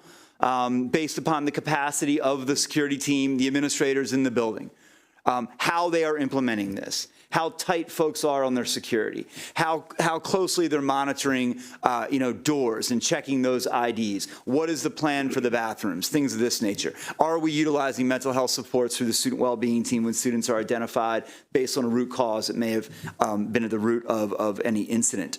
Additional cameras were identified as needed, but I know that Chief Jones's team has a list and is working on that. The ID implementation has varied a bit by schools. We heard a student testify earlier about ways to incentivize students to wear IDs. There are some schools out there right now that are doing just that. And we can dig into that today, later, but we certainly are going to be sharing with you all some recommendations on how a couple schools are implementing the ID process and how we could scale that up district-wide. There's a bit of a variance in effectiveness, excuse me, I said that about the capacity and effectiveness of certain teams, and then a district-wide approach to professional development for both administrators and security staff in the same place at the same time, hearing the same messages. We universally heard a request from security team leaders and principals about not having enough time with their security teams before school starts. They come back 2 days before school starts. One of those days is taken up with state regulations and training that must occur every single year. So in order to provide the professional development for those security team members and to invest in them, we don't want to hire them on a Friday and drop them into a 3,000 student building on a Monday. So those are some large trends and takeaways. One of the schools that we visited was Clarksburg. And I'm going to pass it to Ms. O'Neill, who has done an outstanding job in addressing safety, security, school environment, reducing suspensions, really from a holistic approach. So we thought it would be nice to hear from her. Thank you. Good evening. Thank you for allowing me to present about our ongoing initiatives that impact safety and security at Clarksburg High School. Today I'm going to share some of our key actions from this year and some positive outcomes that we're experiencing. Before I dive into the details about what we're doing, I'd like to highlight 3 guiding principles for the work that we're doing at our school. And I think first and foremost, relationships are foundational. Building and fostering positive relationships within our community is central to everything we do. Additionally, positive behavior intervention strategies. These strategies not only support an individual student in growth, but also support our overall well-being of our community. And finally, it's the alignment of our resources and efforts. We are prioritizing aligning initiatives with our desired outcomes while refining or eliminating those things that do not have a positive impact on what we're trying to achieve at our school. Can we go to the next slide? Sorry. Thank you. All right, so what have we been doing so far this year? So again, like I said, focusing on relationship building and mentorship. Our staff is actively engaging with our students in hallways and other unstructured spaces, fostering trust and open communication to prevent potential issues before they arise. We've expanded our mentorship program where every staff member is paired with a student, providing personalized support and deepening connections throughout our school community. We're focusing on restorative practices and data-driven decision-making. We added 2 restorative approach coaches this year who analyze student data and help us identify interventions and strategies that are best suited for those students. So it could be connecting with trusted adults, referring them to services, holding meetings with caregivers as examples. We're also looking at features and synergy to be proactive in communicating through some of the enhanced tools like notes and enabling staff to document concerns and share those with other folks so that we can ensure timely support. We're really focusing on proactive measures and tiered support systems. So behavioral expectations are being reinforced through advisory programs alongside regular staff training and scenario-based exercises to maintain preparedness. You heard a previous speaker talk about having security and admin together. We have regular OSET meetings, which we're each month, and we go through scenarios. We look at incidents. We use the materials that are provided from central office to run our trainings.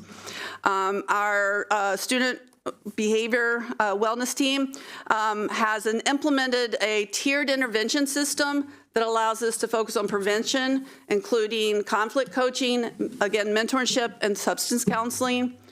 We redesigned our Alt-1 program, which we now call our Enhanced Intervention Program, and that provides flexible support to students. And I pulled data today. This year to date, we have served 71 students through our Enhanced Intervention Program versus last year, for a whole year, it was about 20 students. So we really have upped the impact of that program. We're also focusing on community partnerships and engagement. We have partnerships with organizations like the Conflict Resolution Center that provide students with coaching and mediation to address conflicts constructively. That partner is in our building every Thursday all day, and they receive referrals from us, or they see students and they'll pull them in. So that's been very instrumental in helping coach our students to have positive social interactions with others. We collaborate with Bridge to Wellness and Street Outreach Network to offer additional supports for students. We strengthened our one-pack mentorship program this year through a partnership with Mentor Maryland and DC. So giving us some advice on how to expand effectively and have more impact with our students. We've begun to expand our community outreach initiatives like Meet and Eat at the Plumgar Community Center and some personalized phone calls to caregivers to invite them to school events, which we've seen an enhanced community engagement. We've seen parents come to our building that we didn't see before because now they've connected with adults in our building and they feel comfortable. They have a trusted adult themselves. We had the opportunity in October, November to share our work during the monthly MCC-PTA cluster meeting. So that was nice to be able to highlight that work. And we continue to seek new partnerships and activities that are aligned with our students' interests to provide positive outlets and opportunities for them to develop life skills and also feel good about themselves. So real quick, what are our simple results so far this year? We have seen a reduction in suspensions. Our current suspension rate is less than 1%, and we've seen significant decreases across all demographics, including African American, Hispanic, and students with IEPs. Our staff is reporting an increased sense of safety. Last year, that mid-year survey resulted in only 46% of our staff reporting and feeling extremely or quite safe at work. At the end of marking period 1, this year that figure is 64%. So we are surveying, we continue to monitor quarterly. We conduct weekly staff check-ins to ensure that we're addressing any concerns that pop up, and we're really eager to see the results for the district survey that will be coming in the spring. And we have an a reported increased sense of student belonging. Our Minority Scholars Program students, leaders, collected data this fall that shows that 82% of our students report having a sense of belonging and a trusted adult at Clarksburg High School. So again, I'm very proud of the work that my staff, my admin team, my security team, all of us working together. I'm very proud of our work, and we remain committed to prioritizing safety, relationships, and support systems that empower our students and staff. The results reflect the collective efforts of our team, our community partners, and our shared vision for a safer and more connected school environment. And thank you for your time, for letting me share. Again, I'm very proud of the work at Clarksburg High School this year. Next slide. So I would like to basically close by noting that, I think there has been some progress made clearly with really identifying, and I really do appreciate the board's support along with Dr. Taylor on really identifying the need for safety and security and making that a priority for this system. Without your support, I can tell you that it would make it much more difficult for us to really accomplish this task. I think the sense I get from talking to not only our administrators, but many of our staff, as well as our students, that we see that there has been improvement. Are we there yet? The answer is absolutely not. We have a lot of work to do. There are lots of balls that I often say that we're juggling that are in the air. But we are committed to really coming up with solutions that are going to be effective. And one of the things that I've clearly recognized in my short tenure here at MCPS, I see a lot of great things similarly to what Principal O'Neill just noted and Mr. Montaloni just noted, as well as the numbers that have been, the data that has been placed out about decreases.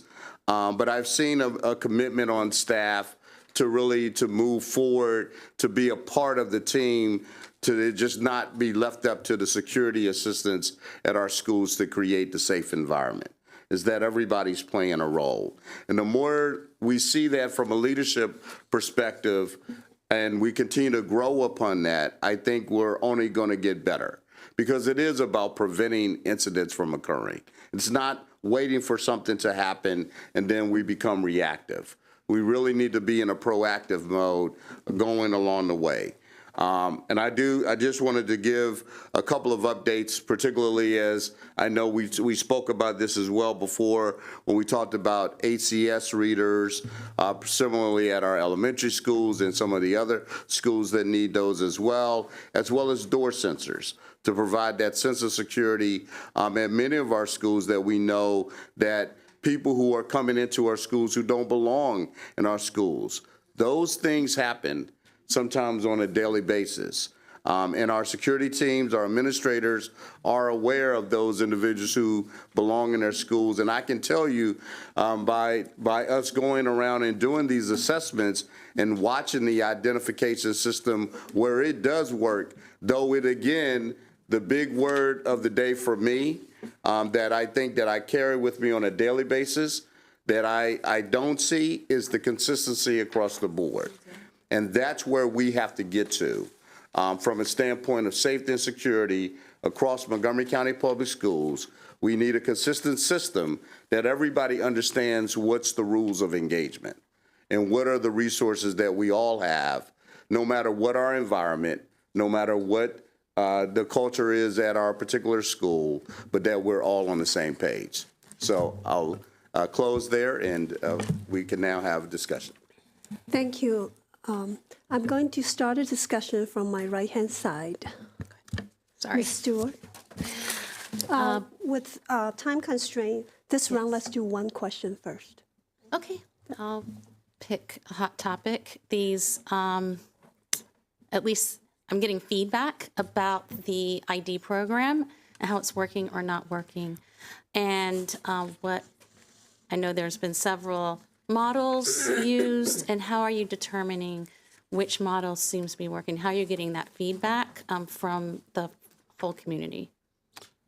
So I think one of the, I mean, there are several models, right? We've seen some schools that require students to wear the lanyard around their neck and to be able to show it immediately when they walk into school. Some schools are not necessarily checking it the same way. Some schools require you can have it around your neck, but you could also have it attached to your backpack. And again, there are some schools that we see where staff is actually checking more times than not versus when the student is not displaying it to make sure that they are displaying it. We see some schools where they come in and they don't have their IDs. There is a system that's been developed that gives them their replacement ID for the day. Or if they lost their ID, there's a system. But again, there's not consistency because each school is doing it individually across the board. So what we're trying to do is to take what we're seeing and make recommendations that we come up with a holistic approach of a possible policy procedure that would be beneficial for all schools. And based on some kind of result, right? Because it's not just to do it because we just want to see kids wear lanyards, right? No. So has there been like less outsiders coming in the school? Has it helped? So have some kind of a measurement as well as you're picking the program. Absolutely. It is, again, making sure those that belong in the school belong in the school. I mean, we also seen it where we have some staff members who don't wear their IDs, right? So again, Many schools know who belong in their schools, but then you have some schools that are so large, right? That are so large, right, that it does require, right? And it is a change of culture, right? A change for individuals to wear an identification card to show it when requested. And it's not just for the fact that we're just saying we want you to have it just to wear it.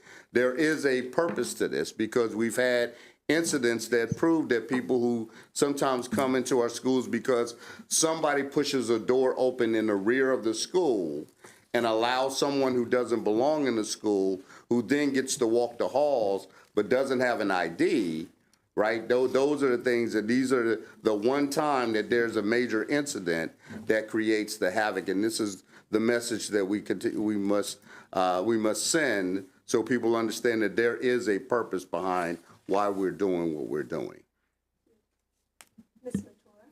Thank you all for being here, all of the work that you do, especially Principal O'Neill. I know you've had a full day of school and you're still here, so I just really appreciate that and the efforts that you're putting in at your own school.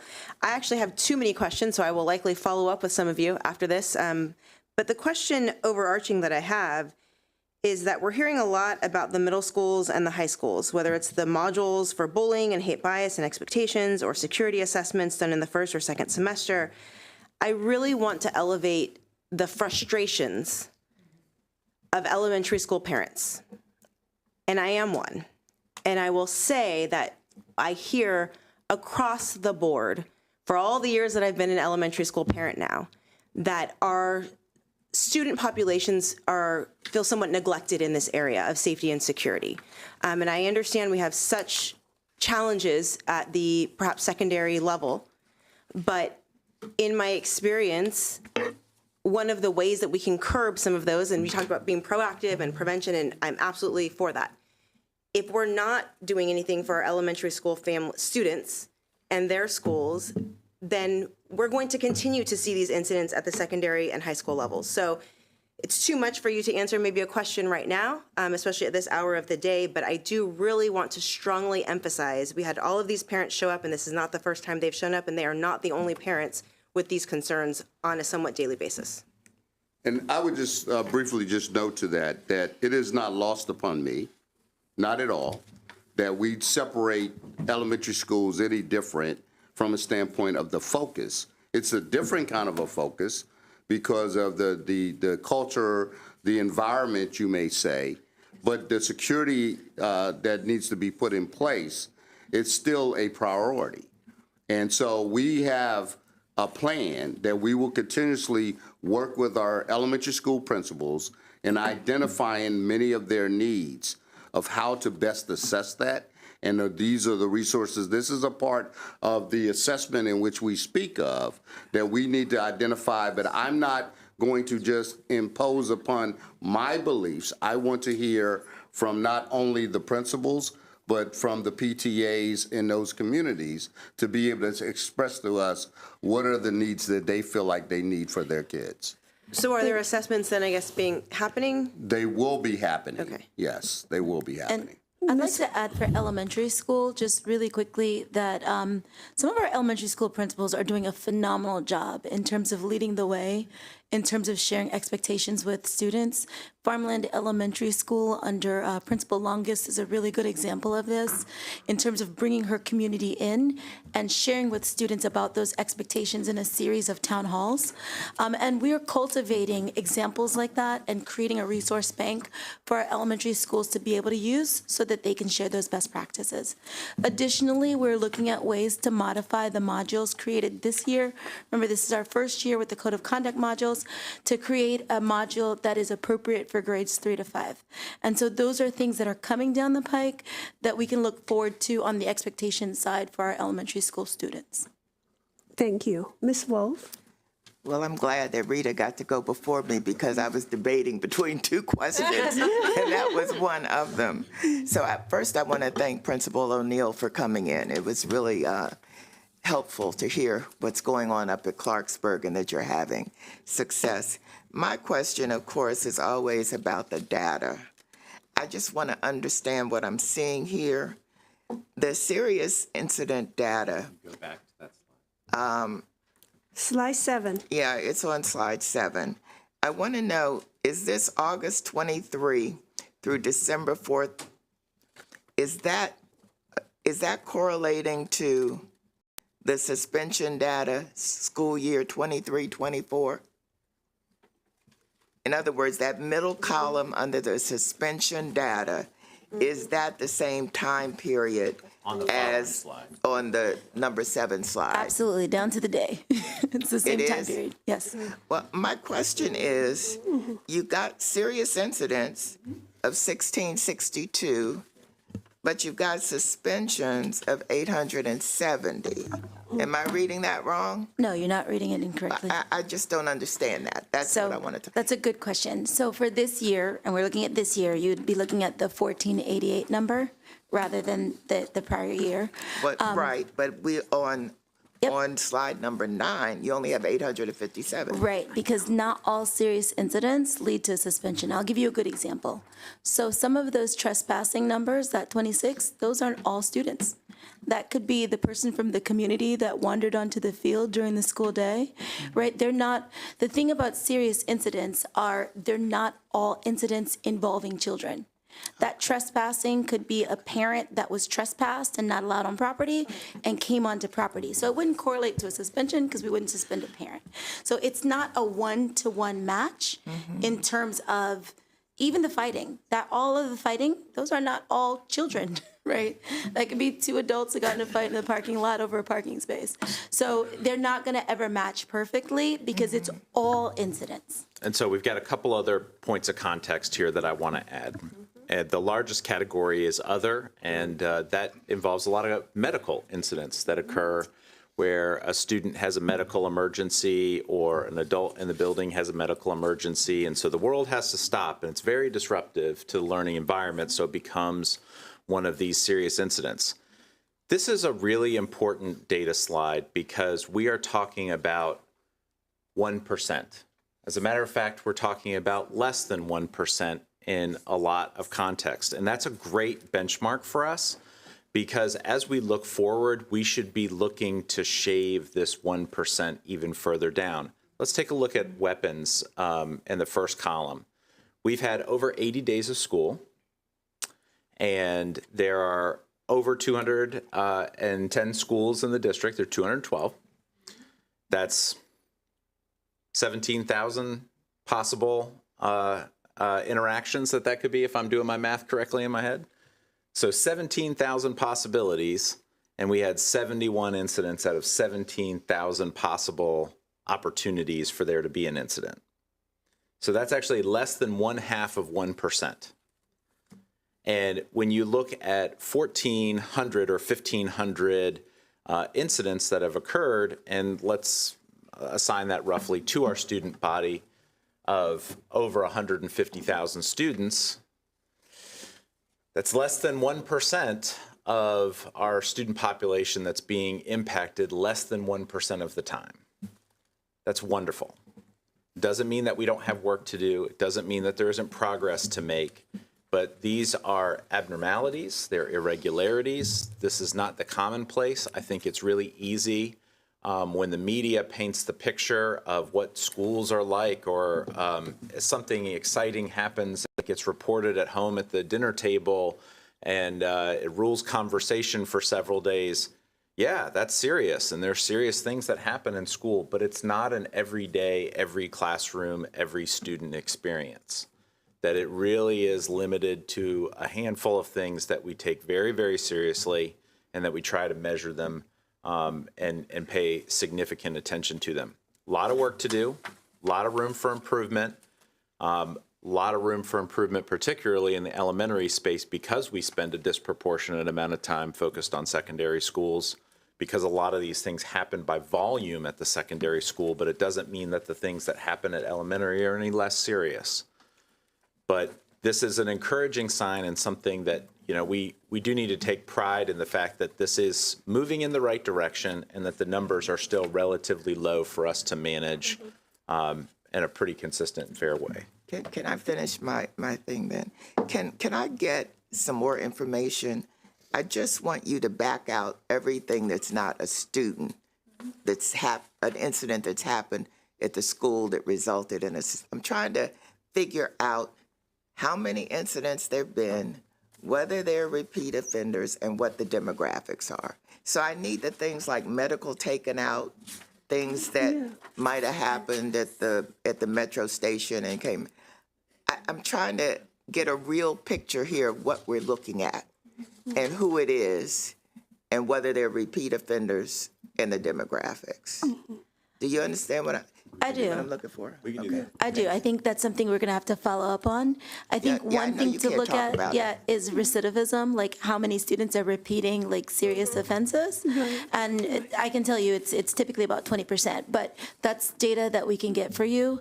And I think we can talk a little bit more about that when we talk about our suspensions and exclusions. I think that'll be a good one to Well, you kind know of that hone in on. discipline has been one of my main issues, discipline of Black students. So I want that data broken down, and I want to know. I want to try to figure out what we're actually looking at. Thank you. All right, Ms. Rivera-Ovens. So we're going to talk about suspensions and other later, or? I believe we have a strategic planning meeting coming up, but Okay, we then can I'll address save- it if you have a question. Then I'll save those questions for that question for then. Then I'll do this one. So when I'm looking at this, I really would like to have a better picture of where the incidents are happening, whether it's high school, middle school, or elementary school. Just because there's a lot of assumptions being made of where things are happening, or things are happening more than other places. So for me, that is really important. And the other category, I'll tell you why it bothers me not to have a breakdown of that. Because we had asked in the past that when we have, for example, when we use Narcan, or there's a suspicious, or we think it's an overdose, that be put in as a category, right? Because we want to make sure that we have a grasp on whether we are making progress, or we are giving the right tools or the right support. So to have 1,184 under other serious incidents, it doesn't sit well with me. And I think Marcus knows why. Because then it's really hard for us to, and you can say to me, well, there were 1,184 people, calls to an emergency. Well, was it because it was drug related? Was it because we didn't have a nurse in the school? I mean, are they other, right? So if we're gonna do serious incident data, I wanna see it break down. And on the other slide, you go into the sexual harassment, and all that is not included in here. And I think that is something that needs, because we hear from the public, from parents and so on, because we said serious abuse based on sexual harassment, racial, regional, ethnic background. Because we are one of the most diverse school systems in the country, I think that data needs to be shared, and we need to know. And again, if we could break it down and can you tell me what serious fight, what's the definitions of a serious fight versus a definition of a non-serious fight? What are the components for that? Yes, couple of things. So I wanted I was trying to keep track of some of the questions that you asked. So the first, where they're happening, right? Most incidents are happening at the high school level. So 530 incidents, 481 for elementary school, and 423 for middle. So they're similar, but for the most part, most are happening at high school.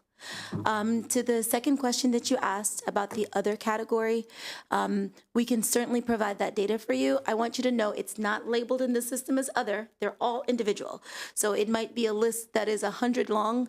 We can't share that on one slide, so we just choose to share the highest number. But I want you to know that they exist. They're just not as common as the ones that you see on the screen. And then to the third question about what makes a fight serious or not. This one's a little tricky, only because there are two things to think about.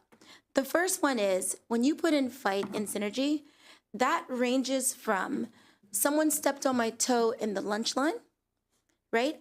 I was pushing and shoving over a toy at indoor recess. That is a thing this time of year. All the way till there is a mass group fight in the cafeteria.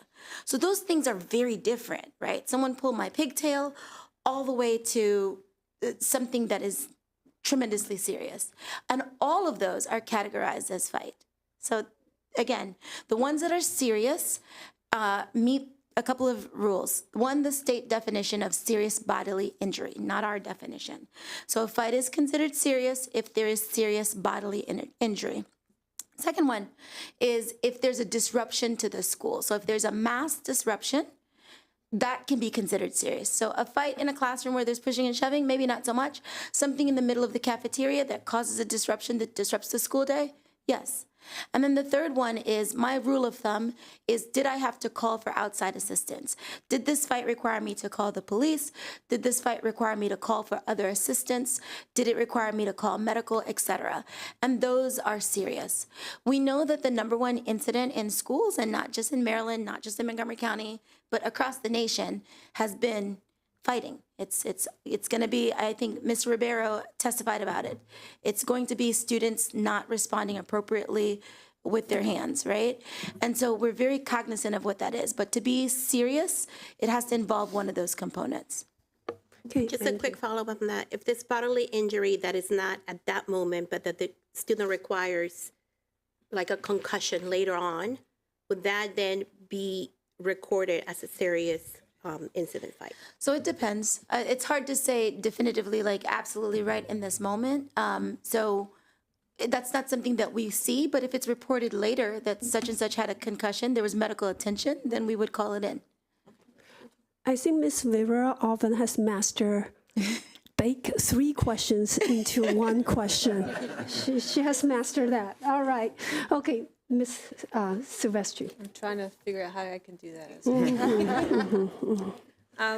So you will cover the state report that was attached to our presentation about disproportionality with Black students at the strategic planning Yes, meeting? that's So I wanted to ask about that's that. another topic altogether, and a very important one. Yes. That I think is important to the conversation, especially when we talk about the responses, root causes, Yeah, therapeutic so I just want to make services. sure that's going to be covered in strategic plan, so I don't have to ask. Yes, I my believe so. I question mean, here. Ms. Wolf is the chair, so she has the final say on the agenda, but I know that discipline is very important to her. Yeah, it was a huge report, just to kind of not talk about it today.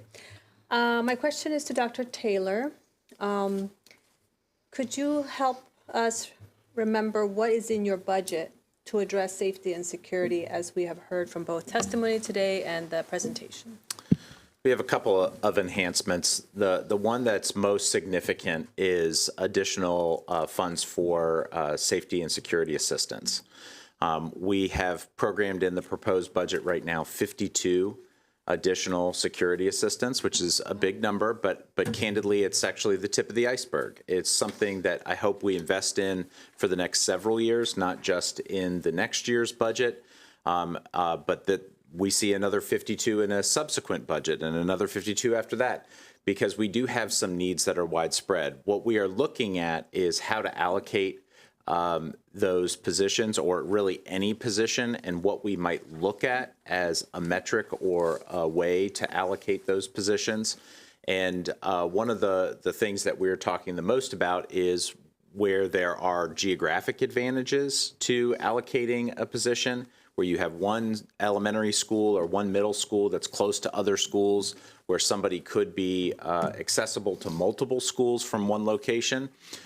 We are also looking at critical incidents and things that happen with severity and the frequency in which those things are happening.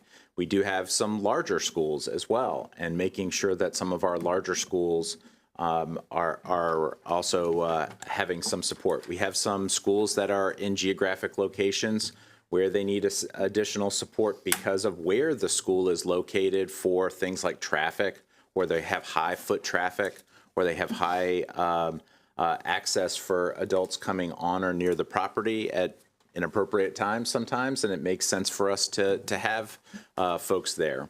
But we do know that there is a need, and that's probably the most significant. I have said this before, and this is not new to this team, is that by us changing our expectations, And by us following up on our expectations, these are things that will also have a really significant impact on school safety and the safety environment. The evaluations that have been done to date and the evaluations that are planned, they are making corrections in real time to things that they see that are not improving safety or that could be improving safety. And already we've seen some of those noticeable changes, which really does make a difference. Last little bit that I'll get into.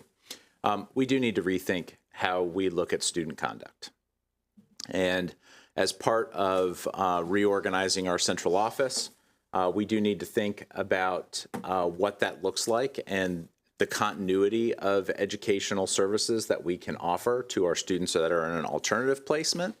And how we can serve our students better just in general, and how we can help our administrators become better stewards of student conduct through a more consistent approach. Mr. Jones has mentioned this a number of times, and it's kind of the thing that he and I observe when we are at a school facility is the consistency from one building to the next. And to the extent that we can kind of limit that variation on the things that are safety concerns, and we can really celebrate that variation when a school is doing something extraordinary from an academic standpoint, that's really where our focus needs to be. Thank you. Thank you. Mrs. Zimmerman? Thank you all for all of your hard work and for being here. I know we're running a little behind, so I appreciate you staying to be here with us. So, Mr. Ornby, you mentioned looking at, our pipeline. We're looking at other modules and things, other ways that we can engage. So I'm wondering, what are some of our student-friendly ways that we plan to communicate our code of conduct and expectations from MCPS that aren't just on a case-by-case basis or individually? Music videos. I'm ready. I'm ready to perform. I'm open to the music videos.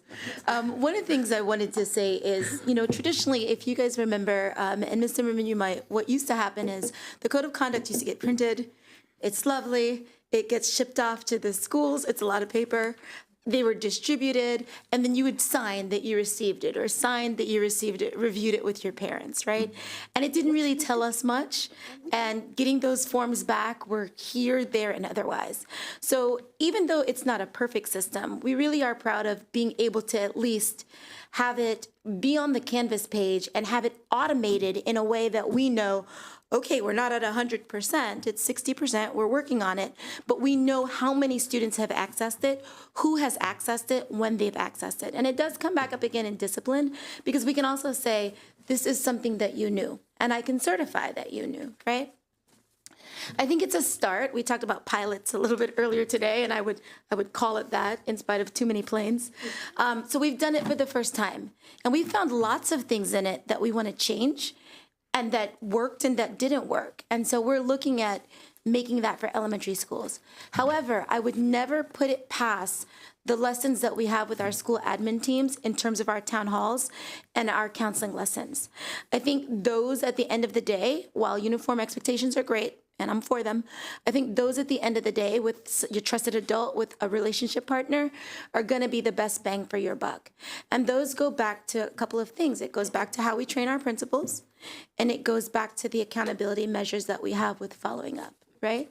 Is there a way that we know that those have happened? We can't just guess because we saw it at this school or that school. There's gotta be a way to ensure that not only do we train for those things to happen, but that we follow up if they don't. And so I think that it's more adaptive than it is technical.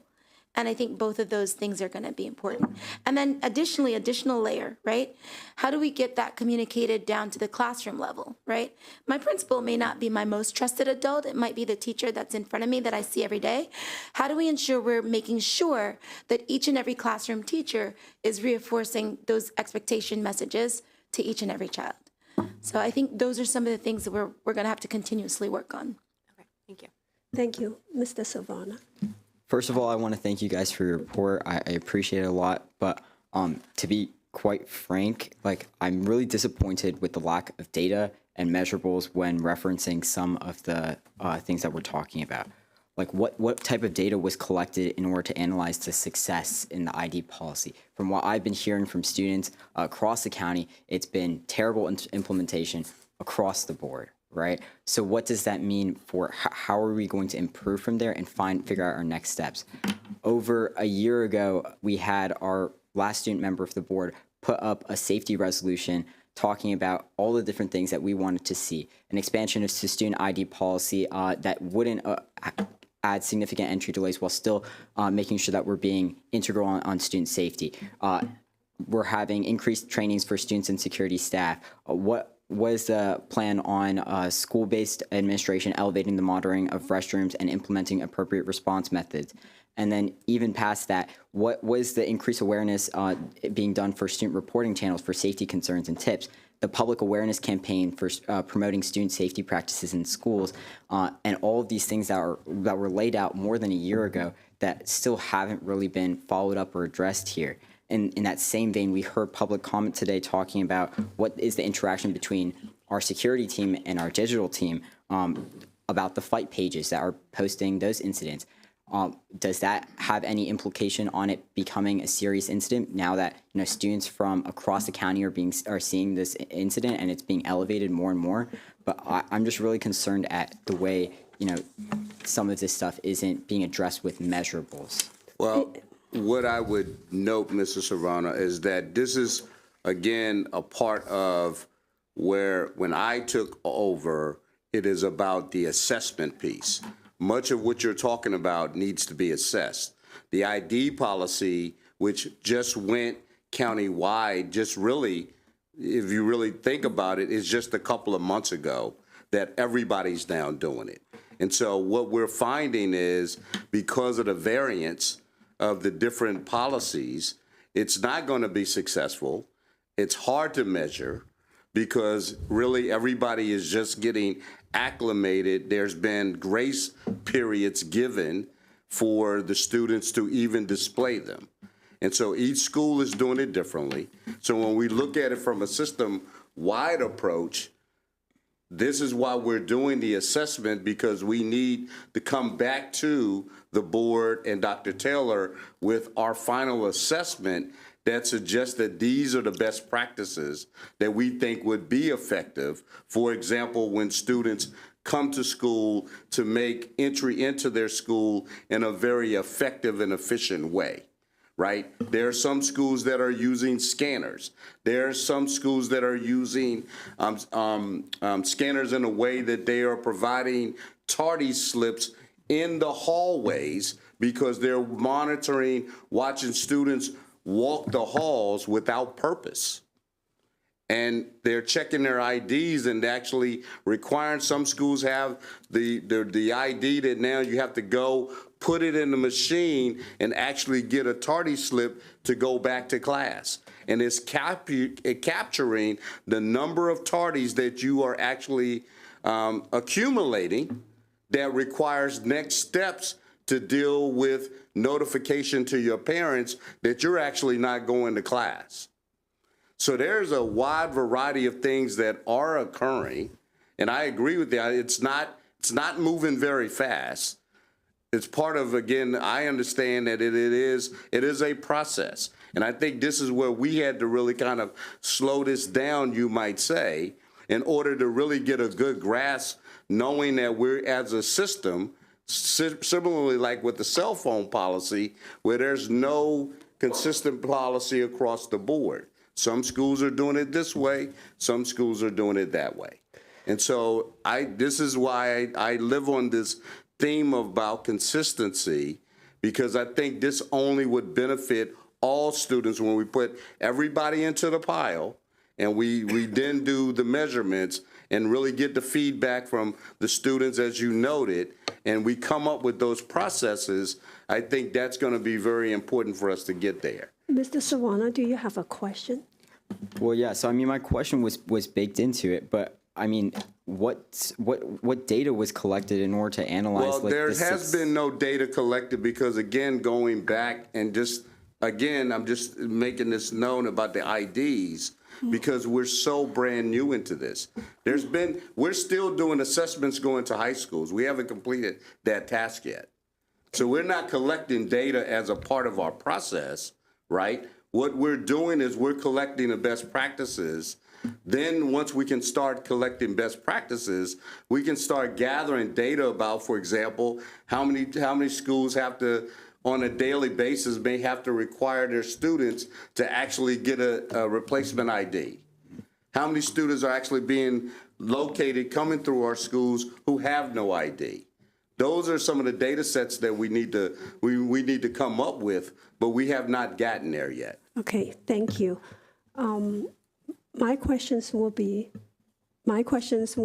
first of all, when I look at the report, I notice, first of all, it's wonderful we're doing this. We're not waiting till the end of the year to look at our serious incident data, that we are doing it along the way, then we can align our practices, provide support where it's needed, right? These data are captured, so we can handle that. So I think we have made really good improvement in terms of monitoring, and hopefully that translates to our support and practices on the ground. When I look at the serious incident data, I look at it from a different lens. I believe that the most important aspect is how we respond to and support the victims of serious incidents, right? So I often find that there is a gaping hole in our discussion. We talk, I think it's important to talk about disciplinary action, but actually a lot of me is going to how are we supporting the victims? Who are the impacted population? Who are the students we should support? How do we better support them after a serious incident, right? Because they were impacted. So in the future, I'm hoping that's some work we can do. I am very happy to see there's a 27% drop in the fighting and attack on others category.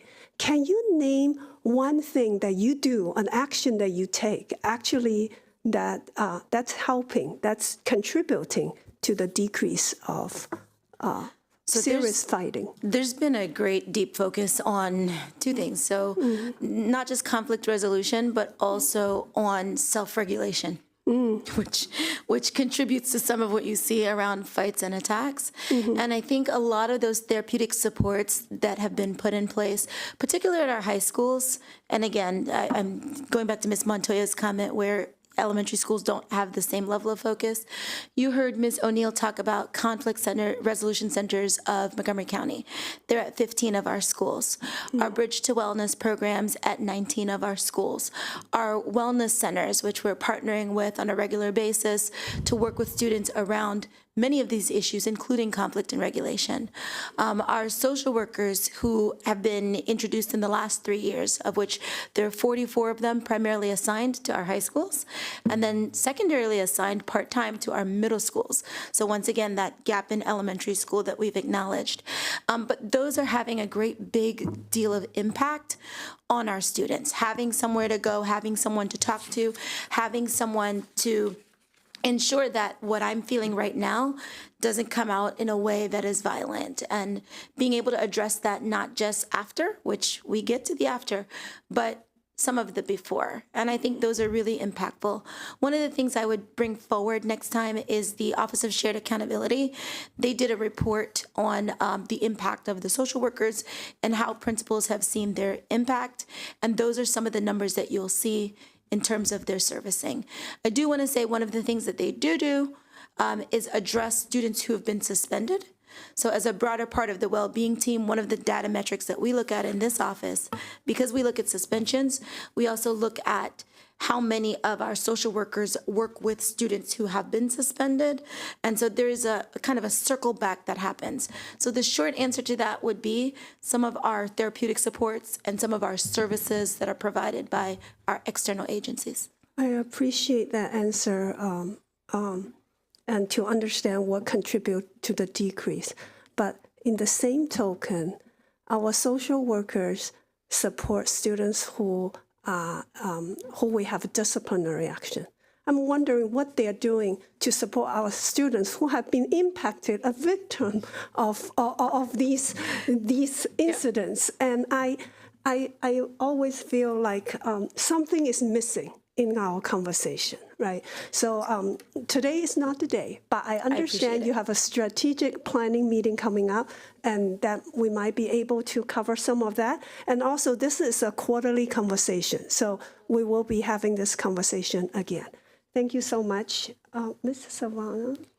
Yeah, I think the last thing that I wanted to say is really like the next time we come back to this, what I'm really looking for is what are the specific things that we're getting out of, number one, not just the programs that we put in place, like, you know, how we're expanding the vape detectors and the ID policy, but what have we learned from the pilots, the vape detector pilot? What did we learn from it? Because that is supposed to be our chance to, you know, gather the data. And I understand, you know, there's been like differences in terms of how we've been gathering that data.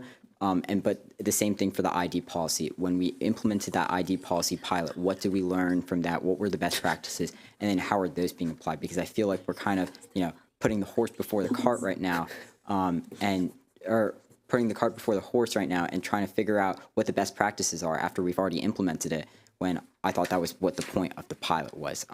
And so that's kind of just been my general thing. And then, again, that kind of going back to the idea of interaction between security and our digital team, I don't think this was touched on basically at all in this presentation. I understand there's not time for it today, but in the future, that's something I would want to see. I would only note that we work with our partners with MCPD, who has an excellent digital informational team when we have threats or we have fights that occur within the county to help us identify individuals that are involved in this. So though we don't have that particular resource in-house, we do have access to that resource. Thank you, everyone, for this discussion, very vigorous discussion. I think we can go on 2 more hours if we can. All right, item 11 is for information only, and everything can be accessed in board docs. Item 12 is Board of Education items. Can I have a motion to move item 12.1 through 12.4 in blocks? So moved. I would like to second the motion. All in favor? Raise your hand. That's unanimous. 12.5, new business. Any board member have new business to put forward? Okay, not at this time. So number 13 is for informational summary only. Any questions? No, okay. So number 14, it's adjournment. May I have a motion? I'll happily move that forward. And I will happily motion for a second. Okay, all in favor? Meeting is adjourned. Thank you, everyone.